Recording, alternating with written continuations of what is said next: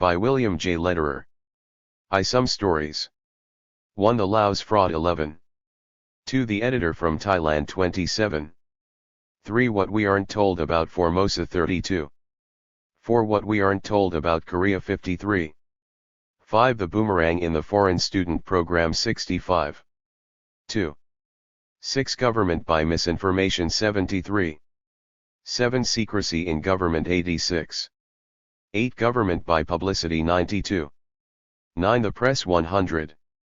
3. What's to be done 10. Specifics at a national level 111 11. Specifics at a personal level 127. 4. A response to challenge 12. A response to challenge 137. V. Conclusion 13. Conclusion 142. Preface. In the 2.5 years since The Ugly American was published, more than 8,000 readers have written Eugene Burdick and myself. Letters have come from every corner of the country and from all kinds of people in every conceivable occupation. By and large, however, they have been from ordinary citizens, and they have, in one form or another, asked the same questions. What can the average citizen do about the posture of the United States in foreign affairs? How can the man in the street help prevent the blunders by which we have aided our enemies to turn against us in large areas of the world, areas where our influence was paramount and admiration for us high, 15 short years ago? These are disturbing questions, and certainly Professor Burdick and I gave no more than hints as to their solutions in The Ugly American. The key to the riddle lies in the causes of the blunders, and the chief cause is ignorance. An overwhelming national ignorance of the facts about the rest of the world. A nation, or an individual, cannot function unless the truth is available and understood. Since the United States is a democracy, the broad answer to the questions asked in the 8,000 Ugly American letters is that all of us must become informed. Like most simple solutions, it is a difficult one to apply. Particularly it is difficult in the United States today, when the truth is largely unavailable, when the government itself frequently is ignorant of the most obvious events occurring in other nations, when the press is so convinced that the American people don't want the hard facts of foreign affairs that it makes only routine efforts to report 8. them, when lack of knowledge of international matters has made of the people of the United States a nation of sheep, uneasy, but too apathetic and uninformed to know why endorsing any solutions which appear cheap and easy and which come from a source apparently better informed than themselves. This book has been written in the conviction that something can be done about it, and that it must be the average citizen who does it. It is, I hope, a useful answer to the questions implied in The Ugly American. W. J. Lederer. Lowell House, Cambridge, Massachusetts. December 10, 1960. The Laos fraud. The destruction of a mighty nation may well be approaching because of the activities of one person. He has encouraged leaders to tranquilize the populace with half-truths. He has lured the press into inattention and has assisted the people in duping themselves. He has persuaded his fellow citizens to concentrate on life's comic strips and mindless entertainments and to avoid the bruises of reality.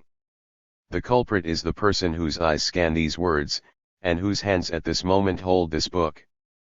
The country is the United States of America. A companion in guilt is the author who, for many years, failed as a patriot. Like most average Americans, he accepted the privileges of citizenship but rejected its responsibilities. The results are tragic. Today we are a nation of fair-weather citizens who serve their country only if they receive financial security and vast luxuries, of sloths who try to bribe neutral nations into cooperation. We are a nation of people who are afraid to speak up on unpopular issues and who clamor for leisure time without knowing how to use it, whose self-indulgence has blinded us to the real dangers of our time. The defeat of America need not be accomplished by destructive weapons and violence. There are easier and cheaper ways of conquering a politically incompetent nation. It can be accomplished by psychological weapons, by economic strangulation, by political chicanery, by intellectual subversion. 11. 12. Such a finale need never occur. It cannot occur to an informed, intelligent people. but today we are adrift in a sea of misinformation, and what happens when ignorance is in control is indicated by recent events in the tiny nation of Laos. What many Americans accepted as a blurred, passing vignette of history is, in hard fact, a bitter warning. The episode in Laos is an omen with the most frightening of implications. In the summer of 1959 there occurred a series of events which demonstrated our national ignorance in a shameful and nearly fatal manner. Briefly, the United States threatened intervention in a foreign country for reasons which, it turned out, had no basis in fact. The people of the United States were led to believe that Laos physically had been invaded by foreign communist troops from across its northern border. Our Secretary of State called the situation grave, our ambassador to the UN called for world action, our press carried scare headlines, our senior naval officer implied armed intervention and was seconded by ranking congressmen, including the chairman of the National Committee of the Republican Party, which was then in power. The entire affair was a fraud. No military invasion of Laos had taken place. Yet for weeks, neither our government nor our press bothered to investigate at first hand. As a result, we came close to triggering war, on false information not of our own gathering. We did in fact make fools of ourselves in the eyes of our friends and imperialist warmongers of ourselves in the words of our enemies and in the opinion of neutrals. The case of Laos is not an isolated one, alas, it is typical. It is worth exploring in detail for what it shows about a nation uninformed. Laos is a small nation about the size of Idaho or Yugoslavia and is mostly swamps, jungles, and mountains. There are only 700 telephones. Population figures are non-existent, although anthropologists believe there are about 1,500,000 inhabitants, most of whom suffer from 13. Disease. The people are scattered about in tiny, isolated villages. A large proportion of the Laos don't know the name of their king, or of the nation of which they are citizens. 95% of them have never seen or heard a radio. With the exception of several big towns, there is no electricity. Roads are almost non-existent. Newspapers are unknown. The only way people can get information is when someone comes to their village and tells them in their own dialect. The Lao government, which we have been supporting since 1955, has done almost nothing to improve the country's health, or to alleviate its poverty and ignorance. Citizens are so distrustful of their officials that when tax collectors or a platoon of the Royal Lao Army comes to a village, the entire population usually takes to the hills. Laos, therefore, is perfectly tailored for subversion. But why should anyone wish to subvert a little country which appears to be low-grade real estate? True, Laos itself is, at present, not a rich land. But strategically and politically it appears to be the key to a treasure chest, a magic chunk of territory which borders 6 important Asian nations. Laos is a corridor, an access point to Thailand, South Vietnam, Malaya, Burma, and Cambodia. It is the northern point of a natural highway which the Chinese Communists hope to follow as far south as Indonesia. Laos may well be the foothold by which Red China can open the door to Southeast Asia's rice bowl, vast oil reserves, and untapped mineral deposits as well as a supply of labor which is greater than the population of the United States. If Red China should acquire this rich peninsula which is just south of Laos, she would also get a strategic position flanking Australia, New Zealand, and India. It would allow her to snuff out Japan's Southeast Asia trade, without which Japan could be forced to join the Communist Axis. This, then, is why Little Laos, a land of swamps, jungles, mountains and illiterate, sick people, is so important. This is why even though Laos is isolated, politically 14. Meant, distant, and mysterious, we must know what goes on there. North Vietnamese trained communists have made it their business to become experts on Laos.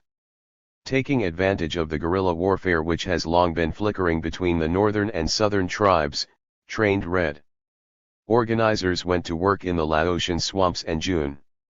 GLES, propagandizing the individual Lao on a daily face-to-face basis. Who are these communists? It is difficult to identify them. Many are tribesmen who have been living in Laos for generations. For example, the Khas, Captain Kong Le, who led the coup d'état in August of 1960, is a Kha. Some are more recent arrivals, and some tribesmen belong half to Laos, half to North Vietnam. The borders are not marked.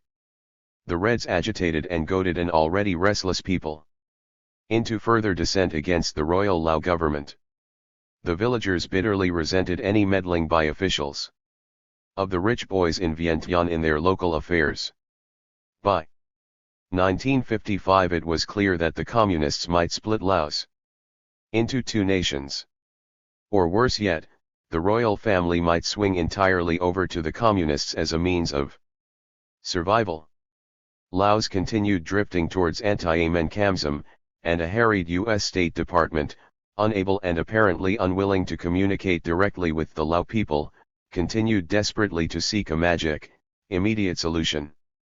Diplomatic bribery is a crude way of describing the American method, but it is a realistic explanation of the Department of State decision to pour vast fortunes into tiny Laos. The first installment was to be about $35 million, most of it earmarked for the Laotian army of 25,000 men.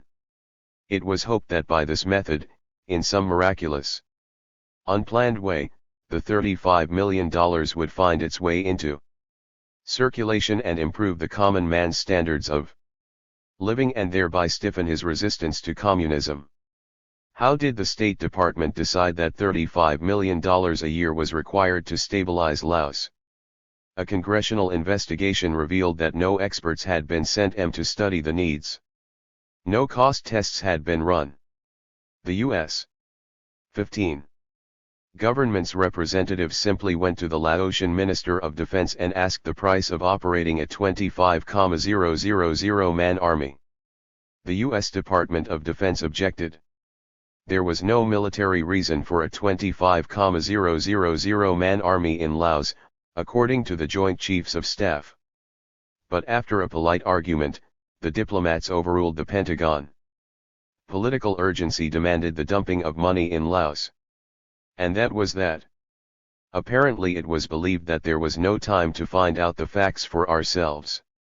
During the next 5 years about $235 millions were shipped to Laos, and approximately 75% of it went into an almost make-believe Laotian army. The greatest portion of the money was handed over in cash, and much of it mysteriously disappeared from public view. Laotian officials refused to tell American administrators what happened to the money, and they refused to let anyone examine the books. In fact, in many cases there were no books.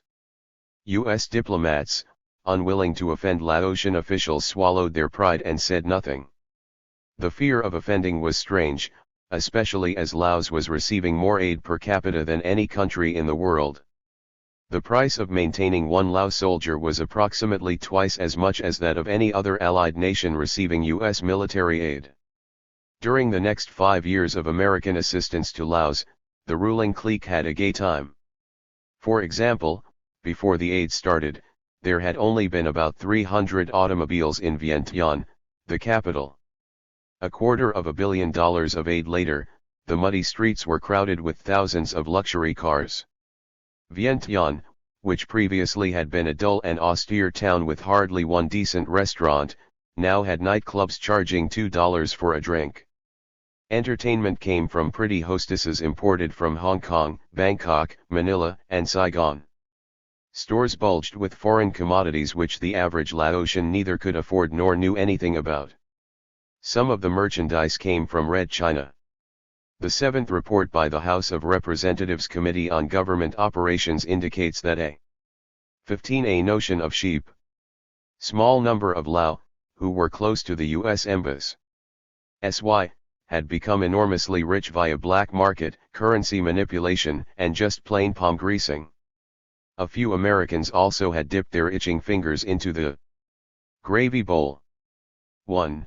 A Mr. McNamara, presently is under indictment lend grand jury for accepting SI 3,500 in Kumsha. Another got his by selling his useless 5,400 Cadillac to a contractor for several $1,000s. The following day the contractor dumped it into a dry weft. All of Vientiane saw it, and the American government was the laughingstock of the country. Everyone in the rich capital seemed to be making money, but the common people of Laos, particularly the tribesmen in the interior and in the hills, got nothing, and they began to grumble.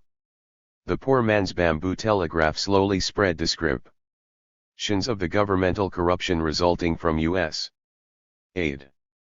These descriptions happened to conform perfectly with communist propaganda, and the Laos' confidence in the communists became stronger.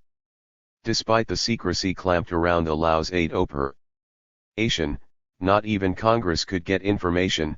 News of scandals, corruption, and inefficiency began to leak out to America. Articles appeared in publications such as the Wall Street Journal, the Reader's Digest, and the New York Times. In the spring of 1958 the Congressional Subcommittee on the Far East and the Pacific of the Committee on Foreign Affairs began investigating rumors of alarming waste, frauds, and ineffectiveness of the U.S. program in Laos. Then the Committee on Government Operations also started hearings. The major witnesses, U.S. officials who had supervised Laotian aid, denied that the wastes, frauds, and inefficiency had been harmful to the total U.S. effort. Ambassador Parsons, who had been in charge during the most corrupt periods, later promoted to Assistant Secretary of State for Far Eastern Affairs, made a persuasive argument. His total testimony gave the unmistakable impression that even if the methods of the United States were not very efficient, how else could we get a job done in a hurry? An immediate emergency had to be met. Why all? /J. The hubbub. After all, the American objectives had been realized. The United States had been successful in beating the communists in Laos. There had just been a Laotian national election, Mr. Parsons pointed out.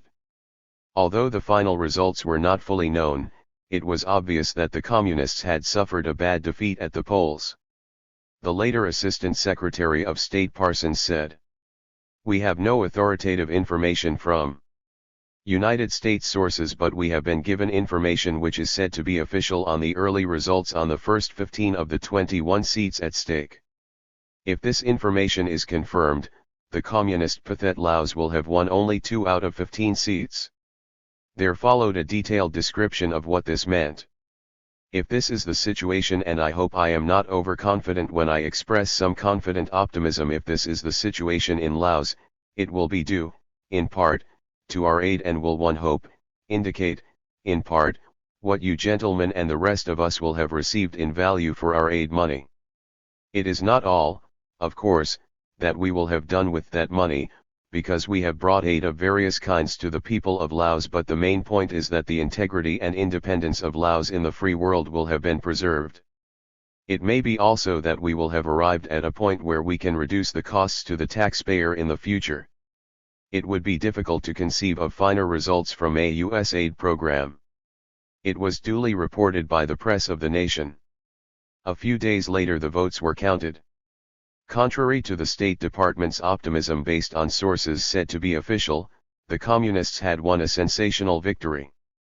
So sensational, in fact, that the pro-red leader of the rebels had to be installed in the royal cabinet as the minister who controlled U.S. foreign aid funds to Laos. A further irony, 2 battalions of pro-communist troops from now on would be supported by U.S. funds. We now would be buying the guns, food, and bullets for the soldiers who had been fighting the government we supported. Where did the State Department get its false information? On what grounds could J. Graham Parsons, the ex-ambassador, reach such an optimistic and erroneous 18. Conclusion. Later he was promoted to a position in which he was responsible for the execution of U.S. policy in the entire Far East. How is it that no one knew enough about Laos to query him when his appointment was up for confirmation? These are important questions to ponder. We must assume, of course, that the U.S. Embassy in Laos had a staff of Asian experts who were supposed to know what was happening, and that the Central Intelligence Agency and U.S. military intelligence operators were willing and able to advise the ambassador. Therefore, when a policymaker, officially representing the State Department, gives misleading information to the Congress, something of major magnitude is askew. Congress rightfully became suspicious and continued investigating. With reasonableness and dignity, without publicity, witnesses were questioned, papers studied, and on-the-spot surveys made.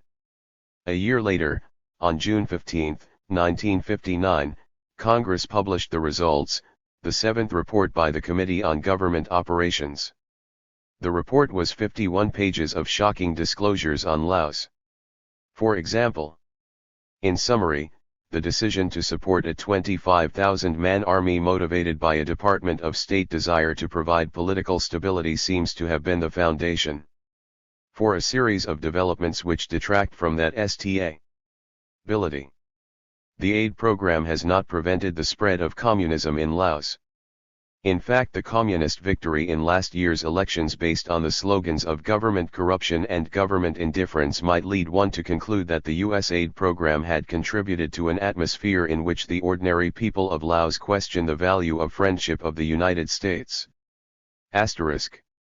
The Congressional Report, entitled, U.S. Aid Operations in Laos, 7th Report by the Committee on Government Operations, on how American officials received bribes, how fact-finders were railroaded out of the country by the ambassador, of financial collusion and corruption, can be obtained by writing, Committee on Government Operations. House Office Building, Washington. 25, D.C. 19. The report on Laos also said, giving Laos more foreign aid than it could absorb, hindered rather than helped. Excessive cash grants forced money into the Lao economy at a faster rate than it could possibly be absorbed, causing inflation. Profiteering. The implication was obvious.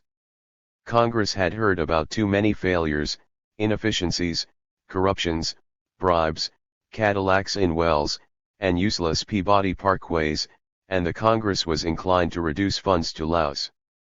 This was the last thing the Department of State or ICA, International Cooperation Administration, wanted. Most of all, the politicians and rich merchants of Laos didn't want the bonanza to end. Now, the big deception began to go into action. The question for the Laotian government, at this time, then, would be how to persuade the U.S. Congress and U.S. public that aid for Laos should not be reduced. What reasons could be offered for having an army which costs 3 times as much as the total cash income of Laos? Millions of US dollars already had gone into the hodgepodge Laotian military, yet there was little to show for it. There was no checking up on padded army payrolls, and much of the money went into officers' pockets. Only about 1/5 of the troops could be put into the field. They had no communications system, no transport system, no system of material maintenance, and precious few functional weapons, in spite of the enormous sums spent. The Royal Laotian troops were incapable of handling the pro-Reds who were far fewer in number than themselves.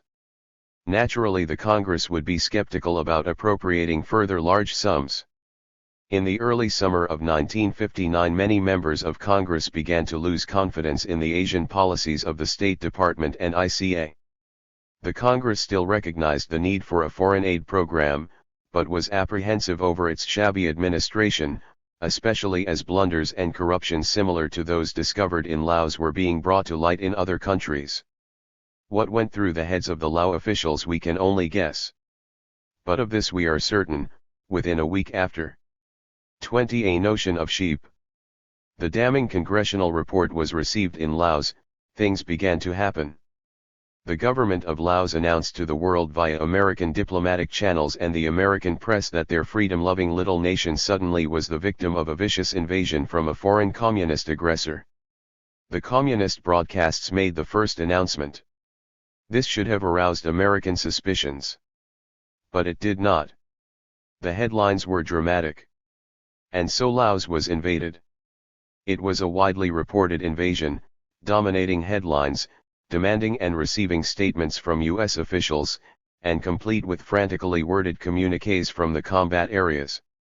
Stimulated by such inflammatory news, there was wild talk in Congress of sending U.S. troops to Laos, and of bombing the invaders with U.S. Navy and Air Force planes.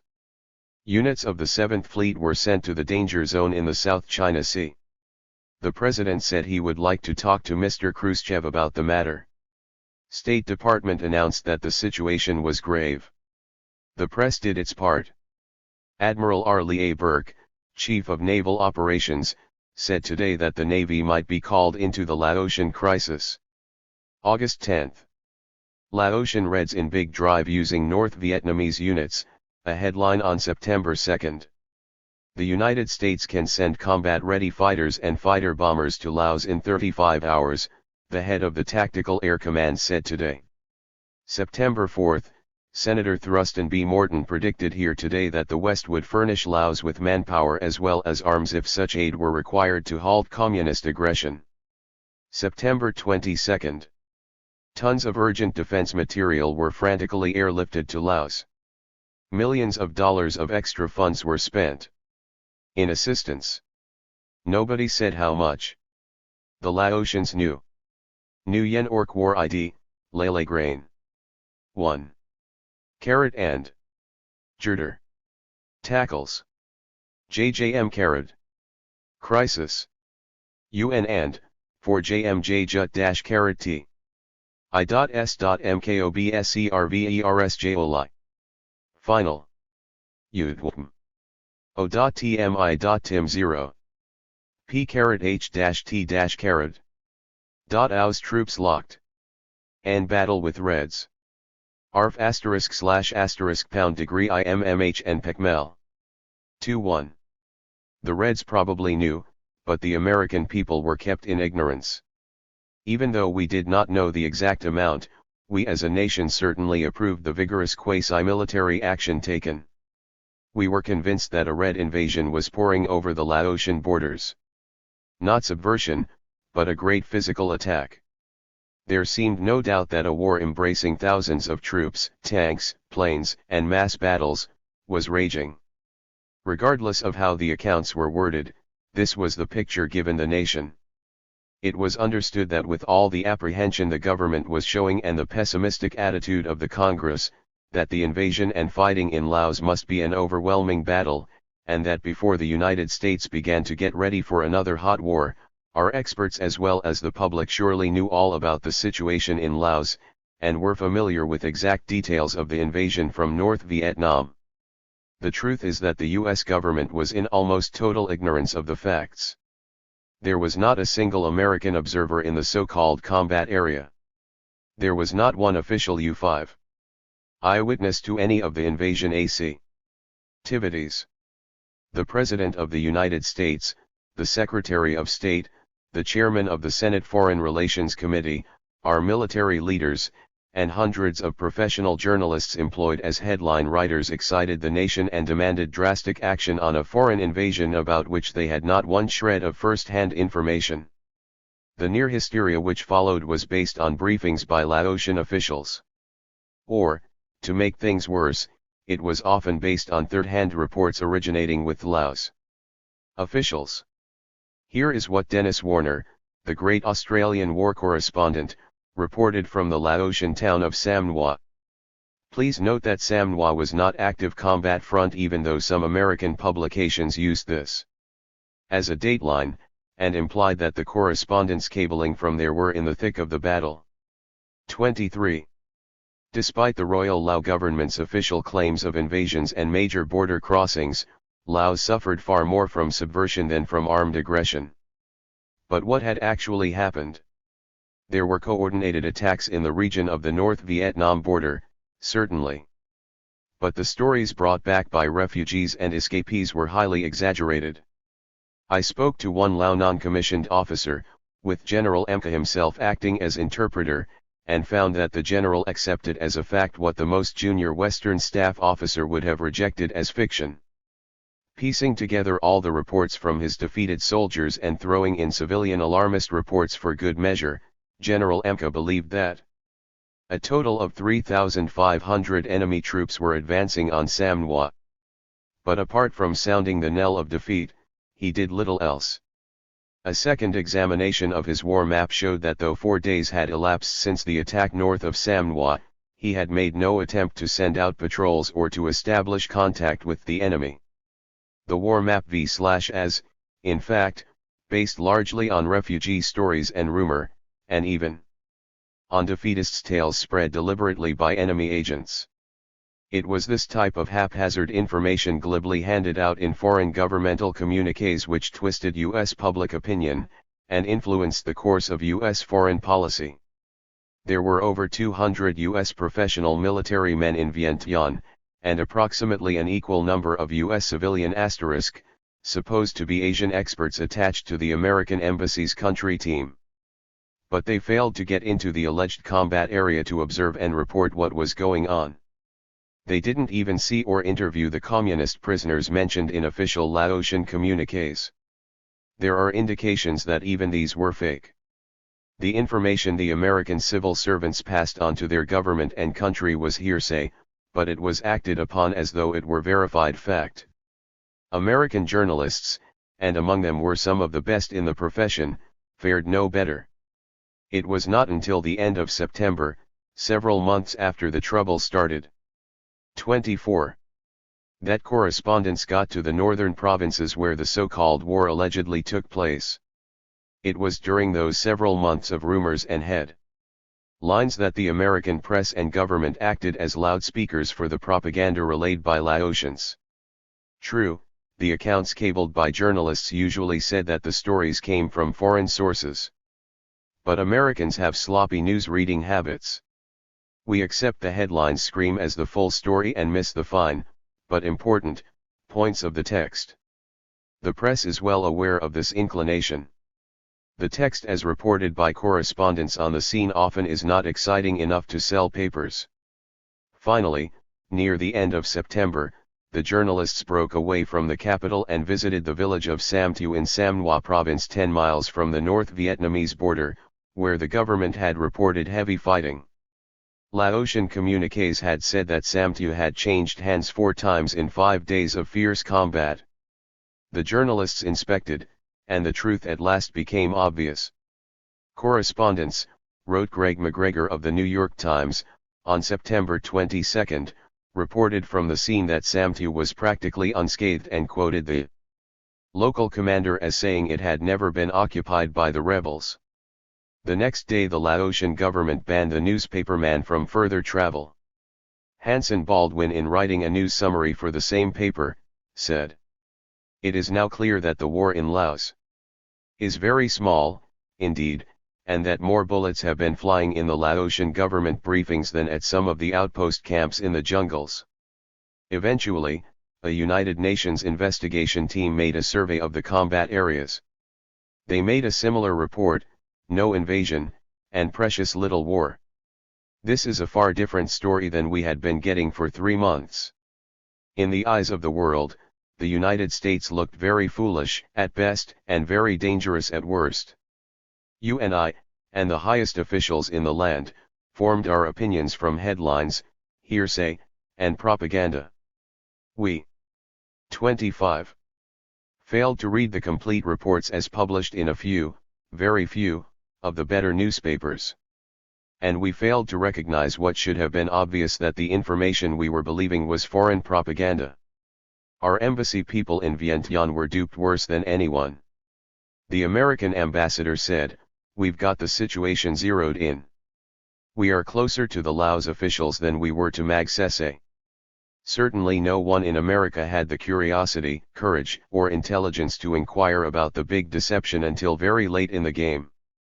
The American government, the American press, and you and I along with them, swallowed the big deception from Laos, hook, line, and sinker, and when the truth appeared at last, we made scarcely a gulp of protest. Today, as I am adding a few extra paragraphs to this, the pendulum of Laotian politics has swung from pro-West down through neutralism. Coup d'états jump back and forth, but the Laos government has been steadily moving to the left. The newspapers tell about large quantities of communist guns and supplies being airlifted into Vietnam. This I believe. But the Lao government stories of 7 North Vietnamese battalions, for these I want an American eyewitness account, that is, if we have anyone who can tell a Lao from a Ka from a Vietnamese. And so, after 10 years of direct and indirect efforts to save Laos, this once cooperative nation seems to be slipping through our fingers. We are not losing it to armed aggression. If that should come, it simply is the last blow. In part, Laos has been spirited away from us by inexpensive subversion and down-to-earth politics. But mostly we have thrown away our goodwill and political strength by an ignorance which led to false confidence and corruption. We have clumsily alienated potential supporters by neglecting them for a few pets and have repelled others by maladroitness. The communists, speaking native dialects, have found support among the masses while our elite pets turned out to be weak reeds. The Reds simply have taken advantage of our crass mistakes, the worst of which is our trying to substitute dollars for knowledge. By allowing corruption to flourish, we have shaken the fruit into communist hands. It is with shame and humiliation that we must admit that rich, talented America has competed unsuccessfully with the Reds in nonviolent combat. Neither the U.S. Foreign Service, nor any other U.S. agency, had produced knowledgeable, language-trained men to go into the Laotian jungles and mountains to work with the people. Worse yet, we either were ignorant of the facts or we were incompetent to evaluate an obvious situation. And most immoral of all, the government and press have not been honest with us. Officials hid their mistakes and simultaneously claimed non-existent successes. Perhaps they were ashamed. Perhaps they had no faith in the toughness of the American people. Or feared America's reaction to truth. Or perhaps they just did not know. All news sources used here are unclassified and easily available to private citizens. They are from articles published in Associated Press, Reuters, Time Magazine, Life, United Press International, The Wall Street Journal, reports from congressional hearings, The Reader's Digest, Newsweek, U.S. News and World Report, State Department bulletins, United Nations pamphlets, and various newspapers, including the New York Times. The editor from Thailand. **AKAKTKAAKAAKAAKAAAA. Rich and happy, Thailand lies to the west of Laos, across the Mekong River. Their common border snakes back and forth for about 1,000 miles. From Bangkok, Red China is a short bomber flight to the north, and Thailand's other neighbors include turbulent Cambodia, Burma, and Malaya. Thailand lives in a troubled area of the world. Yet for hundreds of years she has remained free, independent, and reasonably prosperous. This accomplishment has been managed mostly by skillfully bending to every strong political wind. Thailand, which means land of the free, offends no one and tries to please all. In the meanwhile, although appearing to kowtow, she does what she jolly well pleases, and her people eat well. In 1941 she defended herself against Japan for a full 4 hours just to put on a good show and look brave. She then surrendered with honor and became a Japanese puppet. Thailand later even declared war on the United States. In 1945 Thailand, with the wind blowing from a new quarter, deserted Japan and aligned herself with the victorious United States. Between then and now, she has permitted a grateful America to pour hundreds of millions of dollars of assistance into that happy land. The wily Thais, always merry and entertaining, gently and unobtrusively utilize every trick to enrich themselves and improve their positions. For example, almost all of the merchandise and equipment sent to Laos for the U.S. foreign aid program had to go through Thailand.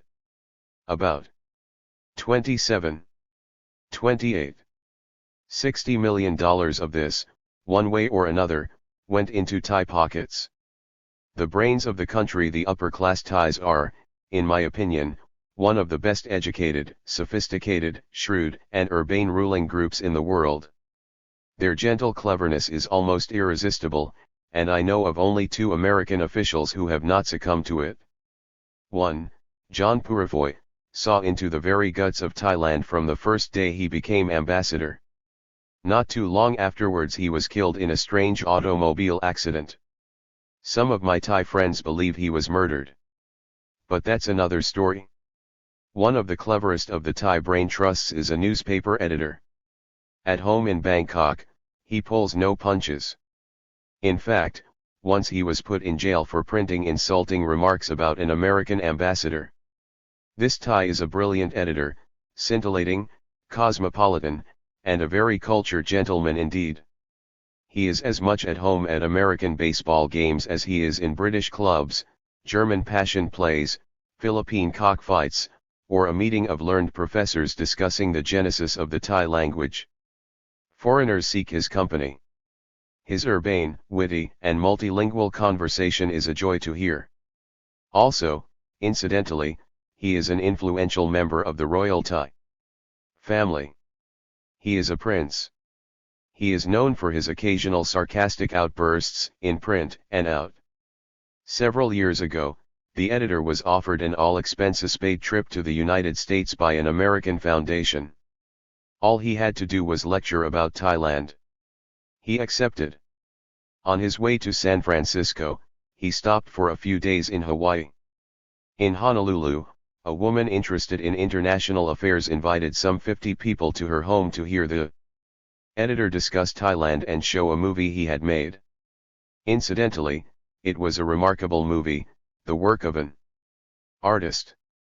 When the editor began to talk to this little group of intelligentsia, he was sharp, sarcastic, and to the point.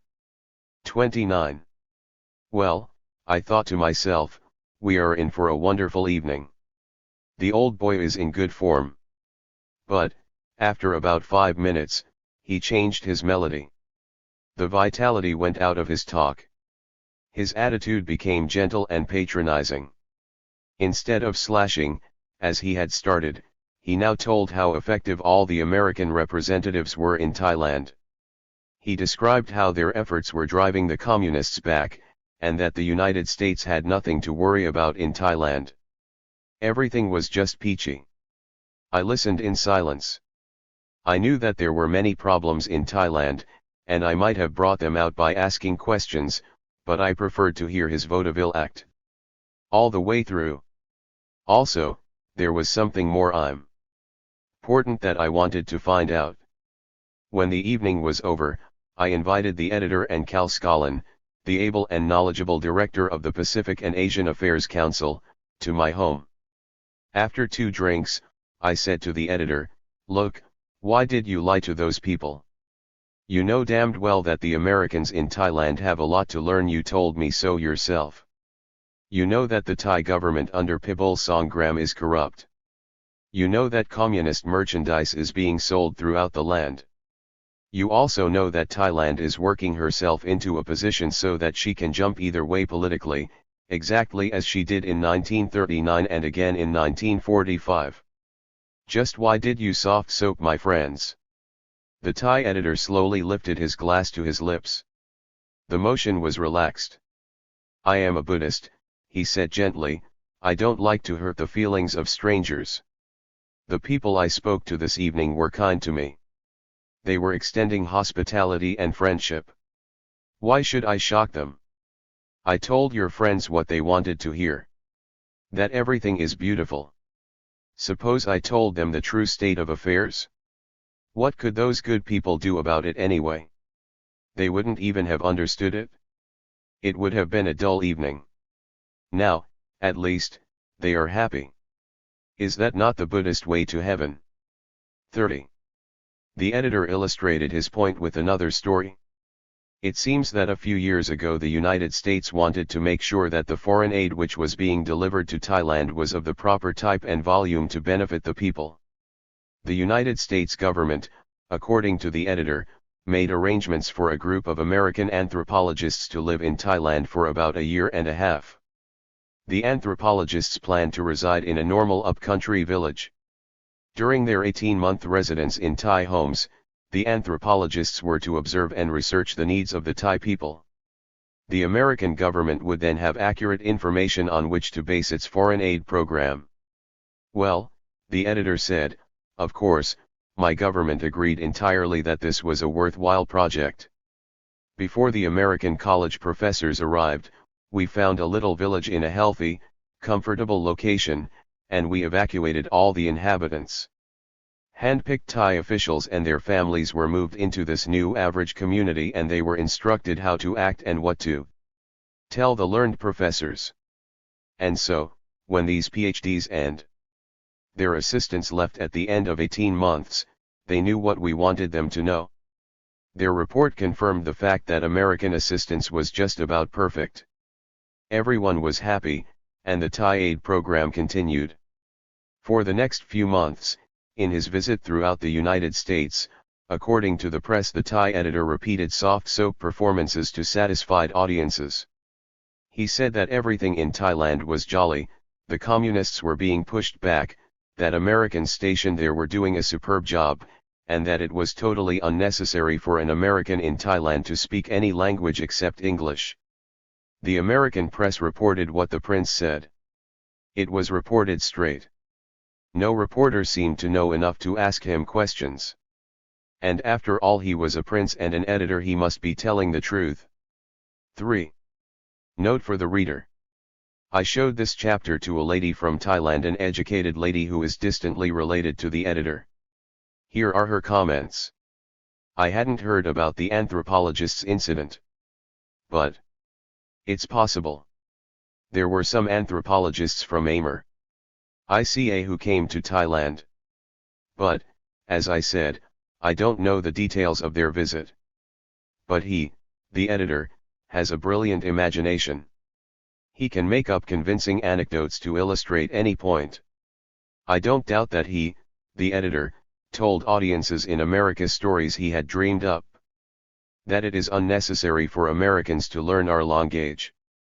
That the communists are being decisively defeated. And a lot of other pipe dreams.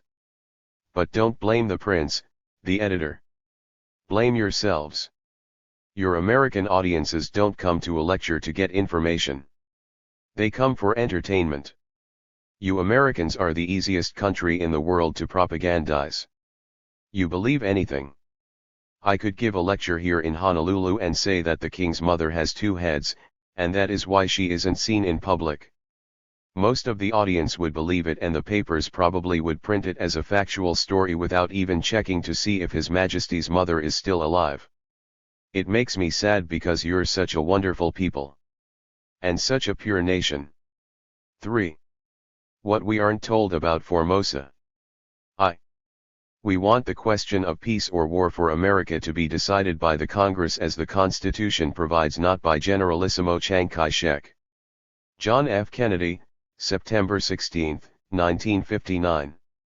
For over 4,000 years China has been peopled by a race of lean, ambitious, and usually hungry people, a breed of vigorous warriors, industrial peasants, clever merchants, pragmatic philosophers, and wily politicians. The politicians of this mighty nation deserve special notice. More often than not, they have been ruthless manipulators for personal power who have been able to present a false image of themselves to the public. The image has been a pious one, that of a moralizing force, of a Confucian simplicity, of a democratic leadership. This play acting, this political masquerade, is typically Chinese. Foreigners are puzzled by it, but every Chinese fully understands and is aware of the dual nature of his officials. As long as the charade remains within traditional bounds, the Chinese do not object. Old Mother China has had her ups and downs. She has been split and fractured by political intrigues and internecine struggles. She has bled from the wounds inflicted by marauding conquerors, she has been parched by cruel droughts which baked and cracked her rich earth, and her hungry people have from necessity swallowed bark and grass. She has nearly drowned in floods of her yellow, silt, raging rivers. But old Mother China has survived for at least 4,000 years, while young, surging countries have blown away like dandelion puffs in the gales of centuries. 32. 33. She has always been in forward motion. Her armies have marched, slain, and conquered. What her armies could not subjugate, her commerce and effective diplomacy masticated and assimilated. For 40 centuries the mysterious vitality of the Chinese people has remained a deep well of strength which has resisted internal rot and external attacks. For almost 100 generations, nimble Chinese fingers, practical brains, and a talent for politics have passed from fathers to sons, from mothers to daughters, from prime ministers to prime ministers. With this has also come the patience to float above temporary frustrations and wait for the golden days of opportunity to reappear. From the poorest to the richest, the Chinese have always been certain that they are the superior, the most rational, the most cultured people on earth, and 4,000 years of recorded history has not refuted this concept. It is natural, then, for these yellow men to conclude that uncouth barbarians, everyone who is not Chinese, should be the footstools and rungs on which the children of China should wipe their feet and climb upward. Chinese realize that occasionally some lucky barbarians will blot out the yellow sun. But be patient, say the Chinese, in time we will chew, absorb, and get nourishment from these boars, be they Caucasians, Malays, or even Russians who are mixtures of every race. We will devour and use them. They are the compost from which we blossom. To deal with more powerful barbarians may require the entire spectrum of Chinese guile, force, flattery, bribery, chicanery, and political legerdemain. Westerners may consider these methods immoral, but the Chinese see nothing wrong, for it is within their hearts to inherit the earth and assume their rightful place above other men. Chinese instinctively strive for this. Without special stimulation they will work hard, swallow pride, and endure privations to gain further advantage and superiority. And the Chinese politician, he does these things with a gusto, a cruelty, and cunning far beyond the understanding of most Americans, ambassadors and military leaders included. 34. A notion of sheep. What follows is the story of a politician named Chiang Kai-shek.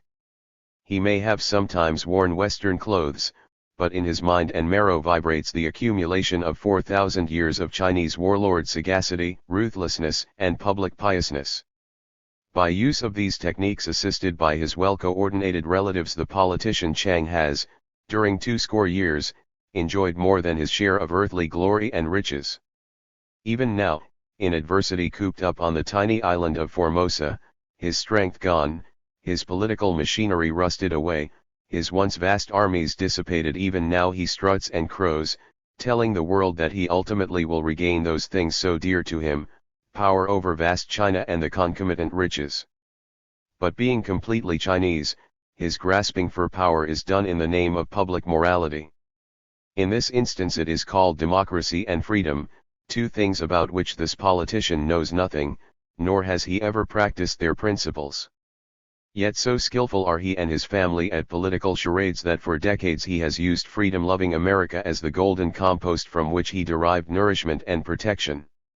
Let us look at this clever fellow, Chiang Kai-shek, now pacing, scolding, and intriguing on small, overcrowded Formosa, 100 miles off the coast of China's mainland. Americans were dupes on events occurring in Laos. We didn't even know its geographical location, let alone what was happening. But with Chiang Kai-shek we believe we are quite familiar. Countless news items have been written on him and his country by American journalists, and many of our politicians have shouted their lungs out on Sino-American problems. Our bookstores bulge with material concerning China and the Generalissimo. His wife went to Wellesley and had spent much time in America, where her family owns rich properties and vast investments. Still, certain important facts may have escaped us, or perhaps they were hidden from us, or perhaps we just forgot. 35. Who remembers the 1920s when Chiang Kai-shek started public life as a close associate of the Communists? Or when he went to Moscow to meet Lenin, Trotsky, and Chicherin, to study Bolshevist strategy, ideology, and revolutionary technique, and to seek aid of a material nature from Moscow. Asterisk. Chiang Kai-shek's first leap to power and fame was made with communist assistance, and although the Generalissimo was not a Red, he remained in bed with them as long as he thought they could help him. But when conservative Shanghai bankers, in panic over communism's growth, volunteered to finance Chiang providing he ceased being a radical. Chiang grabbed the opportunity. Dumping his Red associates, he became a respectable anti-communist. At the same time, he latched onto the coattails and petticoats of the powerful and rich Soong family. He did this by marrying the spinster daughter, Mei Ling, the Wellesley graduate. The Soongs with Chiang as their front man rode the back of China for 20 years.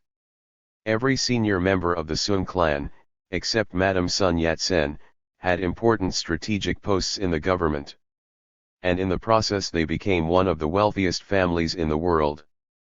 But during those 20 years, Jiang's China grew more corrupt and poverty-stricken even than under the infamous warlord rulers. As the common man groaned under excessive abuses, so did Jiang's regime become more and more totalitarian. At the end of World War II, most Americans at home believed the Generalissimo to be a genius, a man of Confucian wisdom, a brave savior of his country, a fighter for democracy and freedom. However, the Chinese people felt otherwise. They hated the Generalissimo, neither believing nor respecting him. The people finally rejected him because they were sick of him and the Soongs. The nation was ripe for a takeover. The rotten Chinese apple was ready to drop on its own accord. Some people doubt this, and the accusation has been made that America's failure. H. F. McNair, China in Revolution, p. 99. 36. To give Chiang sufficient military aid is what caused his downfall and handed China to the Reds. Such conclusions are based on ignorance, propaganda, and gullibility. Actually, in 1945, Chiang had billions of dollars of U.S. equipment meant for his 3 million-man army. But his troops had neither the training nor the will to fight for Jiang's regime. Money for their food and their pay, supplied by USA, went into pockets of officers. The majority of the troops were unwilling conscripts. As early as 1941 I personally have seen long lines of conscripts chained together on their way from their villages to training camps, who had no loyalty to Chiang. Many dissatisfied Chinese troops voluntarily turned their ammunition and supplies over to the Communists. During these difficult times the government of Chiang Kai-shek and his relatives, the Soongs and the Kungs, continued to take over more and more businesses. In early 1947 even the UNRWA food earmarked for a starving populace was sold at obscene prices in the black market. No wonder the people listened to the communists. They were willing to take a chance on anything for a change. All kinds of false excuses are offered for Jiang's being thrown out of China. Some apologists say that communists wormed their way into power under the protective title of agrarian reformers. The fact is, the communists denied this title. In 1940-1941 I had many lengthy conversations with Zhou Enlai. He laughed at the agrarian reformers legend, and said, "If you want a political label for us, call us communists.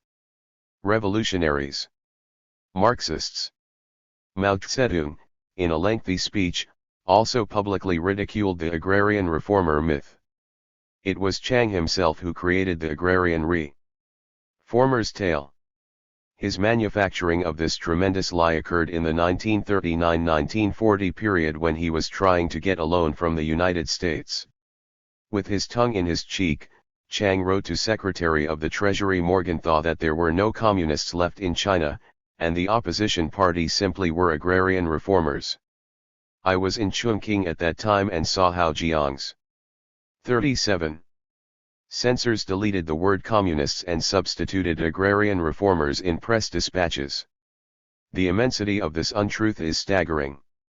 At that time there were at least 500,000 well-armed, well-trained, and well-organized Reds up north, and Red propagandist units were successfully penetrating every province of China. I personally watched them at work within 20 miles of Chongqing. But facts meant nothing to Chiang, the Chinese politician. He officially passed the same agrarian reformer canard to the British ambassador, Sir Archibald Clark Kerr, and announced in a press conference, "There are no communists in China." Even his American propaganda advisor, Earl Leaf, wrote U.S. correspondents requesting that they stop calling Chu Tai, Mao Zedong, and others, Communists. So great was Chinese censorship and news suppression during this period that I doubt whether even the U.S. government fully understood the events of the early 40s. A Foreign Service officer in Chongqing seriously told me that there was nothing to fear from the ridiculous handful of agrarian reformers. Madame Chiang Kai-shek personally had assured him that Mao Zedong, Zhou Enlai and Chu Tai were nothing but petty bandits who, in a few years, would be forgotten.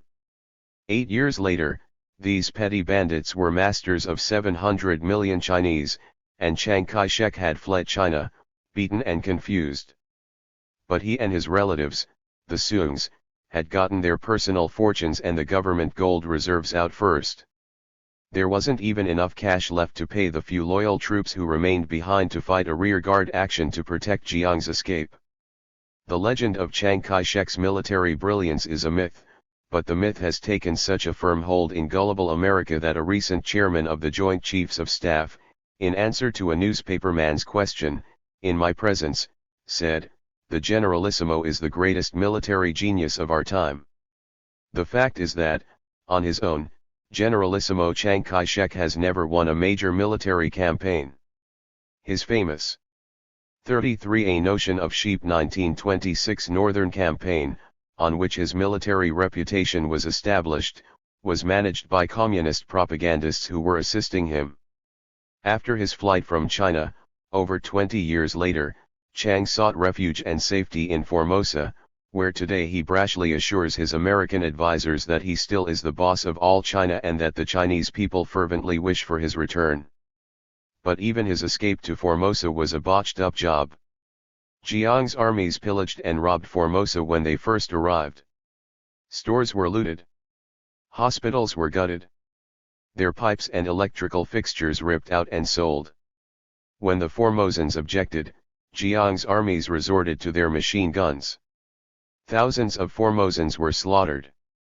It is barely a decade since Jiang's Chinese armies murdered and oppressed the Formosans who, at first, had given them welcome and refuge. It takes almost a pathological desire for self-deception to assume the Formosans have forgotten this mass murder and thievery so quickly. A warped imagination is required to believe that Formosans, only 10 years after, now love the Chiang Kai-shek government. Can anyone in a single decade develop affection for the killers of his relatives and neighbors? The Formosans are bitter on the subject of Chiang Kai-shek, a regime which they do not want. They don't want the communists either. I have seen Formosans grimace with anger when they hear Americans repeat the yarn that when Chiang arrived he found an ignorant, backward, and medieval populace in Formosa, and that by brilliant leadership he transformed the previously miserable island into an educated, skilled, and happy community. Of course this is false. Under the Japanese the Formosans were colonials, but they were 95% literate. Their agricultural techniques were the most advanced in Asia. With the exception of Japan. True, there have been land reforms, mostly the breaking up of old Japanese estates, and agricultural developments during the last 10 years. But the literacy and inherited skill were present long before Chiang Kai-shek sought refuge there.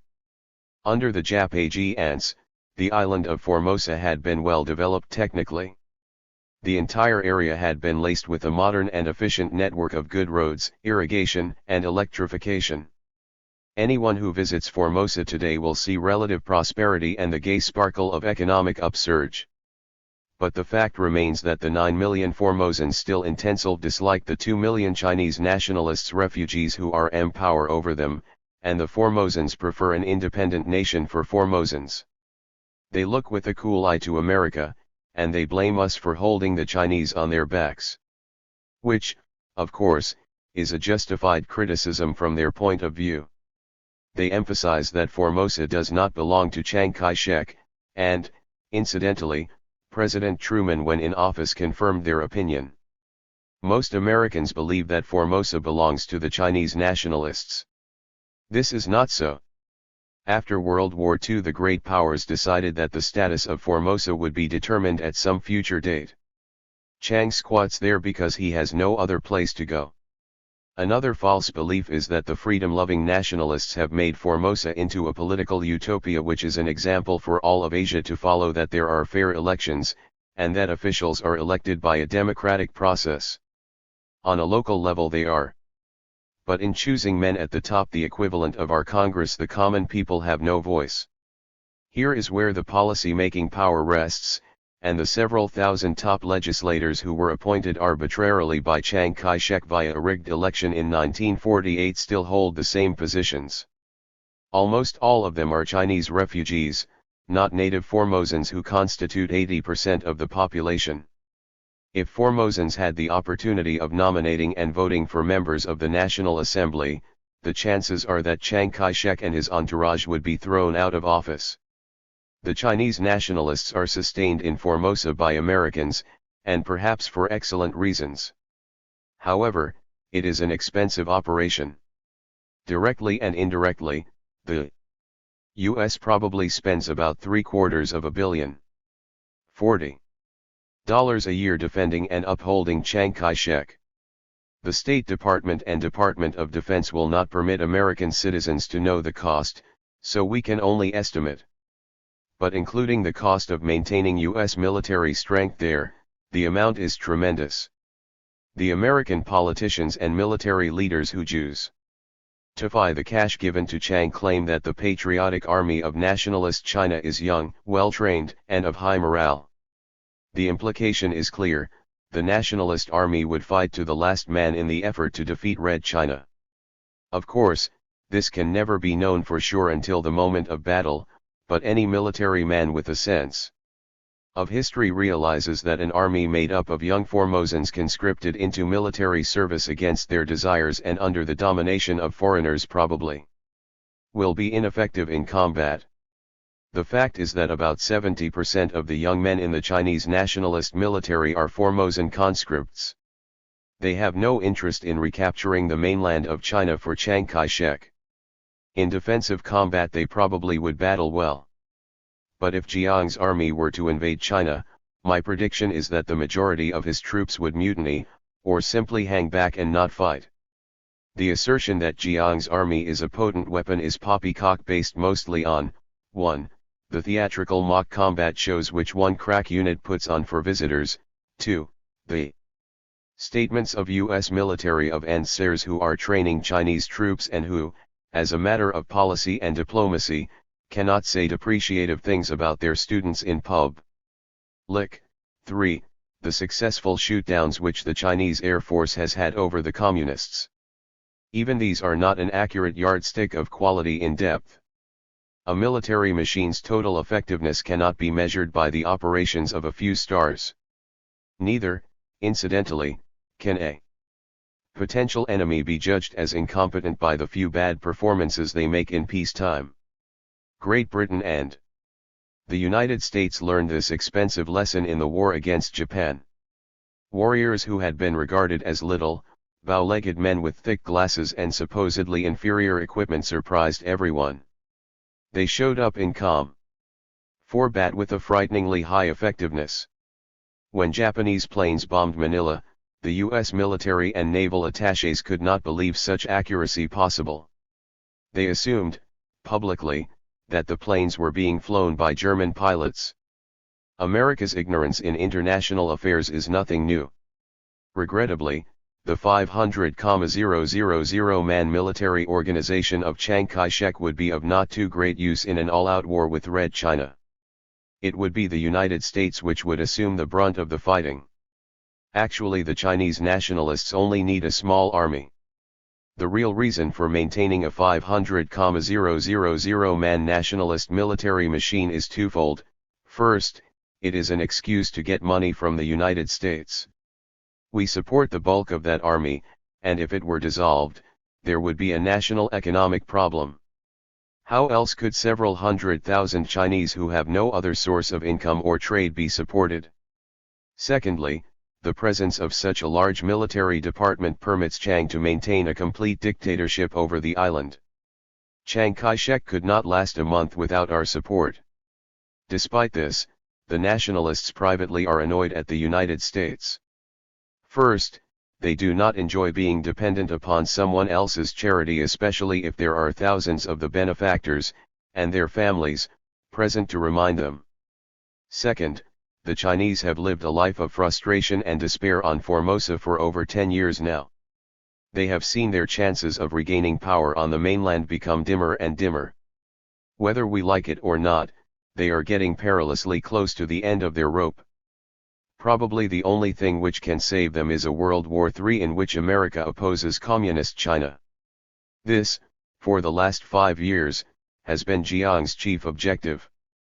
He believes America owes this to him. The Chinese nationalists have mesmerized themselves into believing that if it were not for America's restrictions, they long ago would have regained control of the mainland of China. From Chang down, they secretly vent their 42. spleen on America. Occasionally their wrath bursts out for all to see, for example, the sacking of the American embassy in Taipei on May 24, 1957. This incident has some facets worth thinking about. The genesis of the riot was when a Chinese nationalist named Liu was found murdered outside the quarters of an American GI. The GI was accused of the crime and brought to trial in a U.S. Army court-martial. Testifying that the dead man, Liu, had been a peeping Tom, the GI said that Liu had sneaked up to his house and watched his wife taking a bath. In order to ensure his wife's safety, the GI ran outside to chase the peeping Tom away. There was a struggle. Liu, the Chinese, attacked the soldier with a club. In self-defense, the GI shot him, so testified the GI. There was a lengthy court-martial. It was open to the public, and members of the Chinese Department of Justice attended. These representatives of Chiang Kai-shek publicly said the trial was unfair. The murderer of a Chinese was getting a whitewash job. As a result of this official rabble-rousing, there was considerable rancor and dissatisfaction in the Chinese newspapers. The full significance of this can only be grasped upon recognizing that the press in Taipei is almost completely under governmental influence. Within the last 15 years, there has only been one vigorous dissenting periodical, and its editor is now in jail for 10 years. The GI was acquitted, and the Chinese press screamed that a grave injustice had been done. Americans, they said, could abuse Chinese and get away with it. Not many days after the trial, the widow of the dead Chinese, Liu, appeared before the American embassy carrying a big placard complaining of the injustice of the trial. The sign was printed in English. But Mrs. Liu did not speak or write English. A small crowd gathered. Within an hour 1,000 Chinese packed the street. An officer of the official Chinese broadcasting service showed up with a tape recorder. Mrs. Liu read a prepared speech into the microphone. She did this with considerable histrionics. When her impassioned 43 complaints were finished, the official Chinese newscaster turned the volume of his recorder up to the maximum, and played the speech back for the crowd to hear. The crowd turned into an angry mob and began breaking into the embassy. The embassy was totally wrecked, even to the point where the safes were broken open. Communist newspapers and radio broadcasts all over the world laughed at our embarrassment. America, indeed, looked foolish and politically inept. There are several odd coincidences connected with this event. Why, in a police state, did not Chiang Kai-shek's security troops break up the mob and stop them from gutting the U.S. embassy? The amazing fact is that the troops had been removed from Taipei for that day. They were outside the city on an air raid drill. This had been planned to take place earlier, but had been delayed, one day at a time, until the riot. But even so, there was a shed full of Chinese army tanks a few blocks away. Why were they not used? Actually, it was common knowledge around Taipei that there would be a demonstration at the U.S. Embassy on that morning. The evening before the trouble started, several Catholic priests, for example, received mysterious telephone calls. "Please, Father, don't go on the streets tomorrow morning. And by all means stay away from the American embassy." The priests I discussed this with said they each had received about half a dozen such warnings. This was the day before the riot occurred. A Formosan doctor assured me he had heard details 48 hours beforehand. Almost everyone except the Americans had known about it. My Chinese friends told me that for a week, children in Taipei schools had been lectured about American imperialism. They had been given plans and instructions on how they would assemble and march to the U.S. Embassy. It appears obvious that every detail of the ruckus had been decided beforehand by the nationalist government. Everyone except Americans seemed to know all the details. 44. The third odd coincidence was that the riot occurred shortly after the American ambassador had left Taipei for a vacation in Hong Kong, and that the U.S. government officials had no inkling of the approaching Holocaust, even though the local population was thoroughly prepared. The fourth strange circumstance is that pictures were made by Chinese news photographers of the mob breaking into the embassy. Ringleaders were identified as members of Chiang Ching-kuo's secret police. Chiang Ching-kuo is the Generalissimo's oldest son who lived in Moscow for several years and is married to a Soviet-Russian wife. Today this Russian-trained son is the second most influential man in Formosa. He is chief of the secret police as well as dictator of the political commissars who dominate the military, and he is boss of various youth organizations. He speaks better Russian than he does Formosan or English. In fact, 2 years ago he spoke no English or Formosan at all. My friends in Taipei tell me he is the only official in the nationalist government who has not been made to sign an anti-communist pledge. Within a matter of days, every newspaper which had published pictures of Ching-kuo's men and every copy of the picture mysteriously disappeared. To add to the witch's brew, 2 highly placed Chinese Foreign Office officials told me additional bits of shocking information. "We have every reason to believe," said the Chinese officials, "that Liu, the man who was killed, and the American GI were close associates. They even knew each other's wives. We had a strong case that Liu and the American had been in black market operations together, and that Liu owed the American considerable money. We heard that the American was about to be ordered out of Formosa and was clamoring for his cash. Our medical examiner told us that the stick found near Liu's body was so small it could not inflict bodily harm on anyone, and that the second bullet had entered Liu's back, from a distance of about 30 feet, thus indicating that he had been shot while running away." I said, "If you had circumstantial evidence, or even just 45 rumors about these things, why didn't you tell the U.S. prosecution?" The Chinese officials both said that they've had purposely withheld the information. The Republic of China and the United States were about to renegotiate a status of forces agreement, and it would have been to the advantage of the Chinese to establish the fact that the American courts are not fair. The Chinese were trying to use the trial, and the demonstration, as a political instrument. This is not the picture you and I had of the Formosa riot. Yet we had hundreds of American officials in Formosa whose major job was to know what was happening. Also, the Associated Press had an experienced representative there whose responsibility it was to inform the United States. He did not.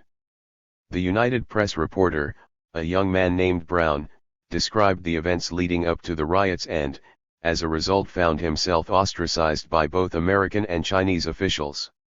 He was accused of irresponsibility and of pink leanings. Our untrue image of the incident is a triumph of Jiang's propaganda machine which, generally, for about 20 years, has been able to lead America around by the nose. Chiang is well aware of the Hitler maxim that if you say the same thing over and over in many ways, the public may eventually accept it. The Chinese nationalists have, through our press and government, bombarded us with unconfirmed accounts of Red invasions, of exaggerated stories of build ups for invasions, and of unverified descriptions of internal revolutions within Communist China. Between accounts of imminent attacks, the nationalists' public relations officials have cranked out endless yarns which extol the strength and efficiency of Chiang Kai-shek's army, navy, and air force. These yarns confidentially claim that the nationalists can defeat Red China single-handedly.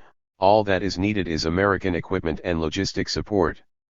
They brag of how popular the nationalists are in Formosa, and of how the Chinese communist bubble is about to burst. These flim-flam stories are given to newspapermen in 46 mimeographed handouts. They are told to visiting dignitaries in official briefings. They are whispered in confidential tones by Madame Chiang Kai-shek to tourist groups coming to Formosa. Whether the accounts are untrue is not the important issue. It is the unquestioning acceptance of them by you and me, by most of our press and government, which is the tragic factor.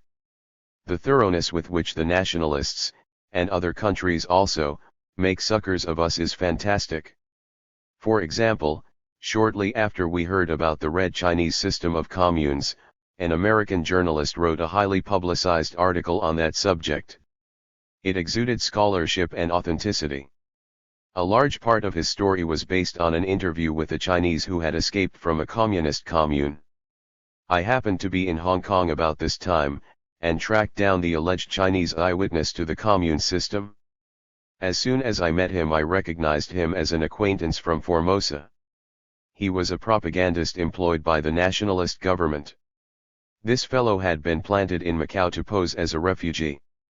His job was to tell English-speaking tourists and journalists about atrocities he had seen and experienced in Red China.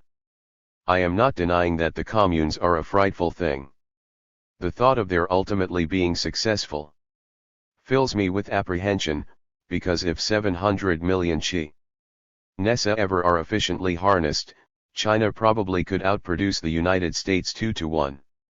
We should know about communes. We should know everything possible about China. But we should have this information in perspective and cradled in truth, not via the medium of foreign propaganda or journalism which is trying to prove a point or fertilize a headline. We should study communes not as something immoral, which permits us to feel pious and superior, but as a foreign economic weapon which is a danger to our country. America has a few competent newspaper reporters who are experts on Asia and who speak Chinese.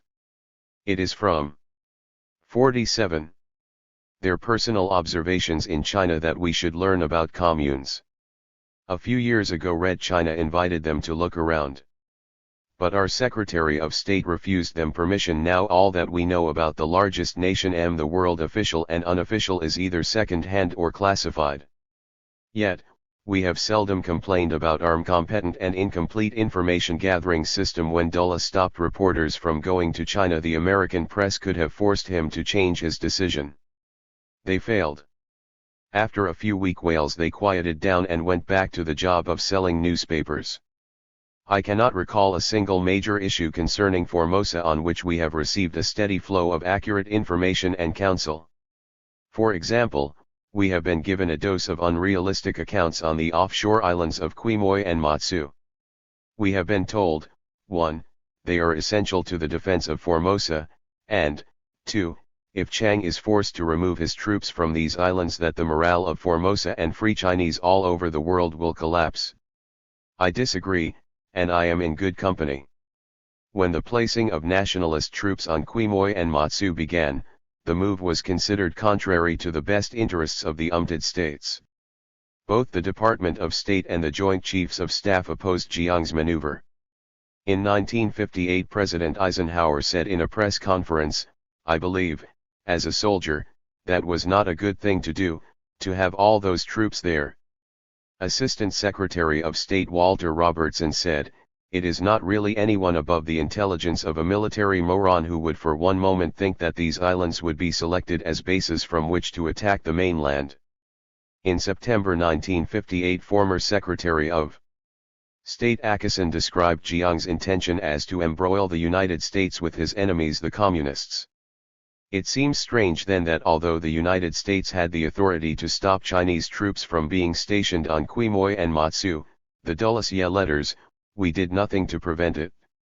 Chiang Kai-shek simply out 4G maneuvered and outsmarted us. At that time there were rumors spread that the Chinese Communists had made peace offers to Formosa. The unspoken implication was that Chiang was considering them if the United States did not back him on Quemoy and Matsu. Blackmail. This is an old play for Chiang. He played the same trick during World War II. When the Roosevelt administration differed with him, Chiang let it be known that Japan had suggested a separate peace with China. If he did not get the assistance he demanded from America, the morale of his people would collapse, and he would have to accept the Japanese peace offer. P.S. Chiang's demands were fulfilled. Today, by bluff, by dividing the opposition, by propaganda, the clever Chiang has done it again. Today we are awkwardly entangled in the offshore islands, and Chiang Kai-shek has almost manipulated us to their total defense. Even though our treaty calls only for the defense of Formosa and the pescadores. If we had been well informed and firm in 1956, this dilemma could have been avoided. Today we are in an awkward diplomatic and military position, but don't forget, Eisenhower made the deal with the tacit approval of the American public. Let us analyze the Quemoy situation realistically. I-erst. Consider the claim that tiny Quemoy and Matsu, 3 miles from Red China, are absolutely necessary for the defense of Formosa. These tiny specks almost contiguous to Red China, are they needed for the security of Formosa, which is over 100 miles away? Examine the map carefully. Red China has approximately 300 miles of convenient coastline suitable for launching ships or planes for an invasion. Certainly it is not 80,000 nationalist soldiers on 2 Spitkit Islands which would stop a communist onslaught. They could be bypassed without trouble. Or, if necessary, they could be overwhelmed by the vast assets of Communist China and her 700 million population. Further, without the logistic support of the U.S. Navy, the troops on Quemoy and Matsu would starve and run out of ammunition. 49. I cannot emphasize too much that it is not the nation Ali's strength, be they on Quemoy or Formosa, which is thwarting the communists. The nationalist effort couldn't hold out a month alone against a determining communist attack. It is the U.S. 7th Fleet which deters the initial military aggression. The Chinese have little to fear from Chiang Kai-shek's forces. It is the U.S. Navy, U.S. Army, U.S. Air Force, and U.S. Marines which ultimately would throw back an invasion. The occupation of Quemoy and Matsu by Chiang's troops is almost of no military significance. Chiang simply is using it as a political vice in which to squeeze and hold the United States. Although they are of no military importance, these 3 miles from China Islands are of considerable propaganda value. Regrettably, most of the propaganda advantages go to the communists. The Chinese communists are in an advantageous position, and they are making the most of the people's indignation. It is one of the finest propaganda weapons the Reds have for internal use. China is hard-pressed. There have been severe crop failures. The 5-year plan has not gone along as well as expected. The commune system backfired. To keep the people's minds off the failures at home, the Chinese leaders must stir the masses into a constant state of anxiety and fear of foreign devils. Quemoy and Matsu are rich sources of the needed fear. By our own role in supporting Chiang there, we provide the communists with precisely what they need. In 1959 I interviewed Chinese refugees who had fled from communist China to Hong Kong. Without exception, they all had one thing to say, that the whip which drives the Chinese people to almost superhuman work efforts is hate and dread of America. The government tells them that America is getting ready to invade China, and that America is getting ready to drop nuclear bombs on China. Therefore, in order to survive, everyone must bend to communist demands and slave in communes. The fact that America supports nationalists in Quemoy and Matsu, 2 islands a mere rifle shot from Red China. 50. Lashes the Chinese people into a frenzy. Such a situation is a propaganda windfall for the communists. The occupation of these islands also costs Chiang and the United States world sympathy.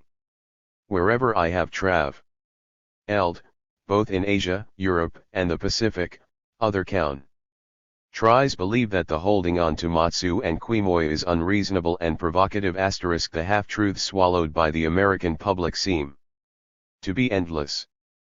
Some of these phony stories have skeletons of fact, but are studded with small chunks of propaganda. These bits and chunks have a habit of accruing into giant false images. An example of this occurred on March 28, 1960, when the United Press International sent pictures of Generalis Simo and Madame Chiang Kai-shek to newspapers throughout the United States. The caption under them said, "Taipei President Chiang Kai-shek won an expected landslide victory for re-election in the National Assembly last week." The caption is accurate enough for someone who is an expert on China. But the average reader inferred that Chiang had been brought back to office by a popular clamor. In the first place, the reader was not told that it was contrary to the nationalist constitution for the Generalissimo to serve as chief of state again. Nor did the reader realize that members of the National Assembly who elected Chiang were his own appointees. In short, Chiang Kai-shek simply decided that, contrary to the constitution, he would continue as dictator in Formosa, and to heck with what the people think about it.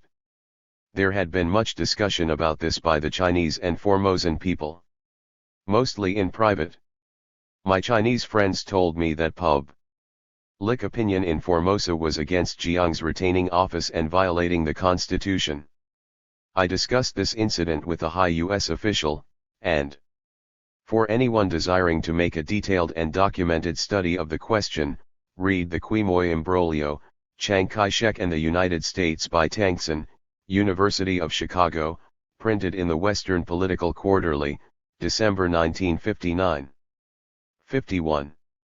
Then I told him all I knew about the general substance of this chapter on Formosa. "Yes," he responded, "there is truth in everything you have told me. But do not write about it. Why wash our dirty linen in public? It hurts our allies and it aids the communists." I violently disagree with this thesis. If the American citizens know the truth, no matter how unpleasant, they will react with common sense.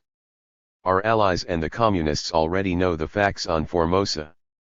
It is only the United States public which has allowed itself to be deceived. At present it is our national policy to defend and support Chiang Kai-shek and the Sung family, which has grown rich from him. If we are to use a rascal, let us do it honestly and with our eyes open. Such has not been the case with Chiang Kai-shek and China. The American nation, in my opinion, has permitted itself to be dangerously led astray. Not only have American citizens allowed themselves to be stuffed with errors on the China issue, but in many instances they have been frightened away from exercising the boldest and proudest of American traditions: the privilege of saying what they think. Those few who have questioned United States actions in China, right or wrong, frequently have been accused of communist leanings. For the last 20 years it has been considered almost a sin to question the publicized image of Chiang Kai-shek and his billionaire family, and woe to anyone who disputes the glorious picture. There have been a few hesitant queries, but these have been drowned out by shouts of ill-informed politicians and a horde of skilled Chinese public relation operators. The brutal truth about the Chinese issue seldom has been adequately presented, and the free press asterisk of the United States has contributed more than its share to the discord and confusion.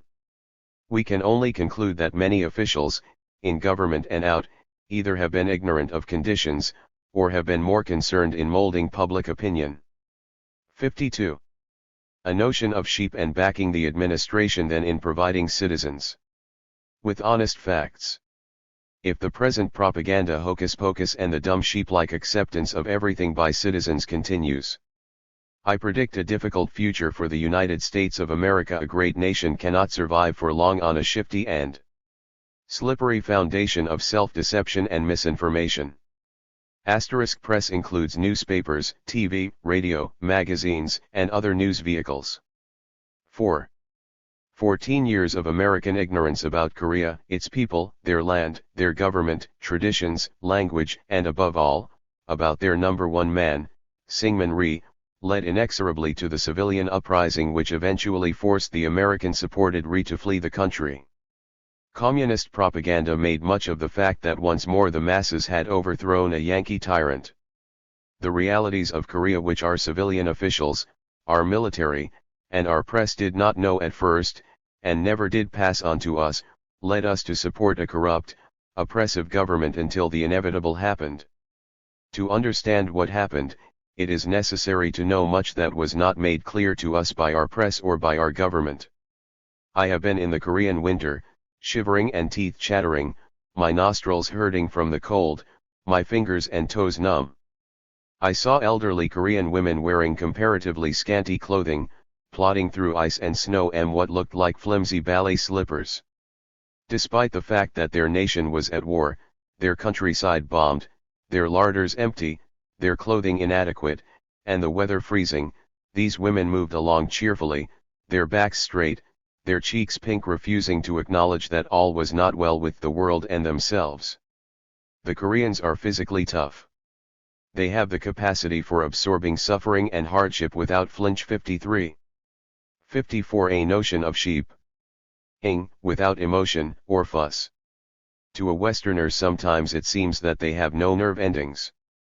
Once in Seoul I was present when a Korean thief was caught stealing a pair of pants from an army truck. Brought before the Korean magistrate, the culprit was called upon to confess. He pleaded innocent. One by one, the Magi's trade had the thief's fingers broken in an effort to make him confess. He never did, and he submitted to the excruciating pain of physical mutilation without a murmur or complaint. They are a fierce lot, these Koreans. Perhaps it is their rugged land and climate which has bred this quality into them. Even 40 years of thorough Japanese colonialism did not subdue them. Underground revolutionary organizations quietly flourished. Korean literature, art, and culture somehow progressed despite Japanese straitjacket. The Koreans are experts more than that, artists at survival under severe conditions. As a result they are, when necessary, among the world's most accomplished thieves. No well-buttoned pocket, no guarded and triple-locked storehouse is safe from their nimble fingers and risk-taking spirit. The Army of the United States can well attest to this. So there we have them, 32 million tough, hardy, stubborn, spirited people. Their skin is like well-tanned leather, and their souls are like kegs of dynamite attached to a short, unpredictable fuse. This, then, too, is Syngman Rhee, the old man whose dream it was to have a united, independent Korea with himself as the president. Don't forget that last phrase, with himself as the president. Listen to Dr. Rhee, soft, persuasive and gentle when he discusses his dreams and knows that everyone is listening with admiration.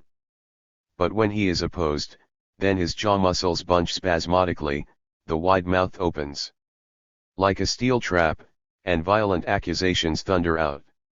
On September 8, 1945, thousands of Koreans milled through the streets of South Korean cities cheering, yelling joyously, waving flags, pounding each other on the 55 back, and dancing. For 40 years the oppressed Koreans had waited for this moment. And on this day it had happened.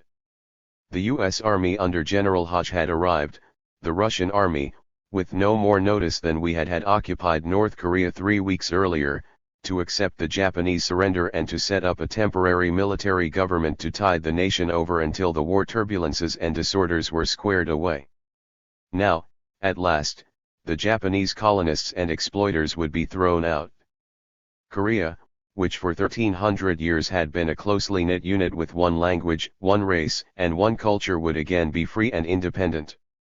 The happy, half-starved Koreans thronged around the comfortable government buildings where the hated Japanese had lived and worked.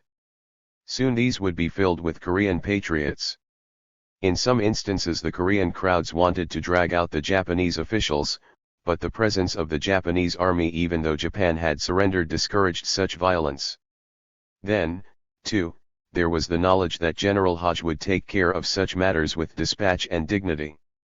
Hodge, an able and energetic combat officer, had 1,000 complicated civil tasks to perform immediately, initiating a food supply system, establishing local governments, the encouragement of a stable non-communist Korean political setup, fishing regulations, the repatriation of Japanese, the appointing of officials to take over from the Japanese, the rebuilding of power plants, sewage disposal, water supply, re-establishing school systems, starting medical care and the other countless functions necessary to a multimillion people state. All this had to be done at once. Cold weather was beginning and Korea was ill-prepared for either the winter or the political future. The nation temporarily was paralyzed by economic and administrative anarchy. Various South Korean leaders and political groups were jockeying for power. No one really knew which leaders stood for what. In North Korea, the busy Russians, assisted by thousands of thoroughly indoctrinated and trained KO-55, a nation of sheep Reen communists, were working hard to create confusion and thwart American efforts in the South. It was urgent that a skeleton government be established and fast. But General Hodge's staff was pot-trained to take over the administrative positions. They knew neither the Korean language nor the national format and needs. The U-5 government had made no plans for occupying Korea.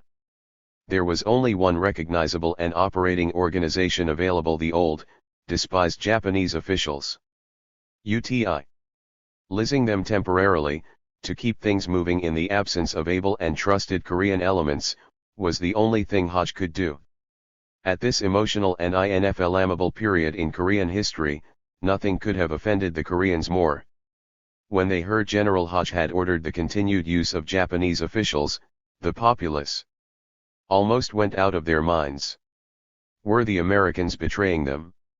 From the start there was tension and strain between the Americans and the prospective Korean leaders. And Gen. Hodge, on instruction from MacArthur, stood distant from the few who had been trying to organize the government. It was at this point, just 5 weeks after the U.S. Army's 24th Corps had occupied Korea, that Syngman re-arrived in Seoul. With deep emotion he breathed the chilly October air. He was 70, and for almost a half-century Ri had been in America, patriotically plotting and dreaming of the day when he would liberate Korea and become chief of state. Now the opportunity had been born. The enthusiastic populace that cheered outside his hotel, after his arrival, had been well publicized by the U.S. Army, gave Ri the assurance that what he had long believed was true, that he, Syngman Ri, was the only man who could lead Korea in this glorious but difficult era. Wasting no time, he went to work. His first task was to have the Americans back him. He called on the American commanders. Speaking fluent English, he let them know we had a doctor's degree from Princeton, and claimed he, 57, had been a friend of Woodrow Wilson. The harried American administrators naturally were glad to meet any westernized Korean in this strange land, and they listened to him.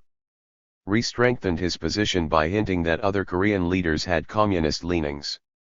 The communist scare became his unfailing technique for gaining power and for holding it, during his entire career. The U.S. Army, in the meanwhile, gave him privileges which were denied other leaders. He was allowed to broadcast on the Army's radio station, he had the use of a limousine, and he was guarded 24 hours a day by American GFS. Without United States assistance it is unlikely that he would have come to power. In 1948 Ri became the first president of the Republic of Korea. His cabinet was composed of his cronies. The United Nations Temporary Commission noted, there was widespread criticism of the personnel appointed to the cabinet, and the feeling was expressed that the president had failed to utilize fully the best talents available. But Ri paid no attention. He claimed that he, and he only, knew what was best for Korea. During his first 2 years in Korea, as his power grew, he began to treat his American benefactors with a high hand. Ri not only agitated for the withdrawal of U.S. military forces, but he embarrassed the American commander, General Hodge, by publicly charging him with building up the Communist Party and by telling tall tales. For example, his statement that the Department of State would bring about separate elections in South Korea, thus abandoning the idea of unification. The Department of State had made no such agreement or announcement. It appeared clear that although Ri wanted U.S. economic, military, and political support, he still used America willy-nilly as a whipping boy to further his own ends. No American seemed to object, they accepted his rants and unreasonable temper with passive obeisance. And so Ri became more and more dictatorial in his lust for XWER, and in the meantime, even though he had been Carrot resident only a year, he paid less and less attention to the details of administering Korea. Richard C. Allen, in his 58 A Notion of Sheep book, Korea Syngman Ri, reports, in the faction-ridden assembly, various groups worked on behalf of the landowners and mining interests, but almost no one for the welfare of Korea as a whole. Throughout the government, officials reverted to centuries-old practices in supplementing their meager salaries with bribes. Those who objected were abused by the Ri government. Patriotic Koreans did not like it. One Kim Koo, who was particularly vocal, was assassinated. Ri denied any part in the murder. However, the killer, Lieutenant An Tu-hai, spent only 3 years in prison for his crime, which appeared strange, considering that lesser political offenses usually received more severe sentences, often death. With the passage of time and the hardship of the Korean War, the old man presented almost a paranoid approach to anyone who opposed his views. Dissenters were accused of being communists. Anyone who disagreed was at least a traitor. Ri saw that they were treated as such. There were wholesale arrests, harassments, and frequent executions. However, to those who agreed with him, he was loyal and forgiving. Often he did not even bother to check the performance of favorites. There is the case of the National Defense Corps. When the Communists crossed the 38th parallel and invaded South Korea, the National Defense Corps was sent into combat. They fought bravely, but were badly routed. The survivors who wearily found their way south told shocking stories. They had entered battle with insufficient rifles and equipment. There was nothing for them to eat. The resulting investigation exposed a filthy scandal. The commander of the National Defense Corps had personally pocketed the money appropriated for the supplying of the corps. The master thief was the son-in-law of Syngman Ri's Minister of Defense. Incredibly, during all such peculations and tyrannies, the reputation of Ri grew brighter and brighter in the United States. He was a fighter and anti-communist, and the less favorable facts went untold. The grand old man, he was called, the stalwart fighter for freedom, America's pillar of strength in the East. 59. By the spring of 1952, the majority of the members of the Korean Assembly were opposed to Ri, and by law, it was the Assembly which elected the president. Therefore, Ri, who wanted another term in office, proposed that the constitution be amended so that the president would be elected by popular vote. The reason was simple. Ri was certain his organization could control a popular vote, about 75% of which came from isolated rural areas. But he could not control the belligerent assemblymen. When the assemblymen objected, Ri again accused them of being communist pawns. He harassed them. Some of the assemblymen, the equivalent to U.S. congressmen, were arrested. Others had their homes ransacked and searched. He kept up this abuse until the assembly, wearied, gave in and passed the amendment. When it came to the actual 1952 election, Ri's opponent, Cho Bong-am, was shot at. Ri's party toughs assaulted him, the police heckled him. As a candidate for the presidency, he was unable to campaign. He spent the 2 weeks prior to the elections in hiding. Even so, at the elections, held in open booths, Ri's men resorted to intimidation to ensure his election. There was no end to Ri's arrogance. By the spring of 1953, the United States was trying to complete the armistice to the Korean War. Ri opposed it. He did not want the war to end because he was determined to control all Korea. He tried everything possible to block the armistice negotiations, and wanted, instead, to march north and take North Korea. The United Nations disagreed, believing that their mission had been accomplished. The communist aggressors had been pushed out of South Korea. The United Nations did not think it their job to act as a means to expand Rhee's dominion. Rhee sulked as peace negotiations proceeded smoothly. When it appeared that the armistice would be signed with only the question of prisoner exchange to be settled, Rhee pulled the rug out from under the United Nations. On June 18, independently and without consulting the United Nations, Rhee released North Korean prisoners. He freed 26,000 prison 60 ERS of war to roam across South Korea. These were men who were to be screened by a neutral commission to see if they desired to be repatriated to North Korea. The communists at Panmunjom promptly broke off the negotiations. The war continued, and thousands of Americans needlessly were killed. Finally, the armistice was signed despite Rhee's objection, and the reconstruction of Korea began. Millions of American dollars, eventually $2 billion, went into establishing factories and businesses, most of which were being run by close friends of Syngman Rhee, most of whom grew rich. Corruption tainted almost everything in Korea, including the naive Americans. The most widespread example was the black market. It became a disgrace to both the United States and Korea. Thousands of Americans stationed there were familiar with the situation, but little was done to correct it. No U.S. storehouse or PX was safe from pilfering. Stealing and selling of U.S. government supplies was as routine as eating breakfast. I heard a Korean guard say as American equipment was being unloaded, "I hope they don't bring any more of those into the country." The black market's already glutted. A few years ago the U.S. Army received a shipment of new type Jeeps in Seoul. They were the very latest equipment, and were stored in a U.S. Army compound patrolled by armed guards. A few months later the U.S. military police made a routine check of automobiles in the streets of Seoul. They found about 25 of the new model Jeeps, the ones which were supposed to be locked up in the storehouse. The Jeeps had been converted into civilian vehicles and had Korean chauffeurs. Drawing the logical conclusion that the cars had been stolen, the military police impounded them. The next morning the Korean Foreign Office sent representatives over to the U.S. Embassy to complain about the confiscation of the Jeeps. The majority of the stolen and disfigured automobiles were now the private property of high Korean officials, including members of Syngman. 51. Rhee's cabinet. They wanted their stolen Jeeps back regardless of origin. Over the objection of the U.S. Army, the embassy bowed before the recriminations of the Korean Foreign Office. As a matter of political expedience, the army was ordered to return the cars to the Koreans who had stolen them. The embassy did not want to displease the old man. And that was that.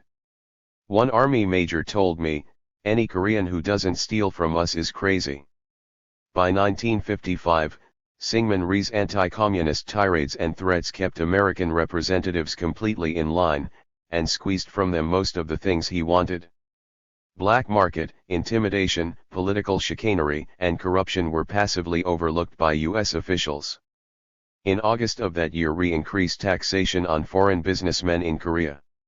It was a harsh law, and Rhee made it retroactive.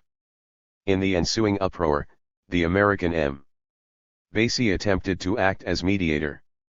Rhee raged, and even though he gave in on the retroactive provision, he made the ambassador the whipping boy. Ambassador Lacey, who had attempted to reason with Rhee, was recalled. Although a free press was written into the law, in practice there was almost none as far as criticism was concerned.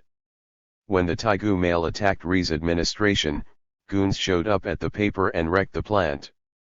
The more powerful Rhee grew, the more megalomaniacal he became. During the 1956 elections, when the votes were being counted, the lights went out in the counting stations. Ballot boxes mysteriously disappeared. Rhee's popularity had dwindled so much with the people that he felt fraud was necessary, even though his opponent was a dead man having died before the election. Nevertheless, the dead man got a sizable vote. Despite Rhee's efforts, public indignation was so high that the opposition vice presidential nominee won. But it did not mean that Mr. Chiang would be an effective vice president. The Rhee regime took care of that. In September, Chiang was shot at by a Rhee supporter. The 62. Vice President went into seclusion, with armed guards about his house. Since the guards were supplied by the administration, it was a question as to whether they were there to prevent entrance to or exit from the vice president's home. During the next 4 years the Korean people became more and more restless. Rhee sensed the growing discontent, and a few months prior to the 1960 elections, he took steps to control it. He had introduced into the assembly a new set of laws labeled anti-communist. Many violations of these were punishable by death. Since anything that opposed Rhee was considered communistic, it was clear that Rhee was preparing to rig the forthcoming election. When opposition assemblymen objected to the proposed bills, they were physically carried out of the assembly and locked up. During their absence, the new laws were passed. Any observer who had asked questions in Korea knew that for 10 years the freedom-loving Koreans were chafing under the Hitler methods used by the Rhee regime. Even way back in 1952, his re-election had been accomplished by unsavory methods. By 1958 the Korean police state had become so harsh and oppressive that no one was free from political arrest and physical assault. I briefly visited Korea at this time. Every Korean I spoke to, most of them professors, students, and newspapermen, told me that Rhee's party had to be thrown out, that the people could not take the oppression much longer. But he is a tyrant, they said, only because America backs up whatever he pleases. The 1960 elections were of the same crooked ilk as past ones. People who worked against Rhee's re-election frequently were beaten up. Opposition campaign workers were put in jail. People were threatened that their balloting would be observed by the anti-communist Youth Corps. Election day 1960 seethed with violence. However, it was just about this time that a patriotic American organization, Freedom's Foundation, awarded Rhee the Freedom's Medal. Similar awards went to Chiang Kai-shek and Ngo Dinh Diem. 63. Was no problem in Rhee's re-election. The other candidate again had died before the election. It was the second time that Rhee had run against a dead man. But when the much-admired Vice President John Chiang was overwhelmingly defeated by Rhee's unpopular candidate, the Korean nation exploded. They were sure that the ballot counting had been fraudulent, which later proved true. There had been wholesale stuffing of the boxes, and emptying of the boxes, too. 40% of the Rhee ticket votes were phonies. The people had had enough. Young men began to riot. When the body of a student killed and disfigured by police was found in the bay, wholesale indignation welled over. Demonstrations burst out all over Korea. Rhee blamed the disorder on the communists. They had plotted all the discontent, he said. The student demonstrations touched off the long pent-up misery. Protest meetings, the sacking of police stations, the burning of government offices took place in most large communities. Police used tear gas, in some cases they shot into the mobs with rifles. But the nation's anger at last was in charge. It was at this time that the Korean people threw Rhee and his gang out of power. It was then, after the Koreans with bare hands had toppled the tyrant, that America finally censured him. Our action was a decade too late. We had put him in power and had given him what he needed to stay there. The Koreans had been subjected to 13 years of oppression, and finally they flushed themselves of it. The young people, alone, unarmed, accomplished the cleansing, even though many were killed and wounded in the effort. This patriotism we understand and applaud. But what we do not comprehend is the gullibility, the unending timorousness, and the long suppression of news of Korea by the United States. The excuse offered by our diplomats is that we could not meddle in Korea's internal affairs. Such rationalizing is bunkum. We supported Korea with the blood of our soldiers and with more gold from our treasury than went to any other nation. We had 54 a notion of sheep a right to meddle. But because Rhee was a staunch anti-communist, One of the few such associates we had, we groveled and quaked before his demands, his false arguments, and his violent tempers. In their ignorance of the facts, our officials believed him simply because he was the great Re. Public statements by U.S. officials and praise by U.S. editorials at home almost completely distorted the true image of the old man. History shows that Re was a practical politician. When hard-pressed he could bend. We were his sole support. Why, assuming he was needed at all, did we not bring pressure to bear upon him to clean house and to institute the democratic processes he himself had proposed? In this America failed. All that was needed was facts, courage, and common sense. We flubbed all three. We did not know what was happening.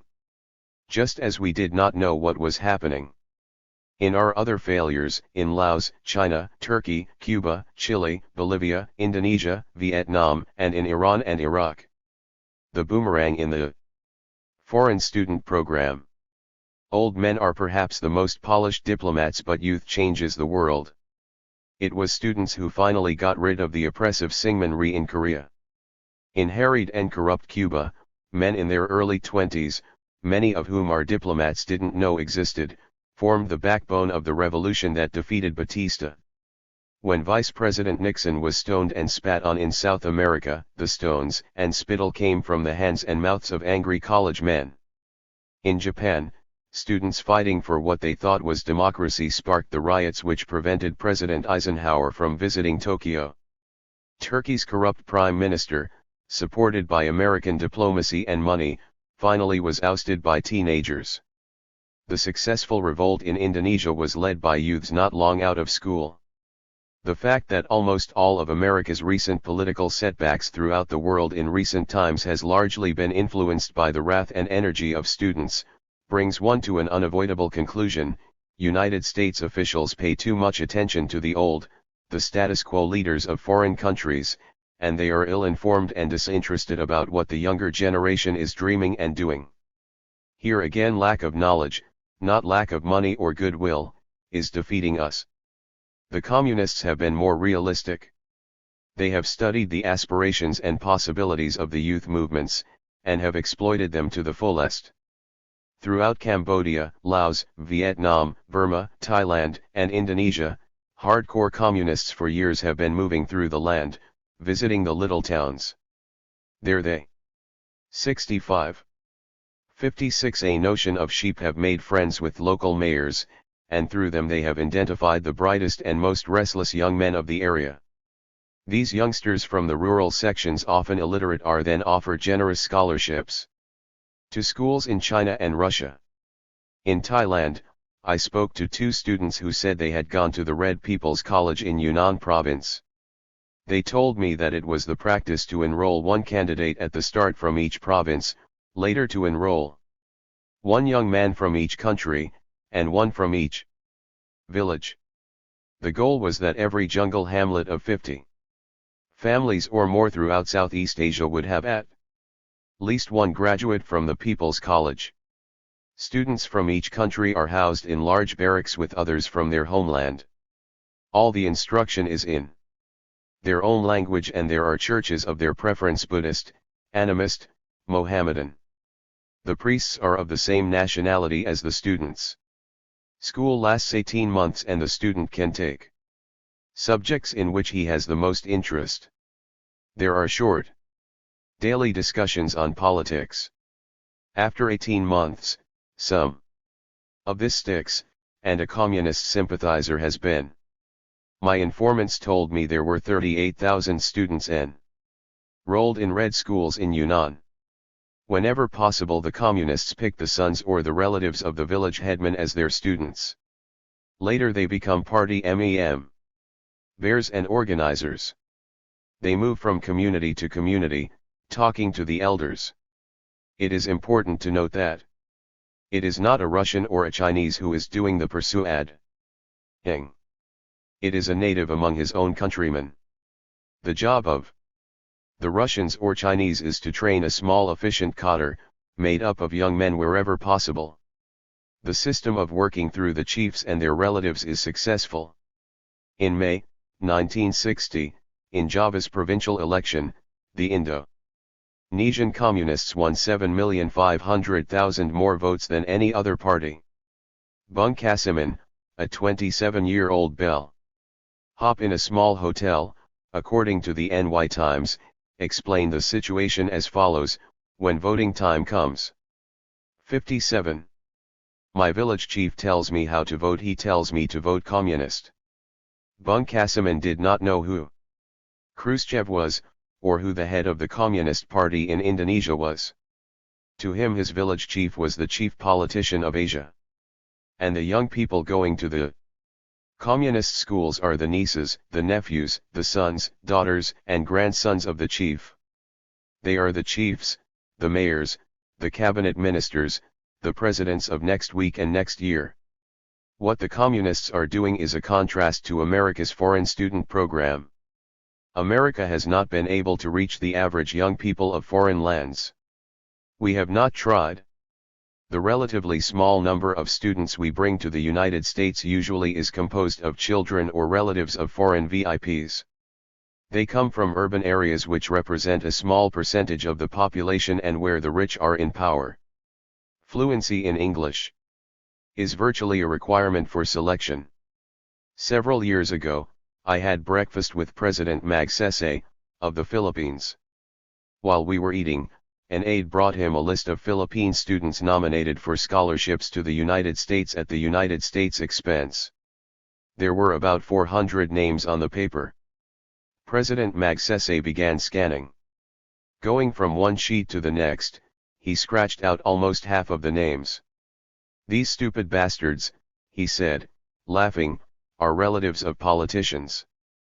They have money enough to go to America on their own and many of them couldn't pass the exams anyway. They're the ones who always want everything and cause you the most trouble. Why don't you insist on farm boys from the barrios? That's the backbone of my country. We often fail to pick the right students. On top of that, we have an uncanny talent for insulting the ones we do invite. A frightening large number of foreign students are bewildered and antagonized during their stay in the 6Ga notion of sheep. United States. They seldom get to know us for what we. It is a dismal commentary on our failures to note that. In Japan, China, and Germany, many of the leaders who were, and are, most vehemently un-American, are those who were educated in the United States. In early 1960, the United States government brought 35 Africans and Asians on a Lederer grant to the United States. The purpose was to take young potential civic executives and have them see what America was like. It is a good idea. This group visited the University of Hawaii. I spent some time with these young foreigners, and the majority were fine, enthusiastic people. But the significant thing was the sprinkling of ringers in the group. A man told me he already had been on 2 other State Department junkets. The 2 women from National East China were strange choices. The older was a prof's. Scienal junketeer who had spent more time out of Formosa than she had in it, she said, much of it in America. The other one was a nice young girl, the daughter 01A. Governor. Neither of them knew very much about their own country. Other members of the Afro-Asian group were well aware of the ringers and commented. Carried from Hawaii, the students went to the mainland of the United States.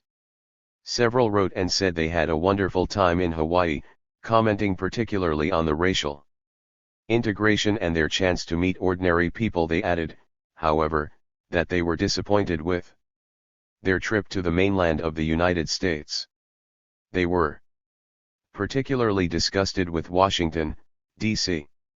Washington officials must have thought we were morons, one student commented. They briefed on subjects we had read in our own newspapers months and years ago. We had the impression that the officials were busy men who were stuck with a dull chore MSW, and that if they didn't watch their language carefully, they might disclose state secrets. 69. The students were particularly irked at Senator Hiram Fong, the senator from Hawaii. He is of Chinese ancestry and they were hoping for a frank discussion on Afro-Asian problems. As soon as we entered, he picked up the telephone and called for the USIS. They sent a photographer down and took movies of all of us shaking hands with him. We could see him showing the cinema at his next political rally to prove his friends in Asia and Africa.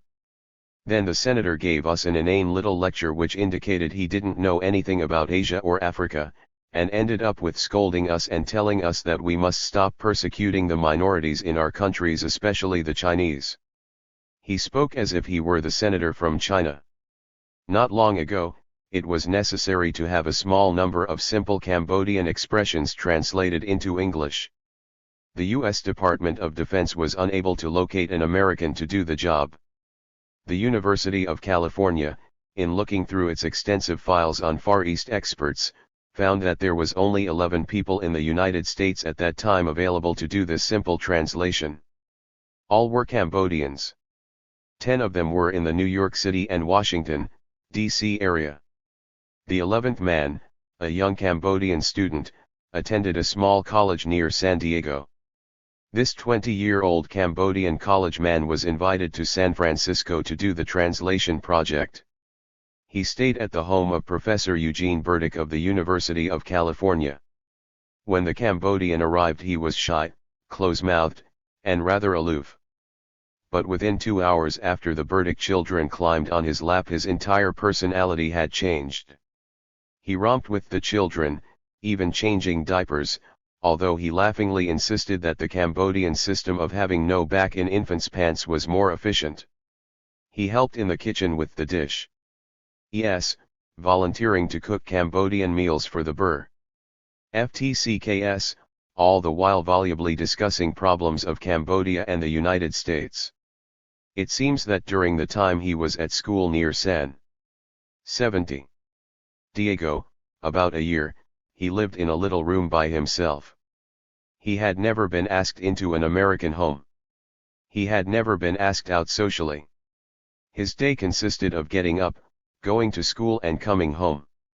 He was totally without friends because, as a stranger with an accent, he was too shy to initiate friendship. "You have better schools in America than there are in France," he said, "but there are hundreds of Cambodian students in France and only a tiny handful of them in the United States. The reason is that we are lonely in America and are treated like strangers who may transmit a foul disease on close contact. In France, people invite us into their homes and treat us at least as equals and often as honored guests. Another reason why there are so few Cambodian students in the United States is that it is easy to exchange our native money into francs, but there are all kinds of problems in exchanging it into dollars. If you have a rich relative in government, it is simple. If you are in a medium class family, and have no influence, it is almost impossible. So, economically, it is difficult to come to the United States. Also, if you are a Cambodian who wants to come to the United States on a U.S. governmental scholarship, you must speak English before you are eligible. There probably aren't 500 people in Cambodia who speak English. To be chosen, you have to be a member of the small, rich clique that is embraced by the U.S. Embassy in Phnom Penh. That means, of course, it would have been necessary for you and your family to have been shouting at the top of your lungs that you are anti-communist. Only a small number, you can count them on two hands, of students can manage to come to America even if many wanted to. America is making a mistake. Asia is revolution, and soon the ruling aristocracy will be replaced by children, common people. The communists realize this. No matter how poor a Cambodian is, if he is intelligent and aggressive, the communists will invite him to Chinese schools. Once in Singapore I met Indian students recently 71 turned from the United States.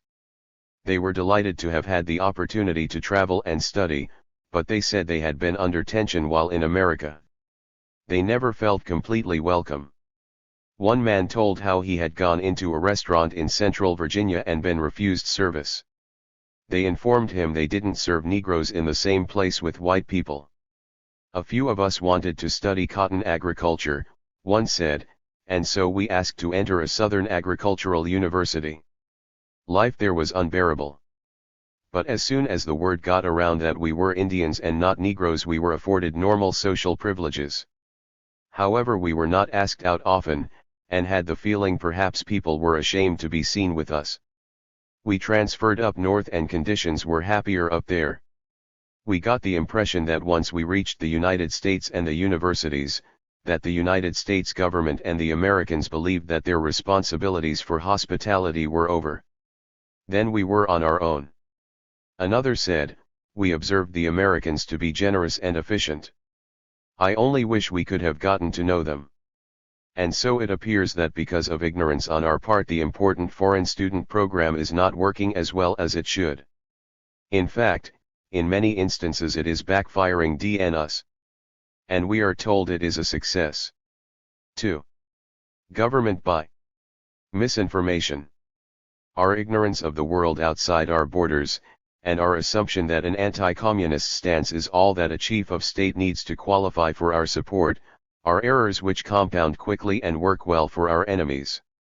What has happened already in Cuba, Korea, Turkey, Iraq, and North Vietnam should have taught us bitter lessons. Yet our government, with the tacit approval of the press, seems content to blame all foreign revolutions on communists, and after one debacle has passed, we proceed as before to help create the climate in which revolution becomes almost inevitable. In a period of history when the people, especially the young people in the so-called backward lands, are striking for freedom, in a period of revolution against tyranny unparalleled since the 18th century, we are assured by our government that our support of oppressive oligarchies in South Vietnam, Laos, Indonesia, Formosa, Guatemala, Jordan, Iran, and Nicaragua is constructive and successful. Yet in each of those countries revolt has already shown its violent beginnings, and in each only the 73. 74. United States stands between the people and the overthrow of a corrupt, dictatorial regime. In each, as it already has come in Cuba, Iraq, North Vietnam, Turkey and Korea, the upheaval will come full-blown, and hanging happily onto its coattails will be the communists' almas, as though by our invitation. Why? Who is to blame? The answer is ignorance, ignorani within bureaucratic circles, ignorance in Congress caused partly by bureaucratic cover-up, ignorance in press, ignorance in the American public. The question who is to blame has many answers. First, consider executive branch of the federal government. Its method of making decisions reveal much. Let us assume that the President of the United States is about to make a policy decision. His office in the White House probably is quiet, and he wonders what will happen if his decision is wrong. He thinks perhaps of past precedents faced with similar grave problems affecting the survival of the United States. Now, of course, with the advent of nuclear weapons, more than the United States is at issue, humanity is the stake. The President pushes a button 01 his desk, and a few moments later gives instructions to AI assistant. Within an hour the wheels of the executive department are in motion. In the sprawling Pentagon, the Joint Chief of Staff are meeting. The matter is urgent, the President has requested advice. 2-star generals and admirals dazzle in and out of the highly guarded conference room, acting as messenger boys for their 4-star chiefs. They are bring-ins in memoranda and dispatches from all over the world. Most of them are marked secret or top secret. Across the river in the new State Department building, high civilian officials also are moving in response to President's request. Perhaps grouped around a table, they are trying to hammer out a recommendation, and much see. It will be based on advice received from American ambassadors and their staffs around the globe. The table is cluttered with secret and top secret papers. 75. The National Security Council is having a conference under the same conditions, and so is the Central Intelligence Agency. The cream of America's strategic, diplomatic and political brains are working to get the world picture before making a recommendation. They are dependent on information gathered by vast intelligence gathering systems. The decision, then, which the President is about to make, and likewise decisions which will be required at lower levels, will be built upon the observations and estimates submitted by American representatives in foreign posts. Who are they? They are ambassadors, generals, admirals, as well as lesser men. They compose the total overseas membership of the Foreign Service, ICA, USIS, Central Intelligence Agency, and Army, Navy, Air Force, and Marine Corps. Their job is to know what is happening in foreign countries. The titles they carry may imply something else, and they may have additional duties, but all of them are charged with finding out the facts, transmitting them through the chain of command, and frequently making recommendations to higher authority. Vast numbers of them are charged with no other duty. Leaving the hypothetical president to his decision, let us make an analysis of the sources of overseas information actually available to the government of the United States. IT sources are many, but the most prominent and usable are: 1. Trusted local officials. 2. Local, foreign, newspapers, magazines, books, audio broadcasts, etc. 3. Paid local informers. 4. Personal observations of the nation by U.S. representatives, observations based on intimate knowledge of the people, their culture, language, emotional turns, etc. 5. American journalists. Are these sources of information adequate? Can they? 76. A notion of sheep be trusted as a basis for forming U.S. foreign policy? It is worthwhile to look at them separately. 1. Trusted local officials. The opinions and estimates of our ambassadors, generals, and admirals are, in practice, more influenced by local officials than by any other source. One of the most successful of these foreigners, and typical of many in his value as a source of fact, is a popula, with American officials, Chinese general known in HB own country as the Grand Eunuch. This is fact, no fiction. He is a big, jolly fellow who was graduated from an American university, speaks our idiom beautifully, and knows American ways well. The Grand Eunuch carries several high-sounding political and military titles. His major job, however, is to influence important Americans, and, ipso facto, to manipulate United States public opinion and policy. He famous as an expert in analyzing American officials. Ferrets out their favorite conversational subjects, they weaknesses be these women, good food, liquor, sport, or flattery. As soon as possible, the general, or who else is assigned to work with the American, is supplying the important American's needs. If the American has accomplished something in his life, written a book, received a medal, pulled a successful coup, made a lot of money, this accomplishment will be brought into the conversatio frequently, with admiration. Even the most innocent of enthusiasms is grist to Grand Eunuch's mill. One American admiral was fond of children. Whenever he came to Taipei, the Grand Eunuch met the plane. And with him was a group of attractive English-speaking youngsters, each with a small bouquet of flowers. Another technique involves sly bribes in the form of innocent-looking presents. The official who likes fishing is taken to the place where the trout are biting and receive a beautiful rod and reel. The bookworm gets an exkey. 77. Sightly bound first edition, The Hunter, a shotgun. The scholar is invited to seminars with the best-known academicians. During this process, our people are skillfully entangled and obliged. The wives of Americans are not forgotten in the race to warp our flow of accurate information. The Grand Eunuch takes care of the ladies, too. They are certain to have an intimate tea with Madame Chiang Kai-shek. If they are important enough, they will, at the appropriate moment, receive a bolt of precious silk or brocade, or a painting, or jade. But important or not, the wives get something. And, as is well known, almost every high American official stationed in Taiwan receives either a suitably engraved silver service or a medal or both. The least that comes his way is a beautifully painted scroll of appreciation. That is, if he has been of advantage to the Grand Eunuch's government.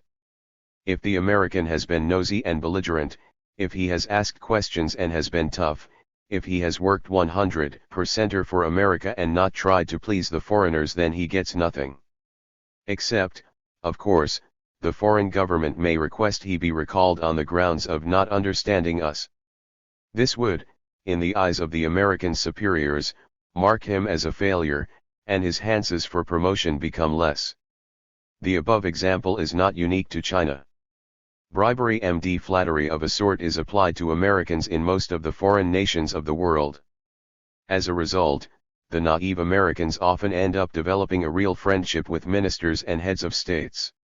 The Americans too thrive and trust and believe the small group of foreigners who hire their opposite numbers. It is from these opposite numbers that much of our important information comes, the information marked secret and top secret. Frequently Washington officials feel they must supplement the secret papers received from overseas. They must personally go abroad to see for themselves. They want surprised face, get the feel of a country. What frequently happens to hem is an outrage to common sense. They get what is 78. Known as the business. Every foreign minister and agency insists on having the honor of entertaining and briefing the distinguished visitors. The ambassadors and generals stationed overseas advise the visiting American VIPs that they must accept invitations or the natives will lose face. And so the few days inspecting are spent in a mad rush of briefings, parties, and dinners, usually interspersed with shopping. Result: the American departs in a state of fatigue and ignorance, but with a happy collection of mementos, a silver cigarette case suitably inscribed by the Prime Minister, native art, etc. His total time has been spent in 2 or 3 official mansions, a couple of briefing rooms, and several stores. He has neither seen nor learned much new about the country except what our own and what foreign officials, which is often the same thing, want him to. Occasionally there are VIPs such as Senator Mansfield, Congressman Porter, and Lindsay, to name a few, who do superb jobs of investigating an overseas area. They are unusual. In Korea, a small group of Korean officials who were close to President Syngman Rhee had almost daily social and business associations with members of the American government. These opposite numbers went on rounds of cocktail parties together, had dinners together, participated in sports together, and sat across from each other at many conferences. The personable and bright Koreans, in reality, became the official eyes and ears of the American government in Korea. They saw to it that our people were so busy that they had few other sources of information. And since our people spoke no Korean, they had few choices of intelligence sources. When the revolution came in 1960 and Syngman Rhee was turned out of office by his own countrymen, his top officials were thrown in jail. It was then learned, for the first time, that many of them were crooks, grafters, and liars. The proof was there. The officials we had trusted and leaned on had fooled us for 13 years. So we deserted them in jail and looked for a new batch. The pattern appears to be a common one. In Chungking in the 1940s there were several excellent U.S. Mealy 79 THIRD observers and U.S. Foreign Service men who went into the field and personally inspected the communist area. They reported that the communists were well organized and had a strong military machine. However, Ambassador Patrick Hurley, who got his information by hanging around the Changs, the Kungs, and the Soongs, and backed up by a few yes-men who were close to him at the embassy, advised Washington not to believe our few professional observers. They simply did not know what they were talking about, he said. There was little to be feared from the communists, the ambassador said. He had his information from sources which were reliable. The acceptance of Hurley's advice may well have been the basic blunder of our entire China policy. At another time, Ambassador Hurley received from one of his Foreign Service career men a secret report on the weaknesses of the Chinese nationalists. To authenticate the information, Hurley called in H. Kung, the brother-in-law of Madame Chang, read the report out loud to him, and asked his opinion. H. Kung said the information was false.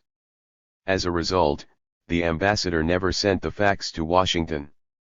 2 foreign newspapers, magazines, books, radio broadcasts. The foreign press contains much useful information. That is, of course, if the press is free. However, it is not free in China, Formosa, Indonesia, Cambodia, Algeria, Egypt, Ghana, Iraq, South Africa, Vietnam, several Latin American countries, and many others, not to mention members of the Soviet bloc. Even so, a skilled analyst can learn a lot from local mass media. That is, if he knows the language and can read the papers. Such is seldom the case with Americans. In the majority of the U.S. embassies and consulates throughout the world, along with all other U.S. governmental agencies, the foreign papers are translated for us by paid foreign translators, usually hired on the spot on the rec. Go a nation of sheep. Commendation of the foreign government. We, the richest and one of the best educated nations on earth, are incapable and incompetent to do our own interpreting and translating. Not all the blunders caused by biased interpreting and slanted translating are big ones. But the small distortions, when added up all over the globe, can accrue to a factor which debilitates our national effectiveness. In 1956, for example, when I was in Bangkok, I took the embassy's translations of the Thai newspapers and compared them with translations I had made by 3 other independent sources. One of the editorials, according to the embassy translation, praised the American ambassador for being a careful and thorough man in dealing with the communist problems. The official version said he studied the Reds' activities with patience and diligence. The 3 translations I had made, each independently, gave a different story. Actually, the Thai editorial said that the ambassador spent most of his time looking for communists under every chair. The implication clearly was that he was a fool. The account officially sent to State Department was the erroneous one. A USA's man told me he had done the same thing in Indonesia. The U.S. Embassy's Indonesian translators had for several years been changing the meanings of news items in the Indonesian papers just enough to have the Americans believe that everything was coming along all right, when actually the original writings had shown much evidence of restlessness and communist penetration throughout the country. A distinguished Korean political scientist, a doctor of philosophy, told me he had written a series of articles Korean describing and analyzing the political situation MHK country dash. He said that he later read the translations which had been made for the American officials and was surprised to find that these translations had reversed his conclusions. Paid foreign informers. I do not have sufficient unclassified evidence on this subject to do more than guess from what is available. It appears reasonable to suspect that if our representatives are given consistently bad information by foreign officials who speak English and who are close friends, they are even no more reliable intelligence from a commercial cloak and dagger foreigner. 4. Personal observations of the foreign country by American officials. Much U.S. intelligence is accepted as fact because the reporter says I was there. However, our officials are famous throughout the world for the inaccuracy of their personal observations. This reputation is well deserved. The most conclusive proof of our blindness is that, today, the world is in revolution, and we are not taking advantage of it. People everywhere want to be independent. Colonialism is a hated word. People rebel from oppression. We, as Americans, share their feeling. Our country, instead of helping dissipate colonialism, often has backed the status quo governments, the ones which the citizens dislike. One by one the people are overthrowing these governments and the communists are claiming the credit. This is a great tragedy. The Soviets basically are colonials and tyrants, yet, because of our inadequate information and resulting blind policies, the Reds are gaining a reputation for aiding oppressed people. They do not deserve the halo, but the point is, they are wearing it. If US representatives abroad had been competent in their observations, they would have seen that revolution in Cuba was bound to erupt. Yet we continued to back Batista until he was thrown out. Consequently, we are hated, and the communists who did nothing are gaining credits and footholds. Our officials in Cuba simply did not have enough information on what was going on. And we American citizens didn't know either. 82. The Department of State is suddenly rushing to send people to Africa and to spend money there. The aid program to Africa is planned to be larger than to any other area, Asia included. Why so late? Nationalism has been boiling in Africa for the last 10 years. But we did boating in that area until riots, civil war, and communist penetration awakened us. Russians and Chinese who speak local African dialects already are in Africa. Clearly, the Russians must have had information on the growing importance of Africa long before we did. Why should Russian officials be better informed than ours? 5 American journalists as a source of information. Much sound intelligence can be gleaned from observations of expert American foreign correspondents. The tradition, however, is that only if the newspaperman confirms the ambassadors, or ICA or USIS or US military, reports, will the material be approved as accurate and utilized.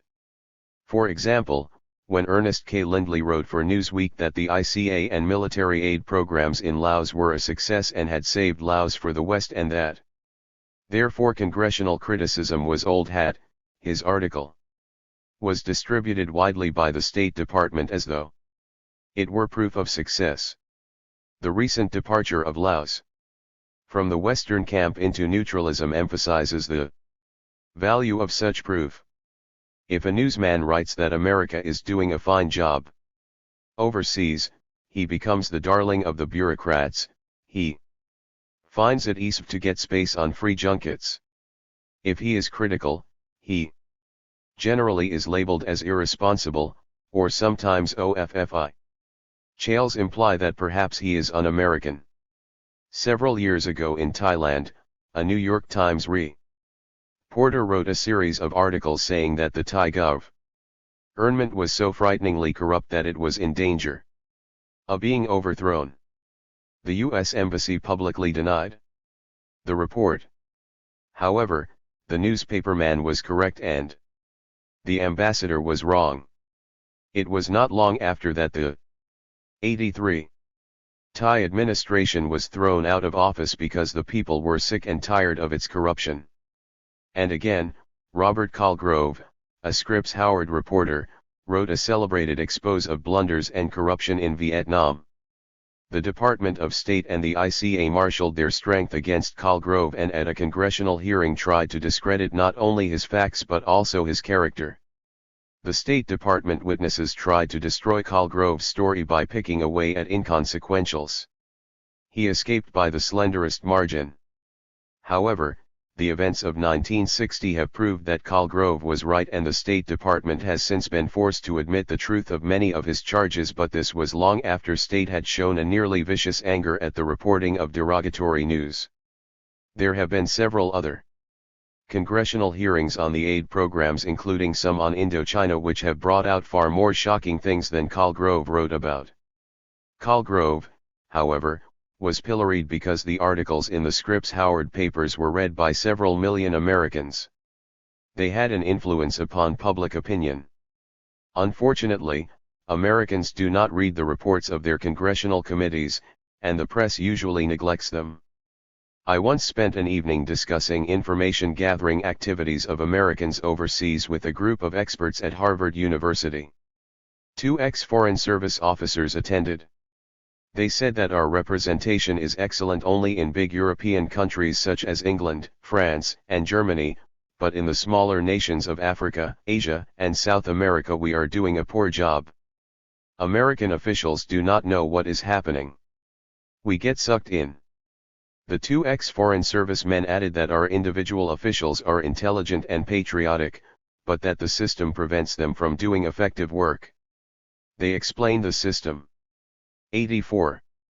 First, it is traditional in the United States government that a man should not be a specialist.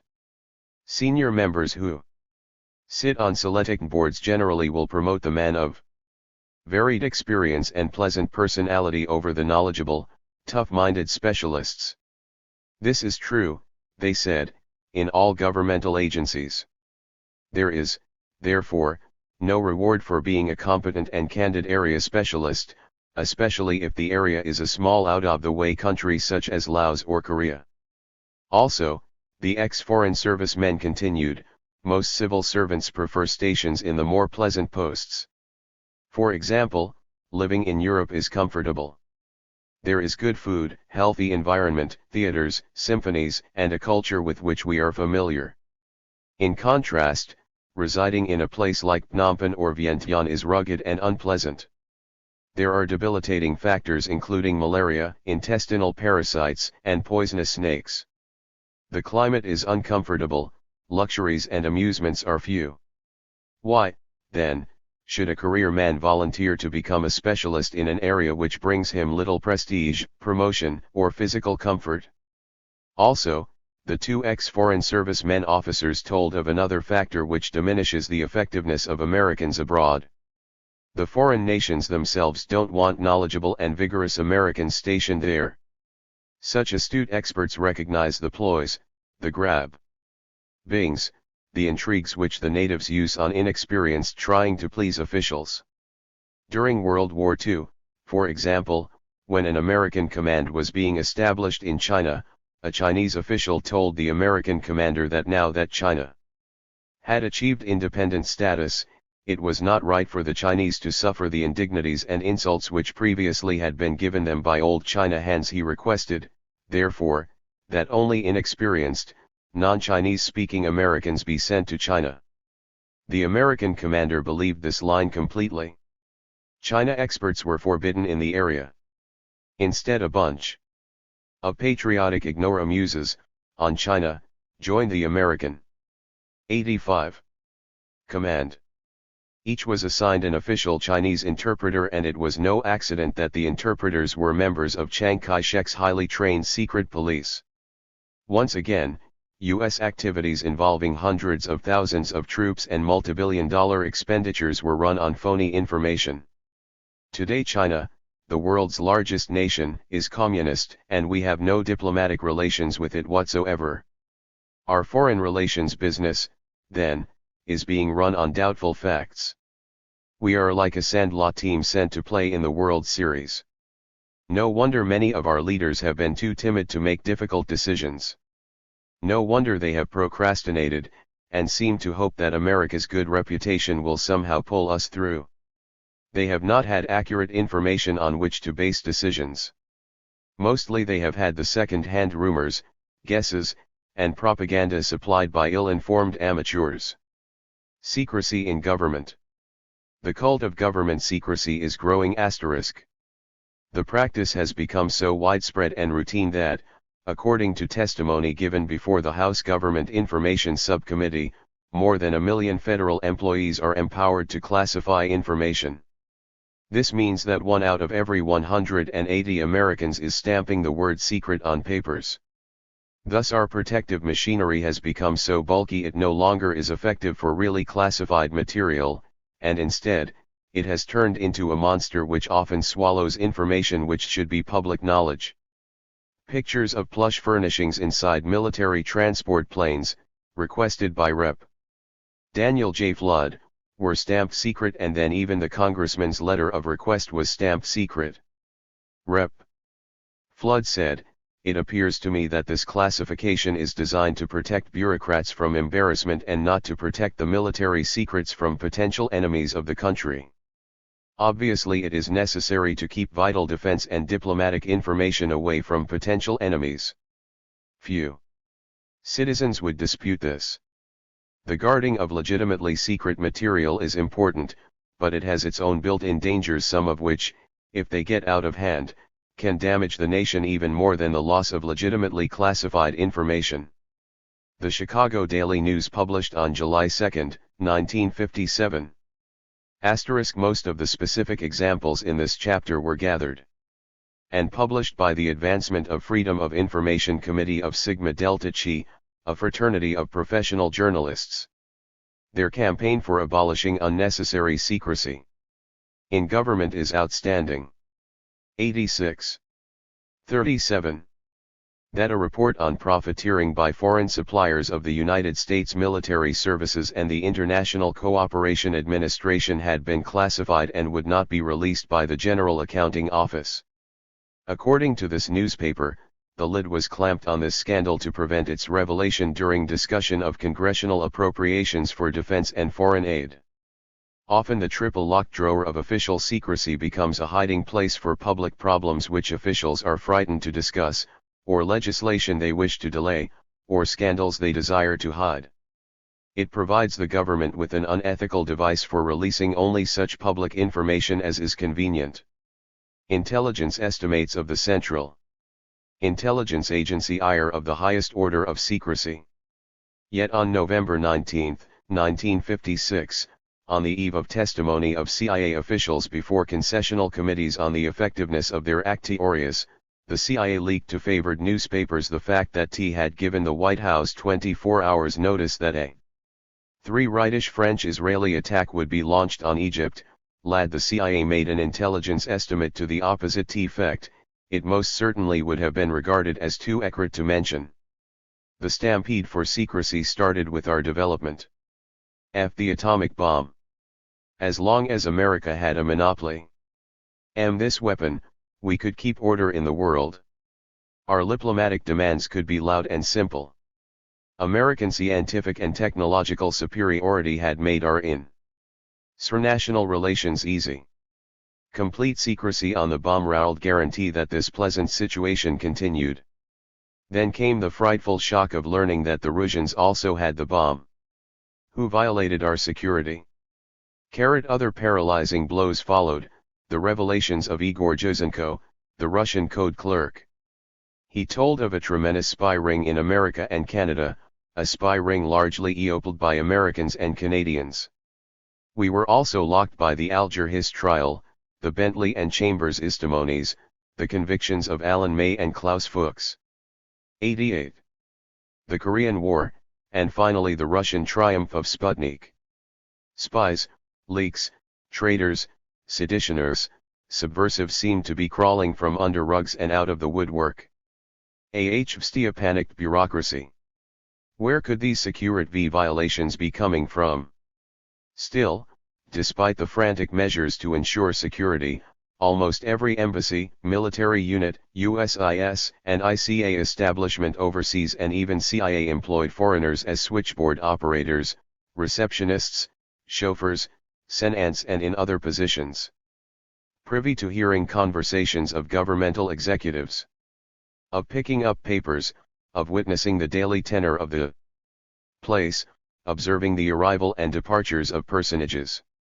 With secret orders, etc. We began to stamp secret on everything. The Department of the Navy declined permission to Captain George W. Campbell for his story of the sinking Durance World Way 2 of the cruiser Indianapolis to be printed in the Saturday Evening Post on the grounds that it would impede recruiting. When the Saturday Evening Post finally gained clearance from the Secretary of the Navy, the Navy Personnel Department, in a letter stamped "Private communication threatened censure of Captain Campbell." The growth of secrecy mania has resulted citizens be denied information about the workings of the government whose only purpose is to serve the citizen. The bureaucrat has become a self-styled sacred person, and the common man is blocked from finding out what the bureaucrats are doing, let alone controlling them. The Post Office Department denied the Indianapolis News information on the names of persons leasing posy office buildings in Indiana to the government, the amount of the leases, and the duration. The problem is how much right to know can citizen give up in the name of government, and other public affairs, without stepping uncomfortably close to totalitarianism. If free Americans voluntarily elect to reduce they wish to know because an emergency requires it, this then is their privilege as members of a free society. Bulletin 89. This has not yet occurred. At present we want information, and it is being denied us. The Department of Defense ruled that only those persons with a legitimate interest are entitled to know the location of military bases where liquor is sold by the bottle. The ruling specifically mentioned wholesale liquor dealers, but it implied that a member of the Women's Christian Temperance Union would be denied the information on grounds of a lack of legitimate interest. In the April 1959 issue of Progress magazine, Senator T.C. Hennings, Jr., wrote that possibly the most celebrated example of outright suppression of information in recent years is the refusal of the administration to release the Gaither report to Congress. This report was submitted to the President by a group of prominent citizens after a lengthy study of national security requirements. It reportedly warned that the United States faces its greatest peril in history. Despite its great importance to the nation as a whole, the administration refused to reveal the contents of the Gaither report to either the Congress or the public, apparently because of the great political embarrassment and public excitement which might have prevailed. There has been much argument over the Gaither report.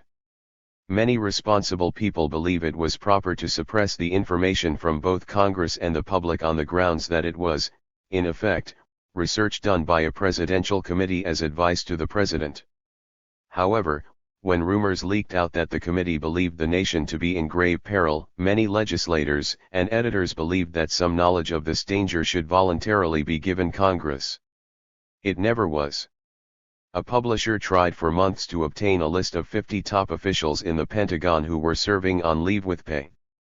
This term means these men were drawing down both their regular salaries from their private employers and also full salaries from the Department of Defense. The publisher was refused this list. In recent years, secrecy in government has gotten worse. RHE doctrine of executive privilege was established by 90.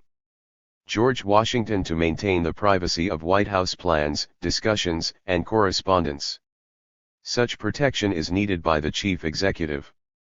But now, 1960, the doctrine has been spread by presidential letter and attorney general ruling to embrace all executive department activities. These include, of course, State Department, Defense Department, and ICA. Furthermore, most of the executive department, the approximately 2,000 active agencies, bureaus, and departments and more than 5,000 advisory bureaus conducts business in the secrecy of executive session. As an example of this iron curtain, the 5,000 advisory bureaus do not even make the minutes of their meetings available for inspection to the citizens who pay the taxes. Teams of State Department and ICA officials are sent to foreign countries to evaluate the American programs. These reports, because of executive privilege, are not made available to Congress. How can we know what is happening? Must Congress go overseas? Or must we wait until there is an international explosion before we are cut in? The practice of privileged information is another government technique for withholding what often should be public property. In many instances, the stamp of privileged information is used to keep unpleasant or unsavory secrets from the people. Lists of congressmen and their wives and dependents who go on free trips all over the world, and spend counterpart funds which they draw limitlessly from embassies abroad, are almost impossible to get. This is considered for official use only. Out of fear that public indignation would put a stop to junkets, the inspection trips of almost all public officials and their wives is considered as classified. The officials' fear is well founded. If the public knew about these trips, public opinion would soon put the axe to them. Last year there were over 1,000 VIPs recorded as having inspections of Hong Kong alone, a place which requires little inspection but which is superb for shopping and sightseeing. The range of suppression seems endless. The Depart. 91. Ment of Agriculture denied to the Aberdeen, Miss, Examiner the names of Mississippi farmers who were paid not to plant cotton. There is so much federal secrecy that even the records of the federal expenditure of tax dollars are not open to the inspection of citizens, as are the records of city, county, and state governments throughout the land.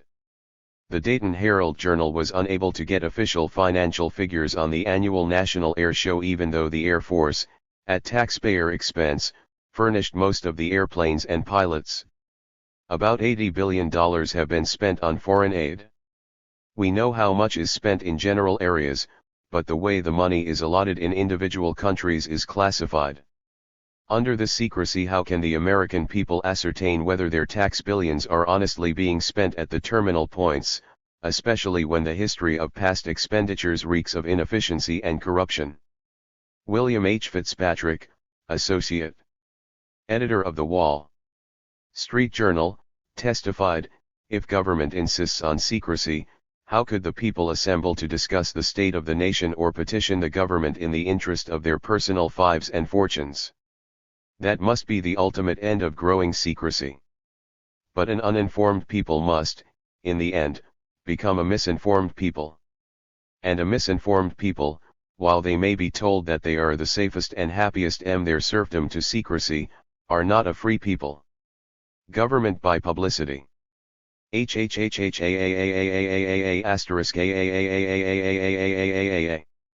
Outside the closed door, a guard stopped unauthorized persons from entering. Inside, a congressional investigating committee impatiently waited to go into action. Puffing pipes and cigarettes, the congressmen were reading a piece of paper marked confidential. In the center of the group stood a public relations expert. He was talking slowly, carefully explaining the confidential paper. It was an instruction sheet telling how to get maximum headlines and publicity from the approaching Congress. Cyanal investigation. The expert made clear to committeemen how to terminate each day's session so that it would have the greatest news value, how to squeeze the most newspaper space for a press release, how to handle witnesses so that they don't dissipate the publicity angle the committee might be trying to exploit for that day. The desire of this committee for publicity is common among governmental circles. Almost every official, from the president down, has been guilty of manipulating and managing the news in the predatory struggle for headlines. Washington officials have plenty of free assistance in their government by publicity. There are twice as many governmental public relations men in Washington as there are journalists. In the effort to influence our votes and our opinions, congressmen along with most other public servants often forget that one of their primary functions is to The points listed on the confidential instructions are given in Douglas Cater's book, The Fourth Branch of Government. 92. 93. Form the country about the conditions and problems of the nation, and to describe important issues so that we can understand them. It was because of this requirement that the post of Public Information Officer, or Public Affairs Officer or Press Attaches, was established. However, in practice, public information officers, who speak for the various governmental departments, have become prostituted. They have ceased serving you and me. Instead, they have developed into press agents. Almost all or their energies and talents are spent keeping themselves and their bosses in power, obtaining appropriations, or making the bureau look good, frequently at the expense of other bureaus. In short, much of our government's energy is squandered in obtaining a predetermined public opinion. Officials try by selective information releases to have us accept what they believe is proper, as if fearing the decisions we might make on our own if we had all of the truth. Senators and congressmen, who are so inclined, seem to publicize themselves with more vigor and skill than other public servants. Perhaps it is because the floors of the Senate and of the House provide a better national spotlight. Although he is dead now and almost forgotten, Senator Joseph McCarthy was a master at manipulating public opinion to gain his own end, which was personal power. He effectively used headlines to frighten people, to strangle the usefulness of officials, and to eliminate anyone who impeded his obsessions. McCarthy succeeded because he discovered and made full use of a tradition of American journalism that most newspapermen report the news straight. This means that if a prominent person says something sensational, even if untrue, the press normally will report the statement exactly as spoken. The substance of the speech will not be challenged, and no discussion of its veracity, or lack of veracity, is given to the reader. The press simply acts as a mirror. Therefore the irrational blatherings of a 94 a notion of sheep fool get as much publicity as the studied wisdom of a patriotic genius, if the fool is news at the time of his blather. The more violent and impossible the speech, usually the larger the headline and the more space it gets on page 1. When a congressional investigator or a public official as prominent as McCarthy explodes verbally in public, the press merely describes what has happened. Background material or significance of what has been said is not included. It is up to the reader, who cannot ask questions or challenge alleged facts, to differentiate between truth and falsehood. The gentlemen of the press maintain this is the citizen's responsibility, even though, generally, you and I are not equipped to carry such a complex burden alone. Apparently they forget that we are depending upon them to supply us with full information on events. When McCarthy, from the floor of the Senate, said he had in his hand a list of 205 card-carrying State Department communists, we were offered no reason to doubt that he really had such a list. It said so in the papers. If our journalists had asked McCarthy for a look at the names and he had refused, we assumed that the press would expose the faker in headlines. No such thing happened. McCarthy dramatically said he had the 205 communists' names written on a piece of paper, which he did not, and the press gave us his speech straight, thus compounding the deception. McCarthy knew this would happen, and it was this well-placed confidence which permitted him to shoot his mouth off for several years, always getting publicity from his accusations and ravings. His speeches were news, and the press built McCarthyism into prominence. It did more than influence us. When one side of an issue is plastered all over the papers day after day, a dangerous phenomenon can take place. The continuous publishing of a viewpoint unconsciously persuades the government that the viewpoint is true, and that it represents a mandate from the people. 95. What screams from TV, radio, and press is interpreted as public opinion. Which, of course, it is not. This, then, in addition to personal aggrandizement, often is the aim of congressional investigations, the circus-type ones which take place on stage before television, radio, and press. We have permitted them to take place even though the sole legitimate objective of investigation is to get information for effective legislation. Douglas Cater, Washington newsman, in his excellent book, The Fourth Branch of Government, brilliantly shows how many congressional investigations simply are a technique for making and controlling news. Investigations, then, often are entertainment spectaculars created to attract public attention. They are a means of molding national opinion or creating fame for the investigators. Cater wrote, "The most notable committee investigations are seldom point-of-fact investigations / they are planned deliberately to move from a preconceived idea to a predetermined conclusion. The skill and resourcefulness of the chairman and sizable staff are pitted against any effort to alter its destined course. Whatever investigating is done takes place well in advance of the public hearing. The hearing is the final act in the drama. Its intent, by the staging of an arresting spectacle, is to attract public attention, to alarm or to allay, to enlighten, or yes, sometimes to obscure." Cater tells how in some of the sensational investigations the information uncovered by the committee was of no legislative importance. The chairman sought to dispense with the formality of a report altogether, each making vague assertions that the public had the facts and could form its own judgments. And further, reporters who have sat through countless hours of these investigations can vouchsafe how difficult it is for a witness to overcome the enormous publicity advantage of a biased committee. Of course there are some committees, such as the House Committee on Government Activities, whose hearings are modest, dignified, and scholarly.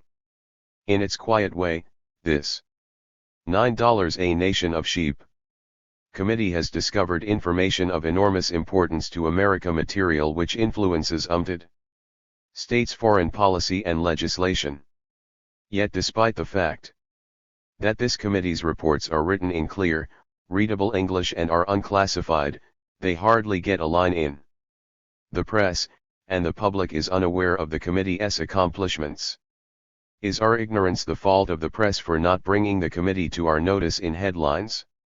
Is it the fault of the congressman for being dignified, fair, and scholarly instead of putting on a flamboyant show? Or is it posse bly that we only show interest in political vaudeville acts? Although the Congress probably is particularly effective in prospering by publicity, almost every other governmental activity, likewise, tries to brainwash America MTO accepting their points of view. During my last few trips to Washington I met many public information officers, some of them old friends. I asked each the same question: what project are you working on now? Their replies, boiled down, are sign-in. The Air Force, missiles belong to the Air Force. We've got to get the Polaris away from the Navy. The Navy, something has to be done to stop the Air Force from deceiving the public on their Minuteman.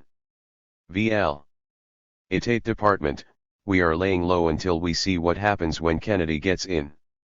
The Army, the Air Force has all the money and the Army is suffering. We want some of the big dough which the flyboys are hogging, and often wasting. The missions which our governmental public relations are trying to accomplish may be ethical and legitimate, they may not. But they are using psychological TNCKS to capture you and me into a preconceived opinion. Pound Imi that are trying to impress on us is created WITN. Tnet exhibits the leaking of favorable bits of news to journalists, and having magazines and television share JRA pieces, laudatory articles or pieces which damage their 97 opponents. This is not too honest propaganda. We are being treated as bored customers who are shopping for a deodorant or a new car, not as citizens whose independent opinions mold the destiny of our democracy. We have almost no assurance whether public information coming from Washington is true or not. Some civil servants dish it out for a dozen different reasons, few of them being to inform the country. Occasionally an official, and John Foster Dulles did this frequently, will irresponsibly use the press, and the public, as a means of testing a proposed policy. Dulles would call a private meeting of favored journalists. Everything he told them was not for attribution. This means his name could not be used. The resulting newspaper articles would start, "High officials in Washington claim that." On one occasion Dulles gave out a not for attribution story hinting that the United States might defend Quemoy and Matsu. After it was published and the public's reaction was noted, the White House released a story denying that any such action was being considered for Quemoy and Matsu at this time. Although his name was not on it, Dulles authorized the second piece as well as the first. By this process of news chicanery he had found out what he wanted to know about the public's reaction. But he also confused the nation. In the Reporter magazine, Arthur M. Schlesinger, Jr., wrote, "Washington newspapermen today hardly know whether to believe the Secretary of State, because they do not know if he is speaking to them as reporters or seeking to use them as instruments of psychological warfare." What is the responsibility of a newspaperman when he discovers that some rumored development of policy is really only a psychological warfare trick? Should he print the truth at the risk of wrecking the plans of the Secretary of State? Or should he suppress the truth, betray himself, and deceive the American people? A similar device used by Washington for influencing us is the clandestine leak to a reporter. Hardly a day goes by that we don't read a news story which contains the phrase, "according to well-informed sources." 98. This means that someone has given out news which he couldn't do officially and honestly.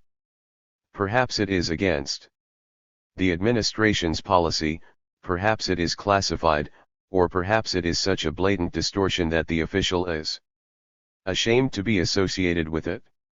Of course it is possible the story is only an exciting rumor which a reporter picked up in a saloon, and didn't have the time or energy to track down and verify. The hazy and vague explanation of "according to well-informed sources" is like writing the public an anonymous Lederer, the government has been shameless in its efforts to attract our attention to a particular point of view, and this manner mold public opinion. We often are enmeshed into preconceived opinions by the very people we elect and support, the civil servants who are supposed to be doing what we want. The Air Force told its public relations officers, according to Cater, that flooding the public with facts is very helpful. But facts, and more facts are quite useless unless they implant logical conclusions. Facts must be convincing, demonstrated, living salesmen of practical benefits. These are the only kind of facts that mold opinion and channel the vibrant attentions of public thinking, always deciding issues in the end, altering military policy as surely as defeat in war. They make public opinion the most powerful tool of all, more powerful than war itself. The Air Force has always worked hard to practice what it preaches, and by skillful publicity has been amazingly successful in favorably influencing legislation. During the first year of the Korean conflict, the Air Force was probably the least effective of the four military services. But it managed to get the most effective publicity in the press. Then too, there was so much one-sided publicity and news muddying, control of our public opinion, during the Middle East crisis in 1958 that our country enjoyed almost no discussion of national policies either by an 8-month summary of military public relations at Nieman Foundation 1950-51. 99. Gress or by the public. This was the purpose of the administration. Those who spoke in opposition were scolded by no less than the Speaker of the House and by President Eisenhower himself, and along with the scolding came the implication that anyone who asked questions or dissented came perilously close to being a traitor. What is the result of all this? You and I are prisoners of our own government's self-generated publicity. Half the time we don't know what is really going on, and to find out we must apply the torch. The press. It is unpleasant to have to associate the press with those who are helping to misinform the United States. Yet the foreign correspondents and the local reporters are the first to admit that irregularities take place, and they spend long hours discussing what can be done to correct the situation. Generally it is publishers and owners who deny that there is much at fault with our free press. There is a lot wrong. The best way of understanding it is to cite examples. Several years ago during the war in Indochina, two eminent American photojournalists wanted to do a motion picture essay on Vietnamese discussing the subject of communism. Obtaining an interpreter, they traveled north of Saigon to a rural area. Here they interviewed and made motion pictures of village elders, the local chieftains. The resulting documentary movie was impressive. It was shown on a nationwide television hookup, and I found it most convincing. The film started by showing one of the American photographers sitting in a hut with the Vietnamese interpreter and the village chief. The Americans asked questions such as, "How are the crops?" The interpreter repeated the question in Vietnamese. The village chieftain looked into the air, thought for a moment, and slowly replied. "He says," said the interpreter in English, "that the crops are very bad and that there is much discontent among his people." 101. Other questions dealt with the subject of politics and the feelings of the people toward the French. In each instance the interpreter repeated the American's question slowly in Vietnamese, and the village chieftain, apparently not used to being interviewed, always twisted his head around, thought for a few moments, and answered hesitantly. Almost immediately, the interpreter, in beautiful English, told what the Vietnamese had said: "Things are bad in the village, the situation was raw with discontent, and the area was a breeding ground for communism." The interpreter was so skillful in explaining the delicate nuances that when the film later was shown in Washington, several people in the Department of State commented on how lucky any embassy was to have such an educated and fluent man on the payroll. The documentary movie was then utilized as an official instructional film for Americans assigned to Vietnam for duty, and also as an example of how a good interpreter should function. Several months later it happened, by chance, that a visiting Vietnamese was brought in to view the show. He became excited as he watched. When it was over, he said, "You know, of course, that this is a fraud." It turned out that the interpreter had in no instance interpreted in English what the village chieftain had said in Vietnamese. Often the interpreter had reversed the old man's meaning. In fact, he sometimes did not even tell the village headman what the Americans had asked. Instead, the interpreter had said in Vietnamese, "Now you do as I tell you, old man, or you will get into trouble. When I stop talking, I want you to look up into the air and think for a moment, and then very slowly count up to 10. When this was over, the interpreter made up his own replies. He told the Americans how conditions in the area were terrible and how the people were ripe for communism. What was the final result? Two eminent photojournalists, both of them reporters of skill, courage, and integrity, made a documentary motion picture which presented false information. The film was shown to a large audience in 10 to a notion of sheep, America, and was accepted as the truth. The message of this movie was believed not only by the great numbers of people in the United States, but it was also believed by the nation's official experts. The erroneous information given to America was discovered only by accident. But suppose the journalists had been in Vietnam writing the event instead of capturing it on sound film. In that case, the newspapers and radio and TV commentators would have carried a bylined article along the following lines. Bha Ho, South Vietnam, October 14. The farmers in this rich rice bowl of South Vietnam are ready to become communists. For the past 3 days we personally have been talking with many village chieftains who are the leaders of this lush and strategically placed valley.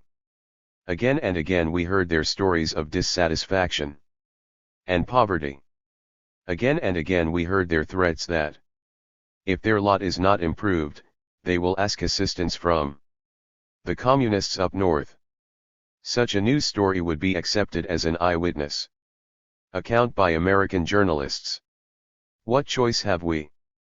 We would never have learned that the interviews with the village chieftains had been accomplished through an interpreter. We would never have doubted the interpreter's honesty or fluency. We would have assumed that the American journalist had taken all the precautions necessary to confirm and authenticate the account. Unhappily, our blind confidence in the press is misplaced. True, we have some excellent FW correspondents,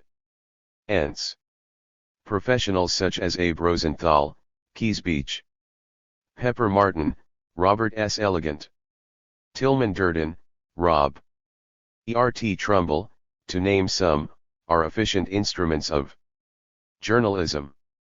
It is these few old pros whose work we believe their efforts stop American reporting from going into a complete tailspin. However, in too many instances our foreign correspondents do not know enough about the culture, history, or language of the country concerned to write a first-class story. Neither do they have the time to tip propaganda from fact or to research the background 103 of events. And when their stories reach our newspapers, they are cut and given headlines by editors who know little, if anything, about foreign news. You and I have no way to check on what we read, and we cannot depend on our government to help us. P.S. I told the story of the documentary film on Vietnam to John Broger of the Department of Defense. It is to his everlasting credit that he was able to get hold of this film and exhibit it along with the true story to military men all over Asia. This film is unclassified, and I urge that world affairs groups, and other patriotic associations, borrow it from the Department of State and show it at their meetings. Sometimes the press blames governmental officials for holding back information, and often this accusation is merited. There are many instances, however, when the correspondents have no one to blame but themselves for silent officials. For several years I was special assistant as well as public information officer to the Commander-in-Chief, Pacific. In succession I had 3 dynamic admirals as my bosses, Admiral Radford, Admiral Felix B. Stump, and Admiral Felt. The Commander-in-Chief, Pacific, is the boss of all U.S. military activities from the west coast of North and South America throughout the Pacific and Asia as far as Pakistan. This military command touches, or is involved with, nations possessing approximately 1/2 of the total world's population.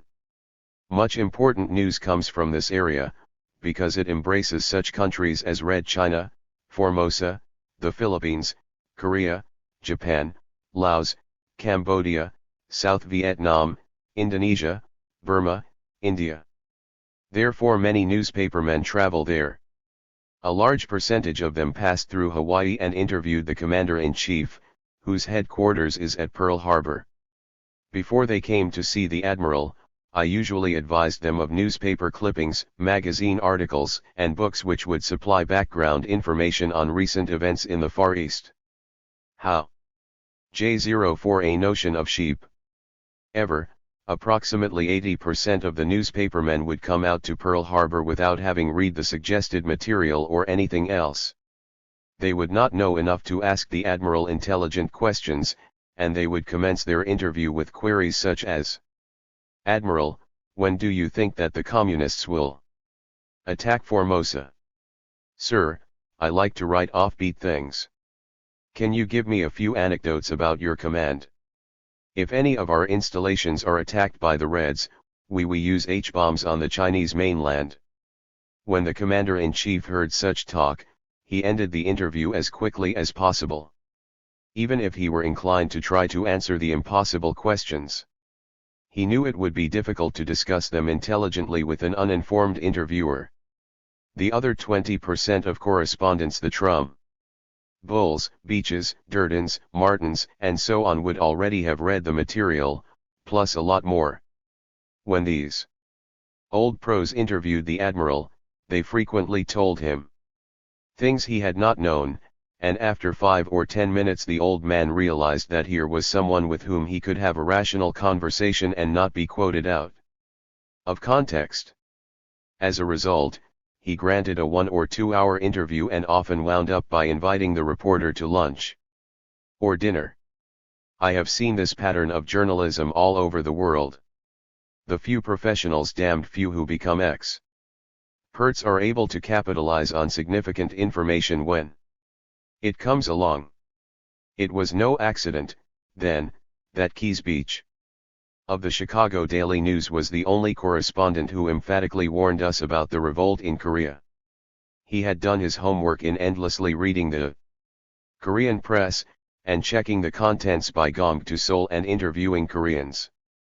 It was no accident that Bob, elegant Far East correspondent on Newsweek, first broke the story on the Chinese communes. He had spent years learning how to talk, read, and write Chinese, and many tedious months reading the Chinese press and listening to refugees. When he received a significant tip, he knew how to put the pieces together. 105. But what about the hundreds of lesser correspondents who daily file copy from all parts of the world? From them we receive a mishmash of handout stuff that is jumbled and badly written. Is it any wonder that foreign news is the least read major subject in the American newspaper?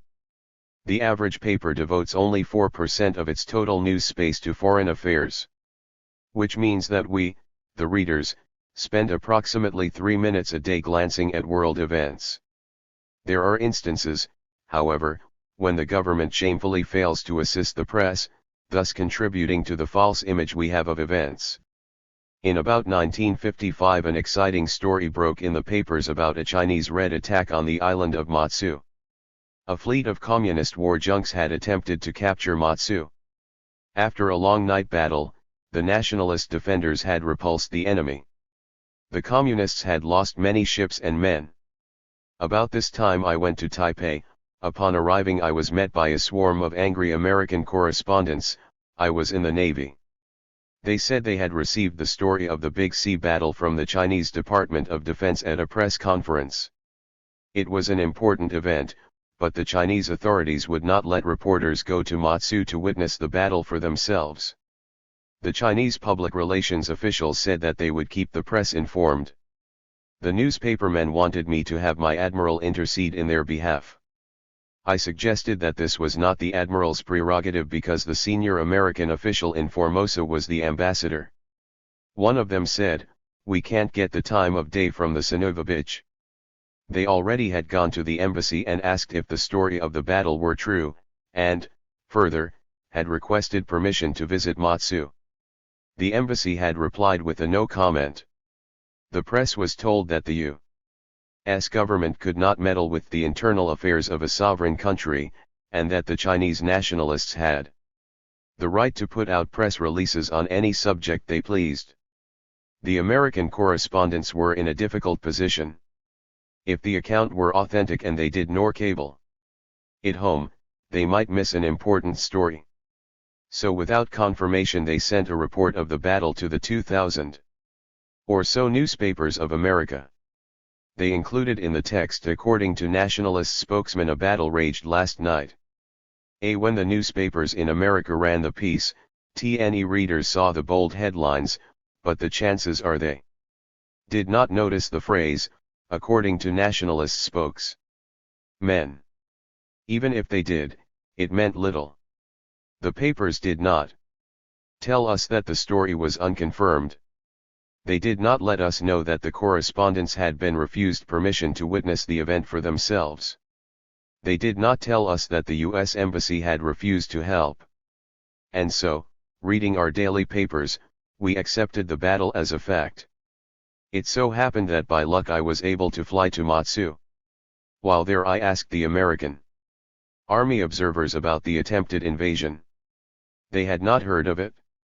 Finally one of them recalled an incident which had happened a few nights previously. A fisherman had lost his way. By accident he sculled his sampan into a defense area. The sentries saw him and fired a few rounds of 20mm shells across his bow as a warning.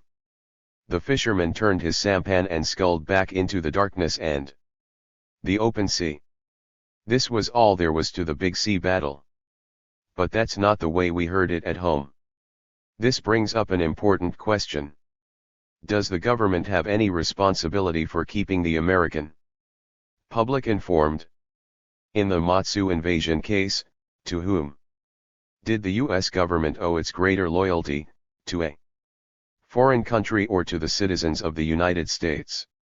Does our government have the right to deceive us in the name of international protocol?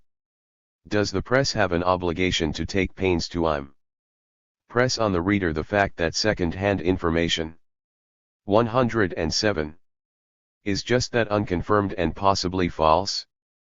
Does the press have an obligation, further, to carry headlines which are always representative of the story as a whole, and of its reliability as fact?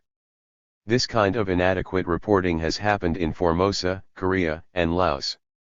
Can it be that the same poor performances are occurring all over the globe? The evidence indicates that they are. The Associated Press, the night before Batista's flight, filed from Havana a dispatch which said that the rebel threat to Havana had faded in a storm of government firepower, and that government troops hammered retreating rebel forces around Santa Clara tonight and drove them eastward out of Las Villas province. Actually, Batista was preparing to flee. Castro was the victor. It is not surprising that the Associated Press had made this mistake. The general tone of the news from Cuba for the previous 6 years also had been inadequate.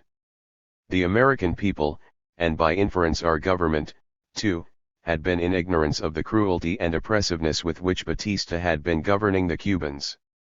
I am certain that had we been informed, an indignant American public opinion would have demanded that our support, both material and tacit, be ended.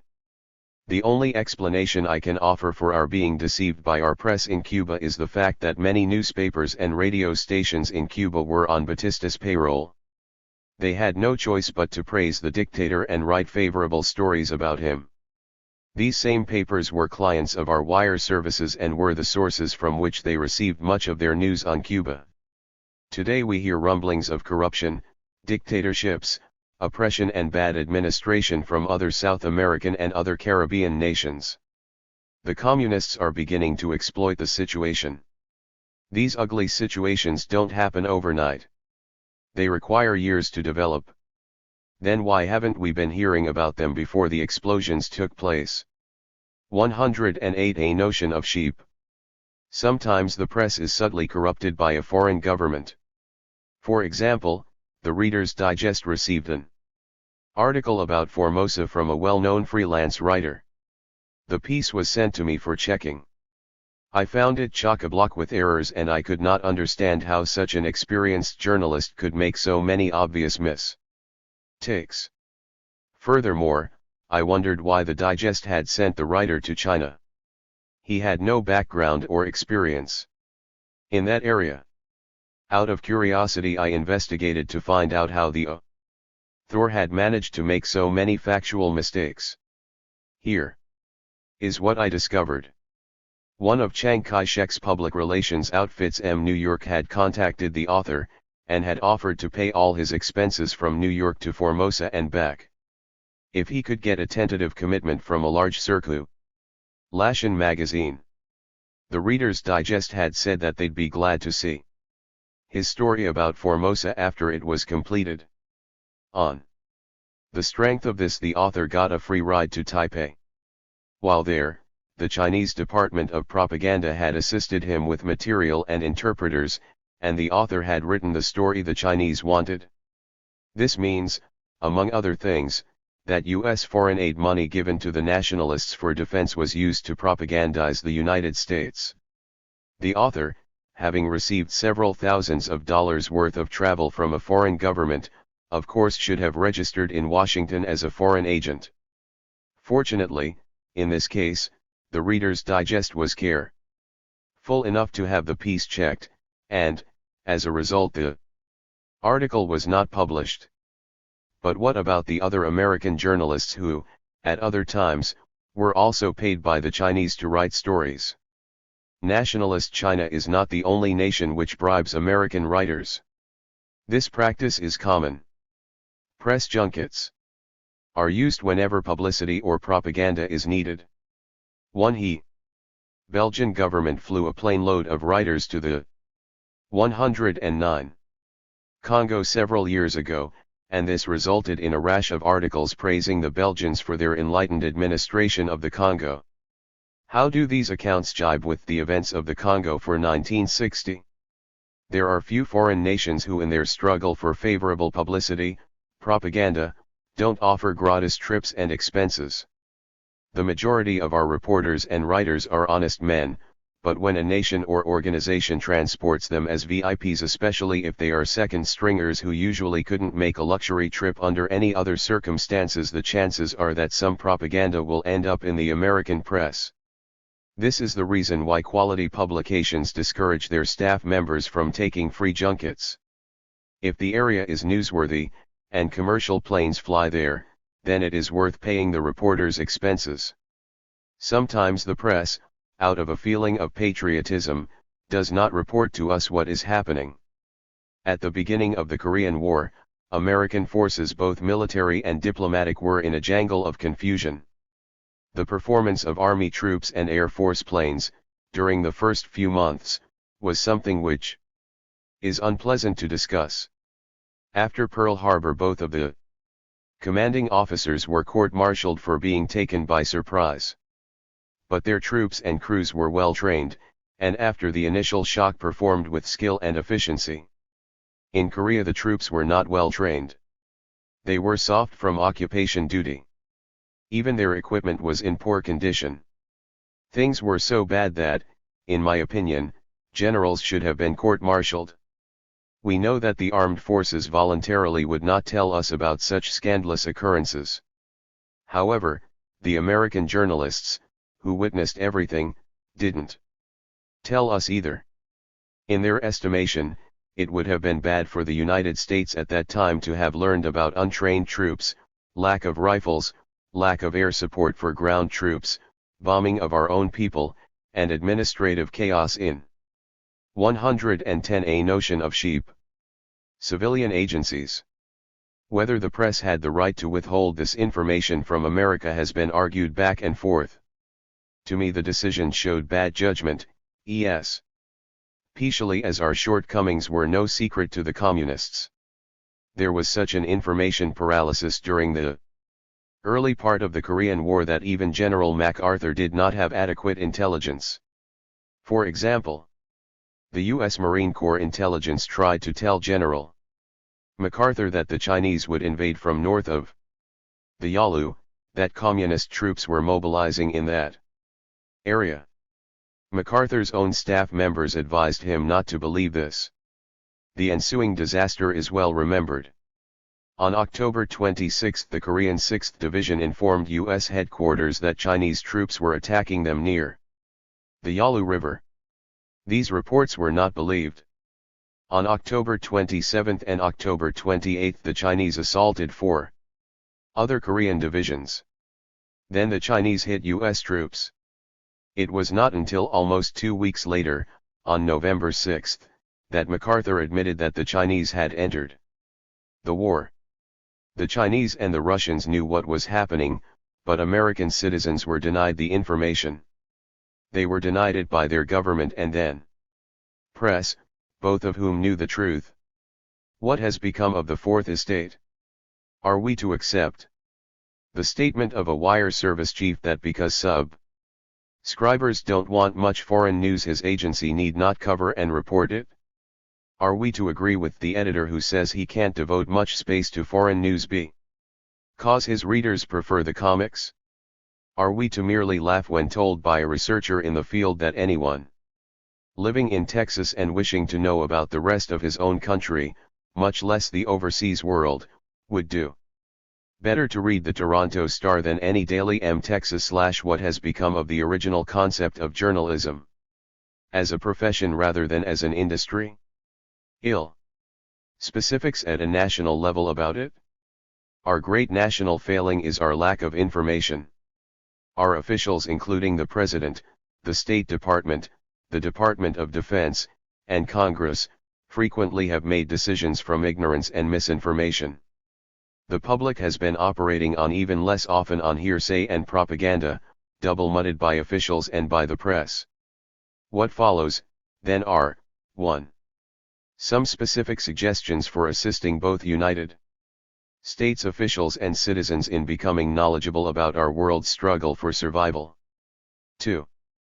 Some methods of improving the flow of news, both good and bad, so that American public opinion can be based on facts, not propaganda and biased ballyhoo. 3. A blueprint for future action for citizens who, in their everyday lives from their homes and offices, their factories and fields want to participate in the control of the fate of the nation. 12. A notion of sheep. One of the first and most urgent specifics awaits the action of the President. One of the most effective actions he could take would be to initiate a program that would ensure the collection of accurate information overseas, and that it is made available to the nation. Currently, many members of Congress are openly skeptical of the facts they receive from the State Department, ICA, and the Department of Defense.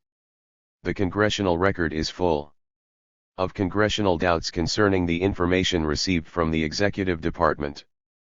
There appeared to be a fear, throughout the executive branch, to tell anyone anything except to report success.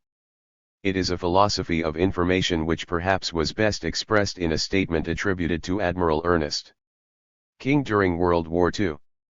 When asked how detailed should be the battle reports released to the public, he is reputed to have said, "Don't tell them anything. When it's over, just tell them who won." For example, it is the custom to send evaluation teams overseas to measure how well or poorly our foreign policy programs are working. If failures are uncovered, the teams report on the causes. Yet such evaluation reports frequently have been classified as secret. Even Congress normally could not see them, especially if the report indicated danger or failure. The reports, in some form, should be made available to Congress. How can Congress make wise laws and appropriate money for foreign operations if it is deemed pertinent information by the executive branch?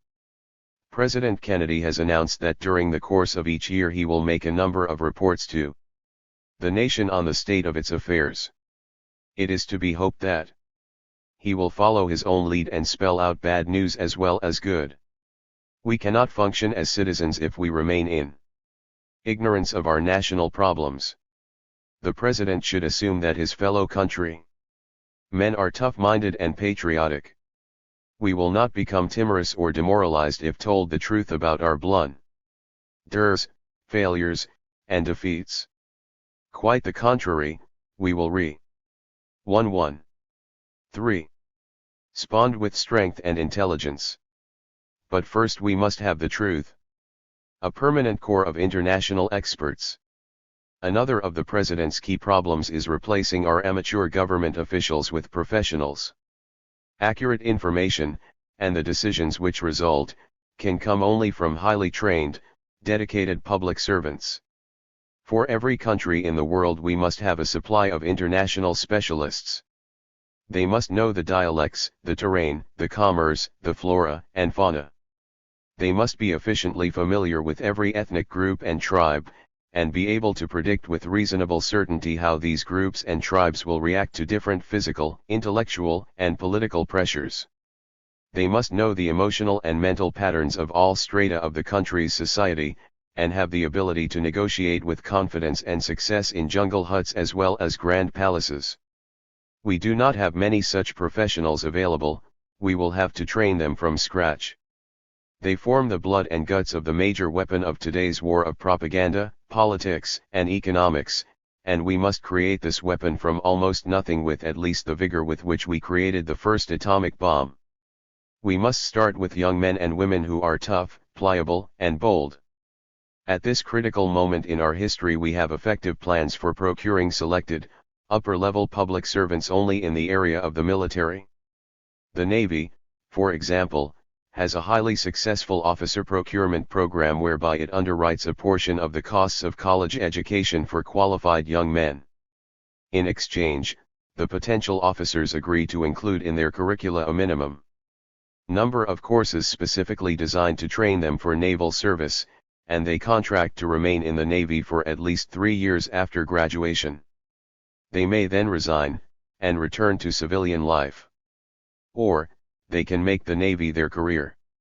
A similar system could be applied to the development of 114. A Foreign Specialist Corps. Candidates for this program would be selected from among those applicants among the High School seniors whose aptitudes and scholastic records meet specified requirements. There is a powerful appeal as well as a practical usefulness in an elite based on attainment. The government would pay each accepted student's way through 2 years of college, and during their college years the selected young people would be required to take a number of courses to train them for their future government service. They would be given as much choice as is practicable in selecting their geographical areas of specialization and in choosing the college which they will attend within limits of scholastic standing and the availability of courses concerning the countries in which the student is specializing. During summer vacations, student specialists would be sent overseas for 6 weeks of practical work. Their status and pay would be equivalent to that of a midshipman at the Naval Academy. Their duties would include on-the-spot language training plus lower-level jobs in a U.S. government agency. After graduation, the specialists would receive another 6 months of concentrated instruction abroad.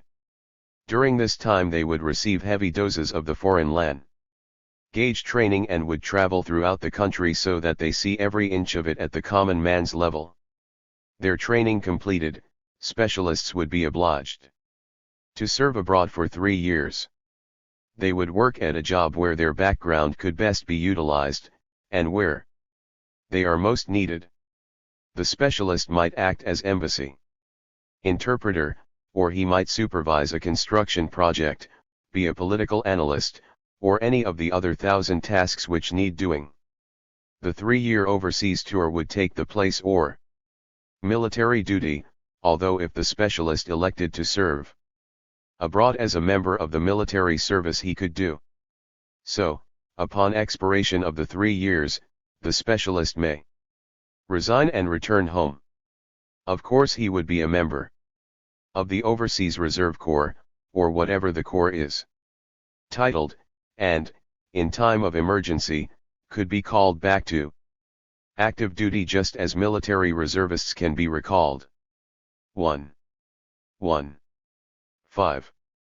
Periodically, if he desires, he would be sent overseas for a month at government expense, perhaps every 2 years, so that he can maintain his skill at the language. He may make government a career. If only 10% did this, it would not be too many years before all branches of the government had a skilled hardcore of able young people who would be experts in foreign fields. They should get pay rewards for additional skills, such as language proficiency. The 90% who leave government service and return to civil life would not be wasted. The money spent on their schooling would be well invested. Their knowledge of international matters would enrich the entire United States. Trained specialists would flow into industry, the press, the universities. Gradually our international businesses, our foreign correspondent corps, our schools would be able to do their jobs with knowledge and efficiency. In time, the entire level of our nation's proficiency in foreign affairs would rise. Utilizing wasted manpower and talent. The large majority of young men summoned to draft headquarters fail their physical examination for military service. They are rejected, and the task of defending the United States is left to the minority who are lucky enough to be completely healthy. Sometimes as high as 70% of the most vigorous group in our society, the most powerful nation on earth, we call ourselves, is prevented from serving their country because they are considered unfit for violent combat. Yet our nation is endangered by a nonviolent battle, the Cold War, that is as deadly as combat and more difficult to wage. In this type of struggle, and we can lose it without a shot being fired, the physical rejects could be capable soldiers. There are hundreds of thousands of tasks all over the world which today are being bungled or not being done at all. Some jobs are being let to contractors, a frequent H6 source of corruption and graft. Some are worked at by a pampered and expensive civil service, demanding commissaries, cars, post exchanges, first-class transportation, and social standing overseas far above their normal station. Countless jobs are being performed by foreigners, many of whom are in sensitive positions and are security hazards. The excuse generally given for the employment of foreigners, of a pampered civil service, and of profiteering contractors to wage the Cold War is, what else can we do? If we don't use these methods, we can't get the job done at all. Congress has authorized the University of Colorado to study the problem of the wasted manpower of youth, and a report will be ready soon. Meanwhile, what follows suggests some of the lines we might pursue in our efforts to solve it. We can draw on all the millions of young men eligible for the draft, including those who fail their military service physical examinations. Those unfit for combat owe the nation the same sacrifice as do the more rugged. Let us select from the entire pool of youth those whose aptitudes particularly suit the needs of what might be called the United States Strategic Service Corps. It would be comparable to the military in training, discipline, regulations, pay, and length of service. The major difference would be in duty assignment. Instead of standing by to fight in combat, strategic servicemen and women would be fighting every day in the Cold War. The money saved would be breathtaking. The ability to select from the entire mass of our youth those best fitted for strategic service in every area of international effort would increase efficiency and build a reservoir of knowledge now lacking. A hint of how this would work can be Illustrated by observing Okinawa in 1957. During that year, the Americans stationed there consisted of civilians, Army, Air Force, and Marine Corps.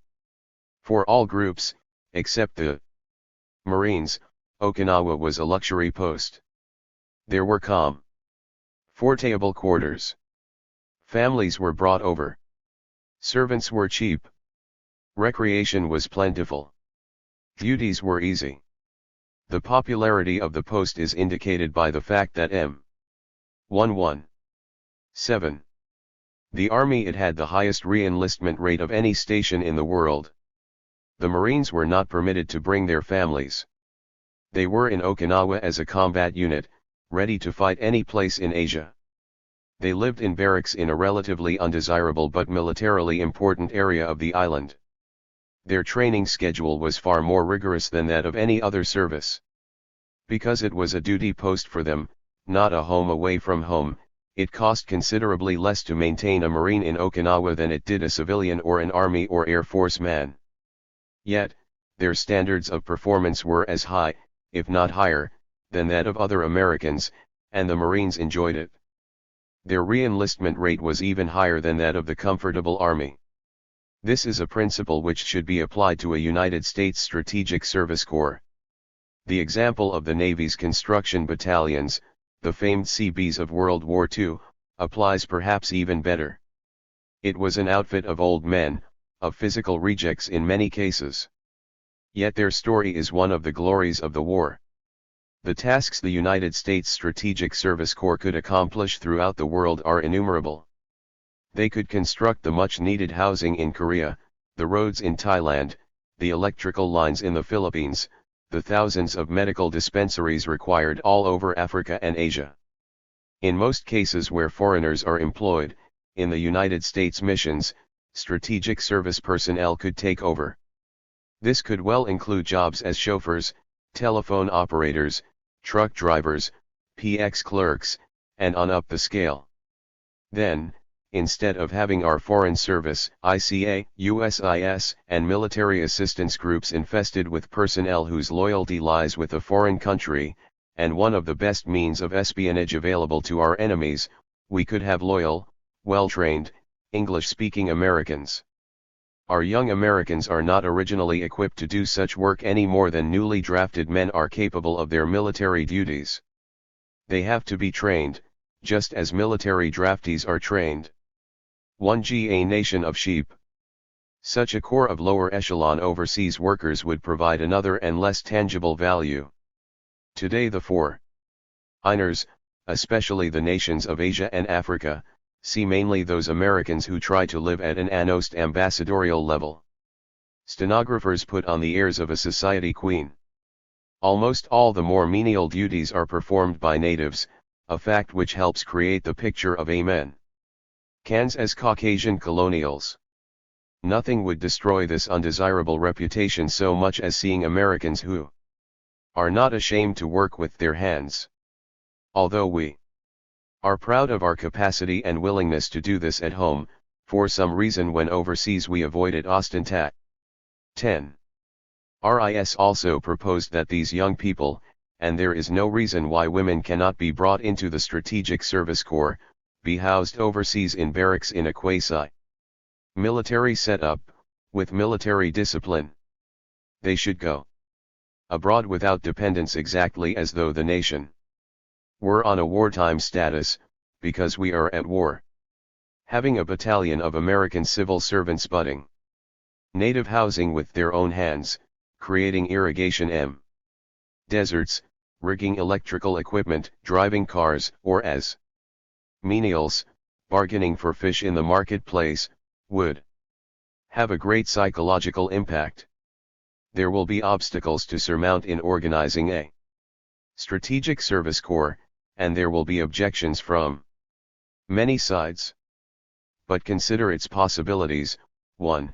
It will make available the services and talents of a majority of the nation's youth, a precious strength that today is being wasted in our area of greatest national need. 2. It will increase the efficiency of countless operations all over the world. 3. It will diminish the cost of our overseas programs. 4. It will reduce the espionage opportunities open to our enemies. 5. It will build up the health and prestige and dignity of the majority of our young people, the majority who today are rejected from military service. F9. 6. It will embellish the American image overseas, and will increase our prestige. 7. It can reduce the corruption and graft which has plagued and debilitated almost every foreign aid program we have attempted. 8. Over the years, it will create a reservoir of citizens who have had training, experience, and first-hand knowledge of the world outside our borders and of the problems we must face there. Is it not worth a try? A foreign student program. It is important that we know foreign lands and people, but it is also necessary that the foreigners know and understand us. Such education abroad can best be effected by the foreigners themselves. Working from the obvious fact that the youth of the emerging nations of Africa and Asia are rapidly assuming leadership there, we must set up a massive yet selective program designed to bring students from these lands to be educated in the United States. We should have large numbers of students from every country in the world. The program must be designed to help the youth of all classes of society and occupation. A knowledge of English and social position should no longer be requirements for obtaining a scholarship.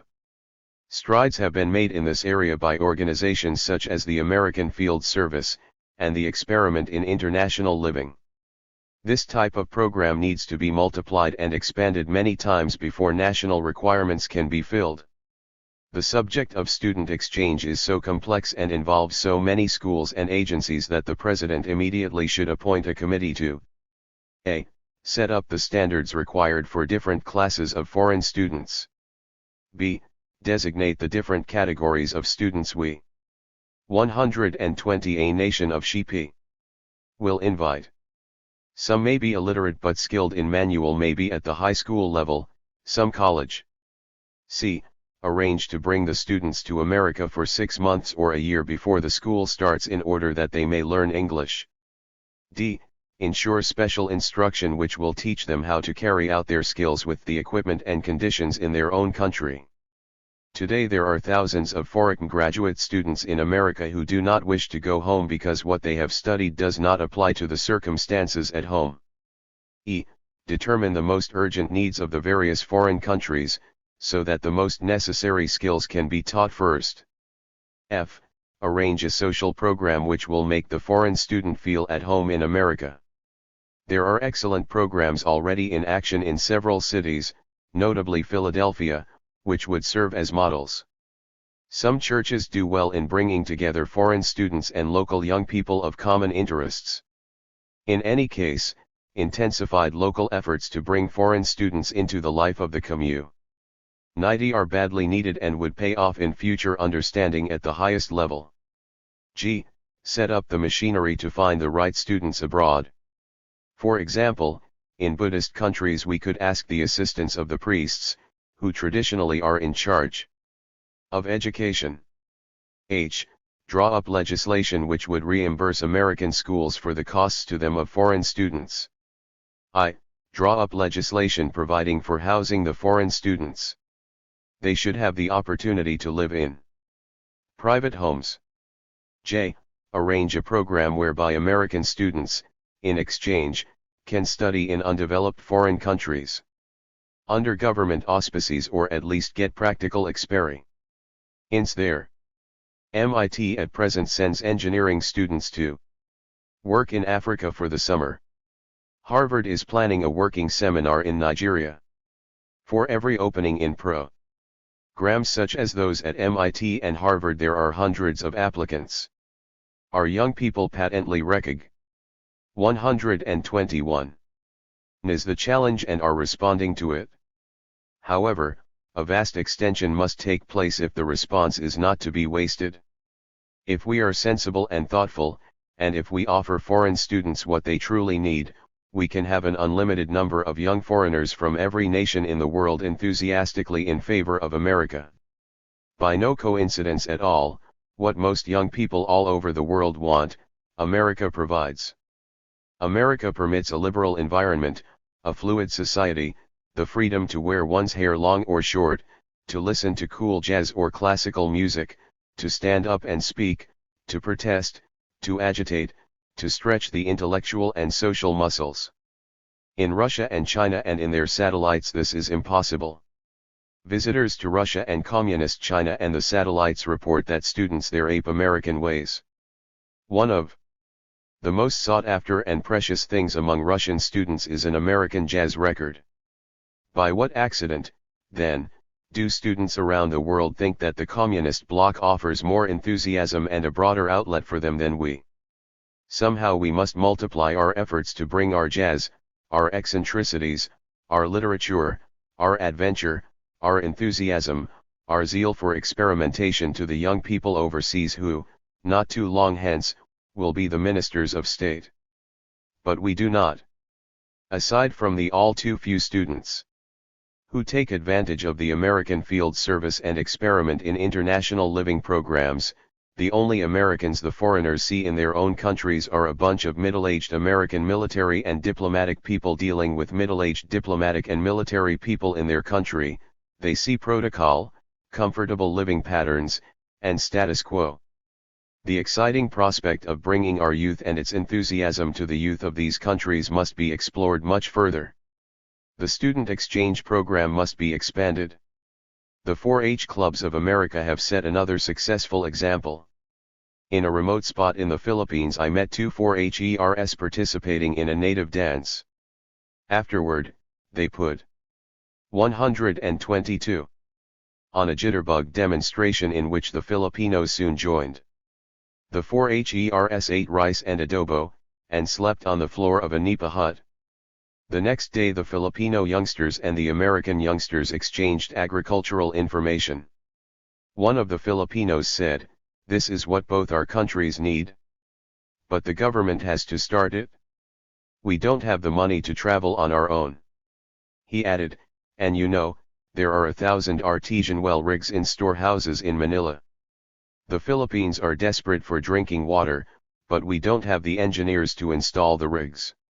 I'll bet that if a couple of hundred American engineering students came here for the summer, between us and them we could get those wells going.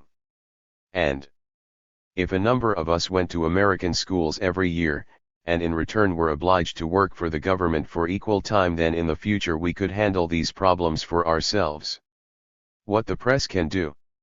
A paper cannot be well edited for foreign news if the staff is ill-informed on world events. I suggest that papers subscribe to the American university's field staff reports. In my opinion, they represent the most distinguished reporting in depth there is on world affairs. Also, I recommend subscribing to the airmail editions of The Economist, The New York Times, and the Asahi Evening News. Beyond that, we need newspapers managed by people who realize the importance of what they are doing. We need foreign correspondents who have special qualifications for the areas they are to report, who have studied these areas and are competent in the language of the PEO. PLE whose activity they are to report. Theodore White, one of our distinguished correspondents, says a fast pencil and a good pair of legs aren't enough for a foreign correspondent. Asterisk. Some editors need to learn that. On the strategic news desks that handle the cable dispatches to prepare them for the newspaper we need educated men. 123. Who understand the information they are handling. They need time to consider it, to look up references in the well-stocked library that every newspaper should have and few do have, to write in background if it is needed. They need authority to hold back a report if it looks doubtful, confused or inadequate, until they can get a story that makes sense to them and informs the reader. They need to be free of the insensate time pressure to rush in to type the latest bulletin even if it adds nothing but confusion to what they had earlier. The Christian Science Monitor will wait a day if necessary to make sure that its story means something. Or they will come in several days later with full background treatment, when most papers have forgotten the subject in the rush to the latest sensation. Continuity is one of the greatest needs of the reader on important issues, and especially if they are remote and unfamiliar to him. Continuity on anything is one of the most serious lacks in most newspapers. You'd think they were in business only today, or anticipated a wholly new set of readers each day to whom they owe no responsibility for what they got them excited about yesterday. Readers need to know how the story came out, what happened after yesterday's banner headline. If the newspaper is the poor man's university, as it claims to be, it needs to take a leaf from the universities, to staff with trained people and give them time to read and study and authority to exercise trained judgment in the interest of an informed report for the reader. We are a long way short of that kind of service of information, and the crises of our times increasingly demand it. It costs nothing, except perhaps a bit of sensationalism, to make the headlines agree with the text of the story. Especially not make headlines state an event as fact, but in the body of the piece hint that it is rumor. Foreign news often is not read because, a. it is not well written, b. the strange names and what has gone on before are unknown to the reader. The papers should provide a box giving a synopsis of pertinent information. An effort should be made to reduce the practice of ascribing stories to unknown people such as diplomatic. 124. Sources say, and according to High Washington OFFI. Chales, to a minimum. Protecting an important news source is understandable. But this dodge is being used as a cover for half the unconfirmed rumors floating around bars and restaurants. The reader deserves better treatment than this. Last, reporters should be paid more than the mechanics. In the back room, the editorial part of a paper, or TV station or radio station, is what makes it good or bad. Today reporters frequently not only are paid less than linotype operators, but they have more pressure on them. They must have an incentive, and time to read and think. If a correspondent goes on a free junket, when commercial airlines or steamers are available, provided by the U.S. government, a foreign government, or a private commercial organization, we, the readers, deserve to know that someone with publicity in mind is paying for the trip. There should be a boxed notice such as, Japan Airlines paid our reporters expenses for a 30-day tour to Japan. Equivalent value of tickets, housing, and meals is $3,600. If the writer has his expenses paid by a foreign government, the reporter is acting as a foreign agent even if his article is entirely factual. I suggest that editors study the Department of Justice's ruling for this. Incidentally, there was one journalist who wrote several flattering books on President Rhee. Readers had no way of knowing that the author was being paid by Rhee. Suggesting steps to improve the press coverage of foreign affairs is an almost impossible assignment because publishing a good newspaper in this hectic age is a most difficult job. There is little doubt that the average reporter is a dedicated man who will risk his life to get a story. But where international news is concerned, the story must travel a long and tenuous path between point of origin and publication at home. First, the reporter must find the news and then dig out the facts from an alien environment. Next, the story must be cabled to America, sometimes from a place where there are few communications facilities and where it is subject to local censorship. Upon arriving in the United States, the story is analyzed by the editors for value and perspective. An immediate 125 decision must be made as to which geographic areas in America might have an interest in it. I am speaking of the wire services which supply 80% of our foreign news. The story is then retransmitted to area headquarters, which reanalyzes the story before putting it on the wires to individual papers. When it arrives at the local paper, a third evaluation process takes place. Should it go on page 1 or be buried on page 12? When this has been decided, then a headline limited to a specified number of letters must be supplied in a matter of minutes. Everything is done in a mad rush because late news is considered no news. Even though the editor and reporters may wish to fill the paper with important national and international news, there usually are two inhibiting presences hovering over them, the publisher and the business manager. The paper must make money or there will be no paper at all. In the opinion of most newspaper executives, the only way to avoid bankruptcy is to give the customers what they want. The customers apparently don't want foreign news. They generally buy a paper to read of local scandals, comic strips, society news, advice to the lovelorn, horoscopes, sports, and other entertaining features. The press is dependent on the two-wire services for foreign news. These gauge their coverage to the average demands of their client papers. What is needed is a higher level of demand, more informed and more critical, to provide more adequate foreign reporting to match our global responsibilities. With the exception of a small number of rich, well-established papers, magazines, and broadcasting systems, publishers cannot afford their own adequate foreign news staffs. There are a few suggestions above on how the press can improve its product, but part of the problem rests with the customers. If the average citizen is not interested in more than a mediocre press on international matters, then a mediocre press is what he will continue to get. If he clamors long and hard enough for a wider and more significant 126 cant news coverage, then the chances are good he will get something better.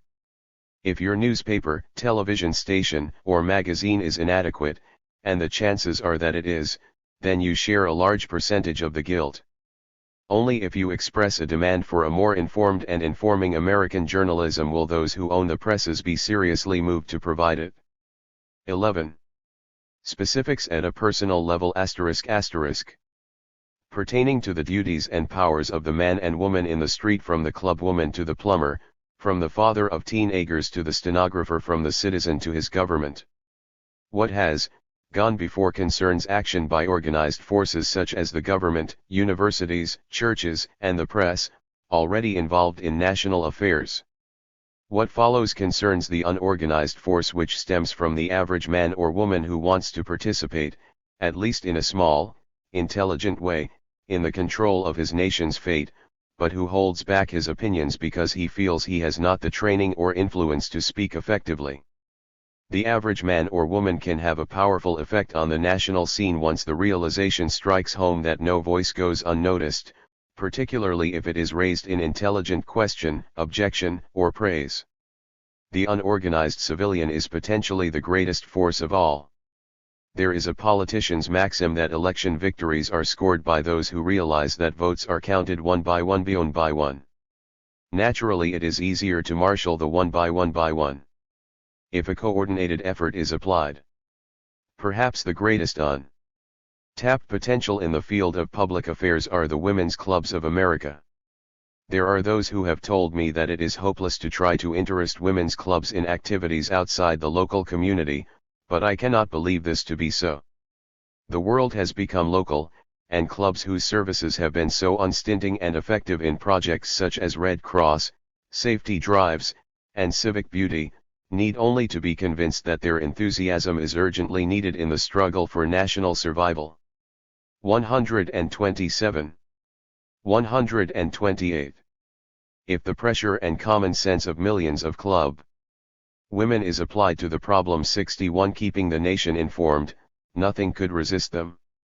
Not only will citizens become more knowledgeable, but also our elected officials and governmental agencies will be forced to become expert in the fulfilling of their difficult duties. Because one suspect that women's clubs have a keen interest in this national requirement, one have received many forceful, penetrating letters from them. One suggests that in each organization, committees for informing the nation on foreign affairs be formed. Have the committees write to congressmen and senators, requesting them to supply short, monthly reports on specific countries, say.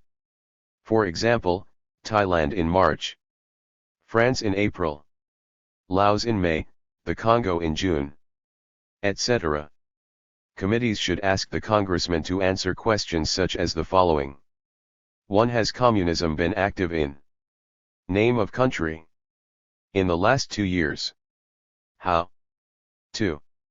Has communist influence increased in the last year? 3. What is the reason for the increase? 4. Has communist trade increased in the last few years? Be sure to ask this question for Afghanistan. Why? Has U.S. trade there increased or decreased? 5. How many Americans are officially stationed in, including all members of embassy, ICA, ISIS, and the military? How many dependents are residing there? 6. How many read, write, and speak the language of the country? 7. Why such a small number, if it is less than 60 carat, 1. S. What is being done to properly train our people for serving abroad in the way of language, customs, culture, religion, etc.? If there is a school, how many have attended it and for how long? What is the curriculum? 9. How many are attending school while living in, and for how many hours a week? 10. How many foreigners are employed by the United States in? Give a breakdown of their positions. 11. How much does it cost to support one American in? This should include all the funds required to maintain. 129. Him. It should include transportation to and from the overseas port, the cost of maintaining the PX and the commissary, the cost of transporting the supplies to the commissary and PX from America, pay, extra hardship allowance, housing allowance, cost of supplying him with official local transportation, such as car, etc. It should include the total cost of government-supplied movies and other entertainment, the expense of rest camps in the area, and cost of maintaining medical facilities and doctors. Add all of these and divide by the number of people and the average cost will be determined. George V. Allen, ex-director of USIS, said the cost to maintain one American overseas is about $20,000 a year.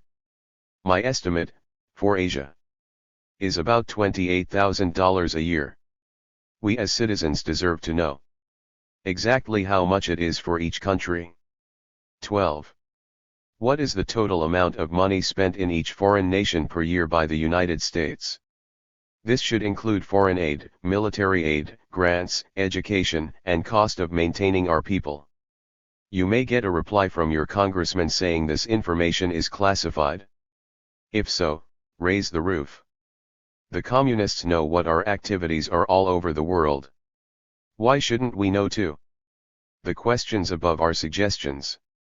Each club's committee for informing the nation on foreign affairs undoubtedly will have many questions of its own.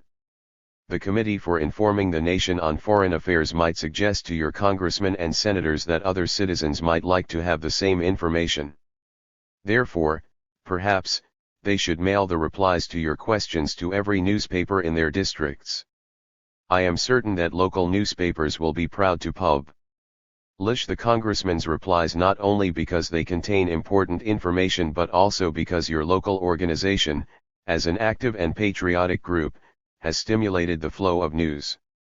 I assure you that if 10 women's clubs in each state insist on answers to specific questions on a different foreign country every month, Congress will pay attention and become increasingly knowledgeable in foreign affairs. To do alone. The mother asked if perhaps her class, Sehul wouldn't like to join in the project. The L were delighted, and each contributed 50 cents a month to the orphan's upkeep. But, of course, the 30 girls didn't want to adopt a child from a land about which they know nothing. Because their new brother lived in Korea, they had to find out something about Tory and customs. They began studying what people in Korea eat, what kind of clothes they wear, what the major occupations are, the customs and traditions. What are the summers like? The V/inters? What about the songs and the dances? In this manner the mother stimulated 30 American children into learning about a foreign land, and indirectly involved them in J's foreign policy. J know another mother who, when she hears that foreign children are in town, asks them home for the day or weekend. Her own youngsters, as a result, now are corresponding with a dozen children all over the world. They are saving money earned by mowing lawns, babysitting, and washing cars in order to go overseas in a few years and visit these people. In the meantime, without effort, they are acquiring an interest in events happening abroad. Faraway places no longer are just strange-sounding names to them. They are, instead, the homes of their friends, and they read the newspaper accounts of events there with concern. On an airplane last month I met an 18-year-old American girl on her way to India. It was her mother who had made the trip possible. Knowing that most of the 40,000 foreign students in the United States are lonely, her mother made a practice of inviting Indian students to their home over the holidays. She had got the names by writing the dean of a college 300 miles away.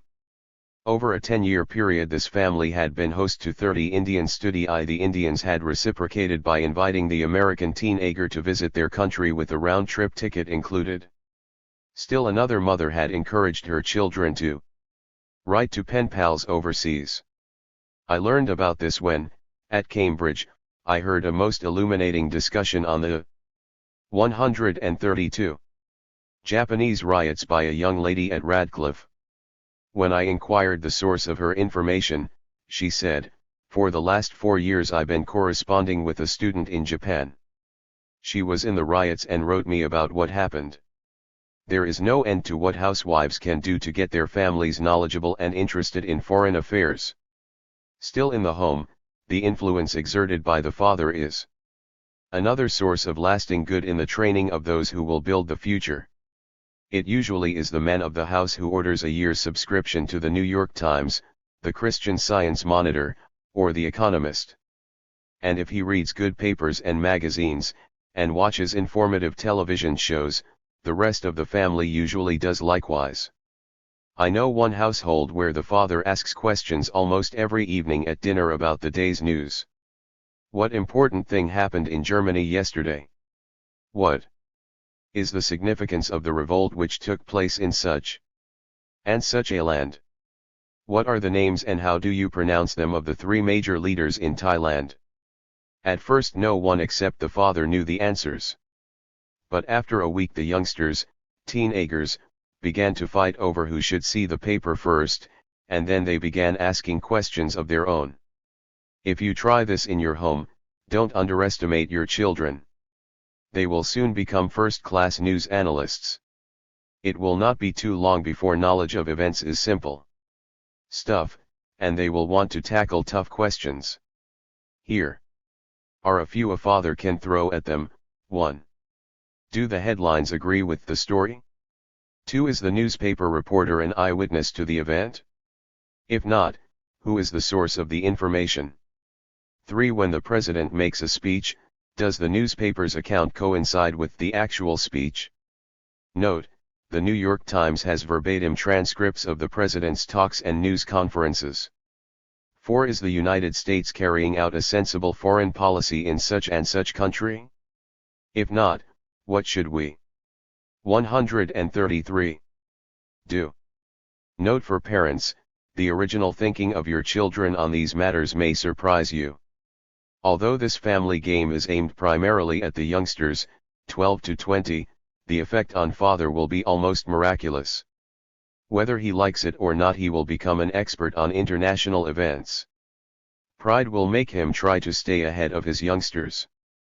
As a result, the members of his carpool, his office, and his club will find themselves dragged into the same line of conversation. Another father I know takes his 16-year-old son to evening meetings whenever a foreigner is scheduled to speak. But first he asks his son to read something about the foreigner's country, even if it is only the account in the encyclopedia. Several times I have heard adults say, "You know, that boy asks more intelligent questions than we do." Sadly enough, they are right. Another area in which the average man and woman can exert a powerful influence in educating America for its role in the world is that of the school system. Through teachers, P.T.A.S., school boards, and by persuasion and example, schools can be persuaded to expand their world affairs programs. In my experience, teenagers seem to pick up an interest in world affairs quickly if given a sensible chance. Starting with junior year in high school, it seems to me that there should be a current events class which offers a general scheme of work something like the following: each student would be assigned a foreign country as his One student may have Poland, another Cambodia, another Sweden, and so on. The first task is to read about the nation and give the rest of the class a short talk on where the country is, its population, major industries, history in brief and present problems. The next task is to make a scrapbook on the country. Perhaps the most efficient way is to have the class subscribe to a couple of copies of the New York Times and clip it every day, each student getting the columns on the nation which is his. Once a month, or whatever interval is most. 134. Convenient for the teacher, the young expert gives the class a brief account of what is happening in his country. Such a project has met with great success in the Punahou School in Honolulu. The few conversations I have had with the student specialists were exhilarating.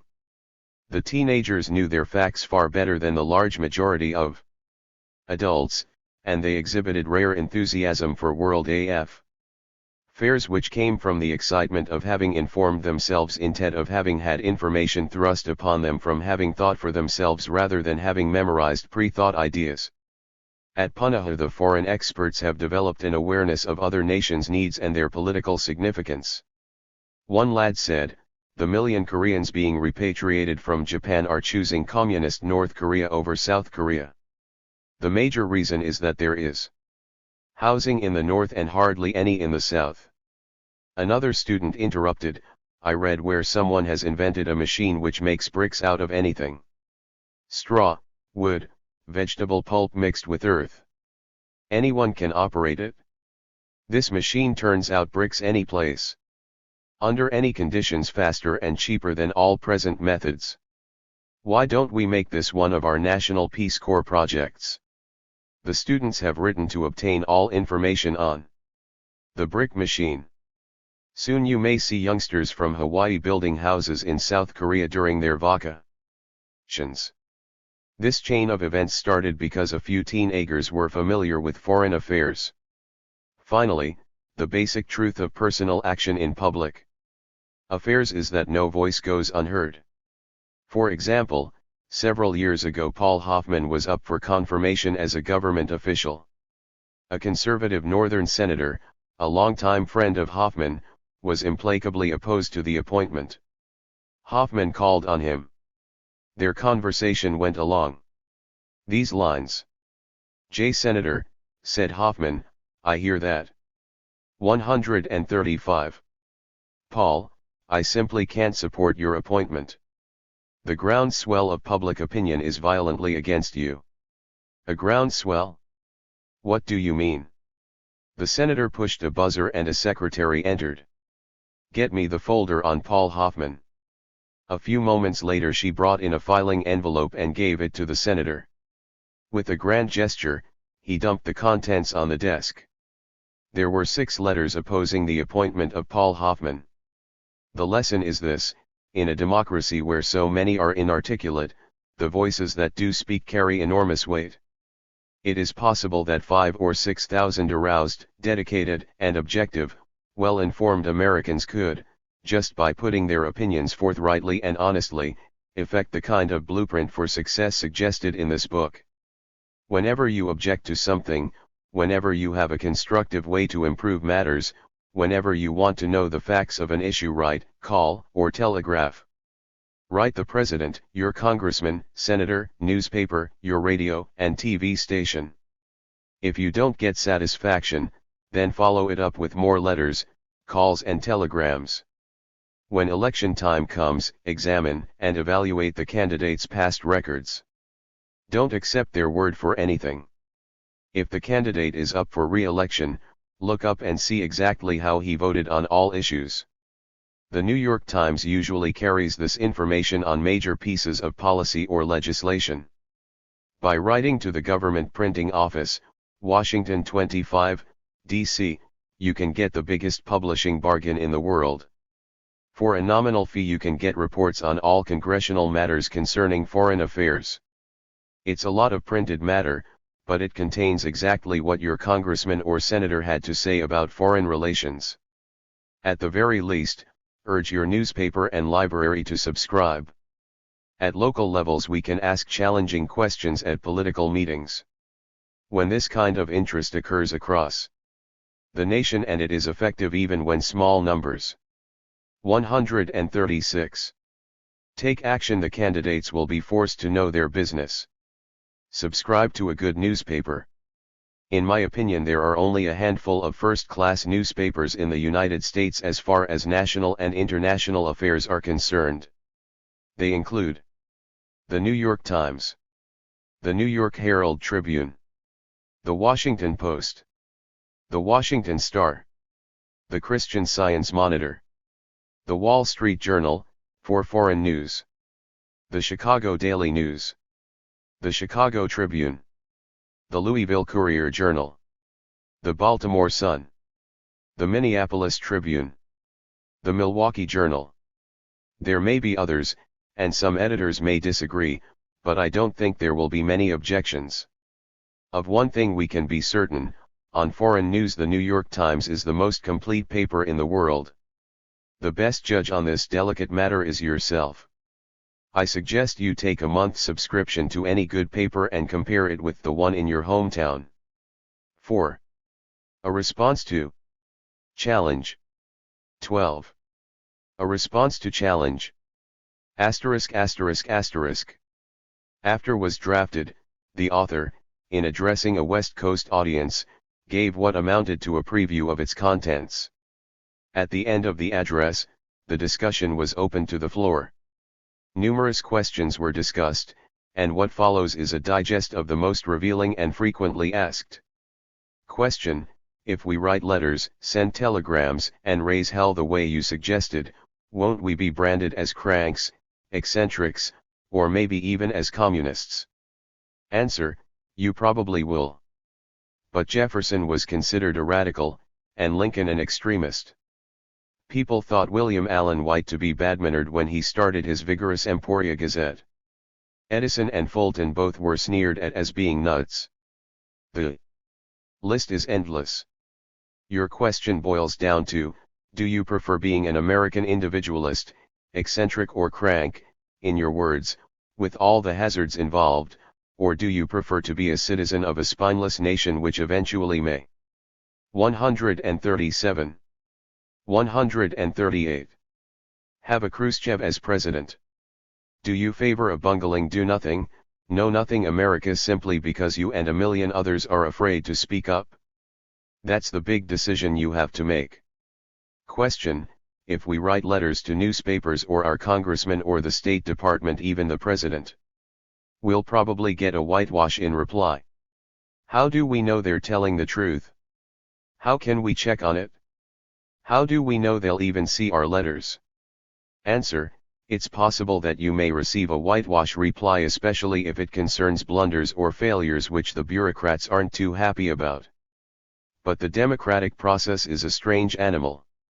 Its efficiency is in direct proportion to the percentage of citizens who show interest in government. For example, if 100 people from your district wrote your congressman about Laos, the congressman, probably knowing little about Laos, would send the queries to the Department of State, ICA, and the Department of Defense, and request that these agencies supply the necessary information. Several things would result. 1.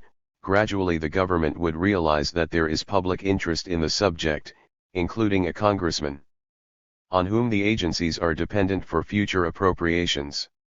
If the same kind of questions poured in from 10 congressmen, the Department of State, ICA, and the Department of Defense would be very careful in their replies. Officials are well aware that Congress has the authority to send observers to Laos to see things firsthand and also to hold investigations. Furthermore, the congressman who receives your queries depends on you for his re-election. If enough citizens ask specific questions on foreign affairs, he must, for his own political survival, learn something about the subject and make sure that you do not get a runaround. Also, if hundreds of questions are sent in, the press will get wind of the matter. This is news, and the newspapers have no choice but to dig into the subject themselves. 139. In a free country, the interest shown by individuals in governmental affairs tends to snowball. The election principle of 1 by 1 by 1 by 1 is the way of winning. Your one letter, telephone call, or telegram may well be the factor which stops a bad appointment, initiates a sound law, or causes a high official to change a foreign policy. Decision. This is the law of functioning democracies. A nation operates honestly and well as long as citizens show interest. But when citizens become apathetic, then dictatorship, ignorance, and national decline take over.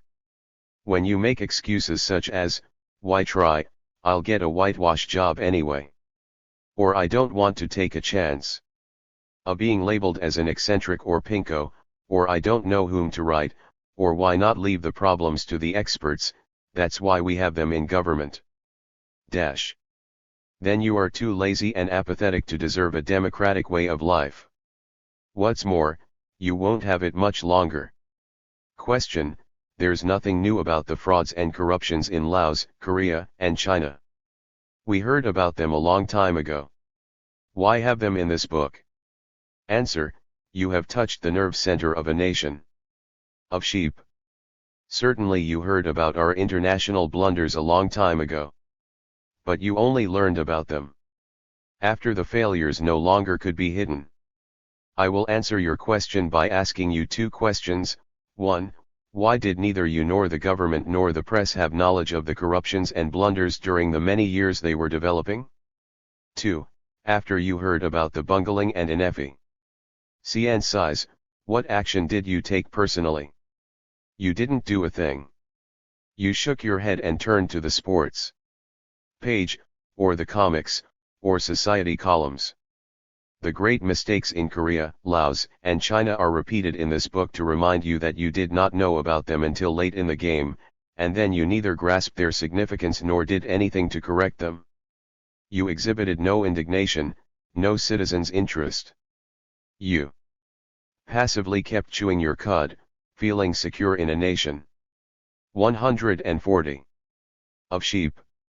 And while you silently accepted disgraceful performances, a handful of communists have gained influence over half the world. Question: I admit that most of us are poor citizens, and that it is up to us to remedy the situation. But isn't there some way that the Congress or the President could prime the pump, make it fashionable to participate in government, to stand up and be counted, to give our opinions on public issues? Answer: President Ramon Magsaysay of the Philippines had the same problem. The only voices he could hear were those of the politicians in Manila and a few biased newspapers. He wanted to know what the people were thinking. To accomplish this, he did a remarkable thing. He made it possible for any Filipino to send a telegram to the president for only 10 centavos. The system was a success. Filipinos found it easy and cheap to communicate directly with the president.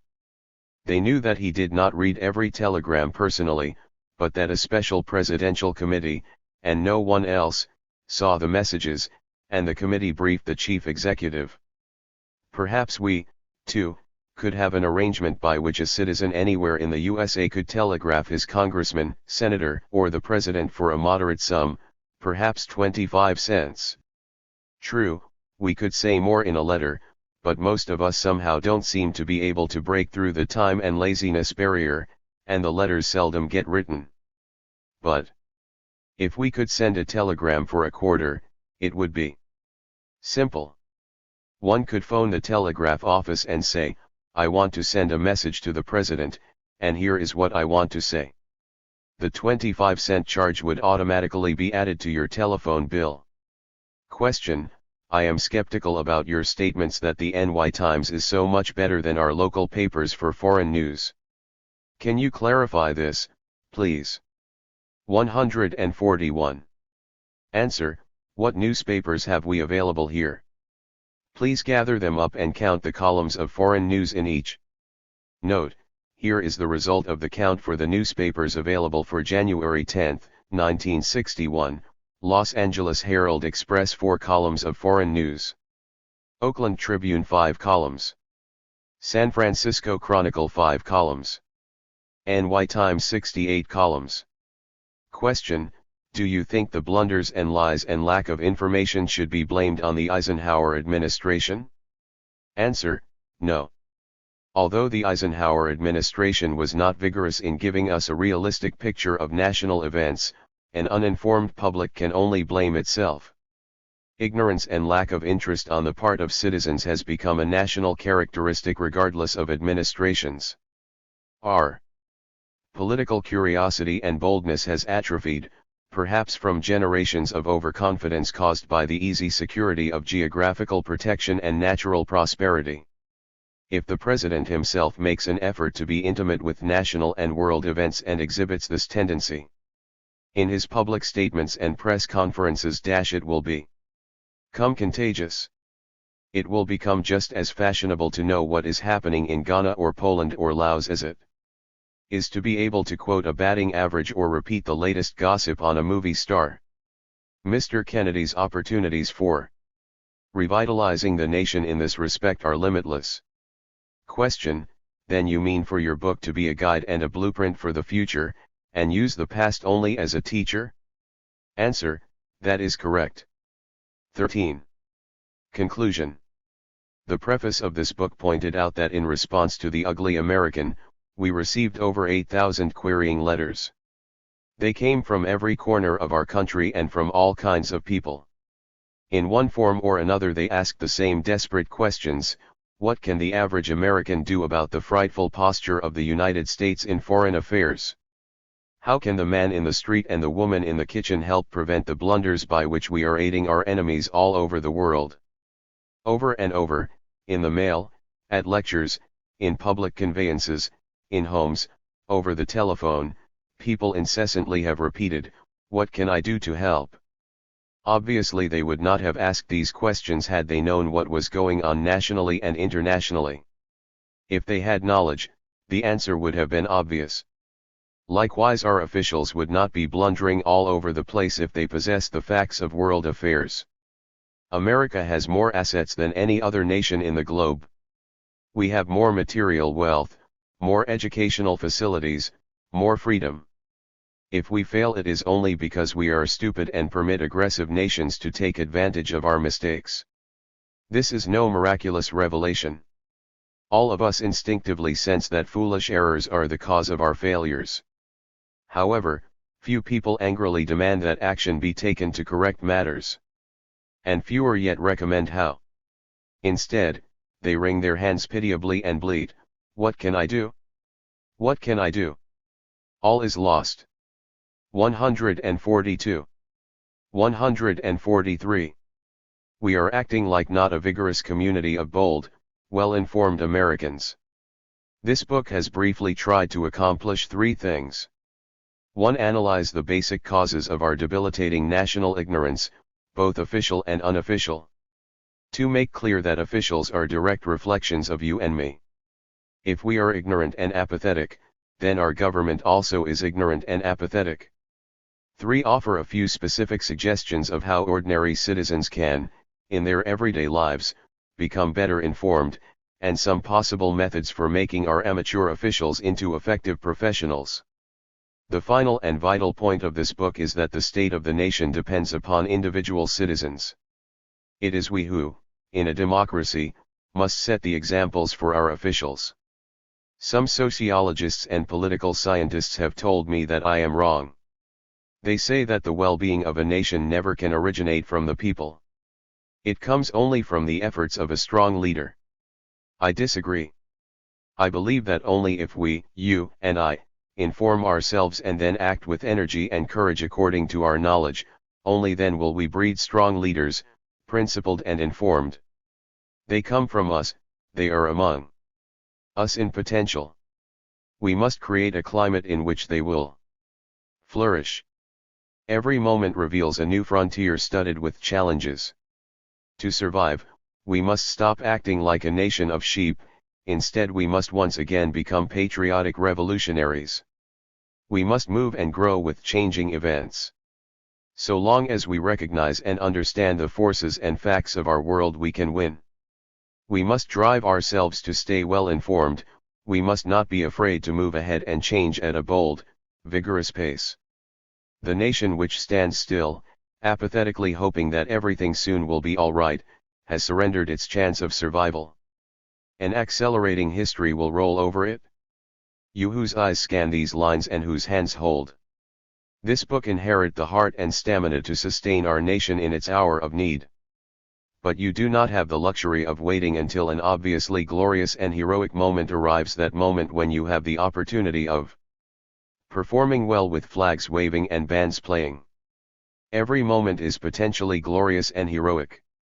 A citizen must perform a citizen's duties in everybody's life. There is no armistice, there is no vacation from the present war. Now as you read the last page you can reach for your writing materials, for your newspaper, for the telephone, and take the first step of personal action. The results will come and they will be visible. I suggest that you hurry. The television screens may be bright and our comfortable homes may be warm, but outside it is beginning to grow dark and cold.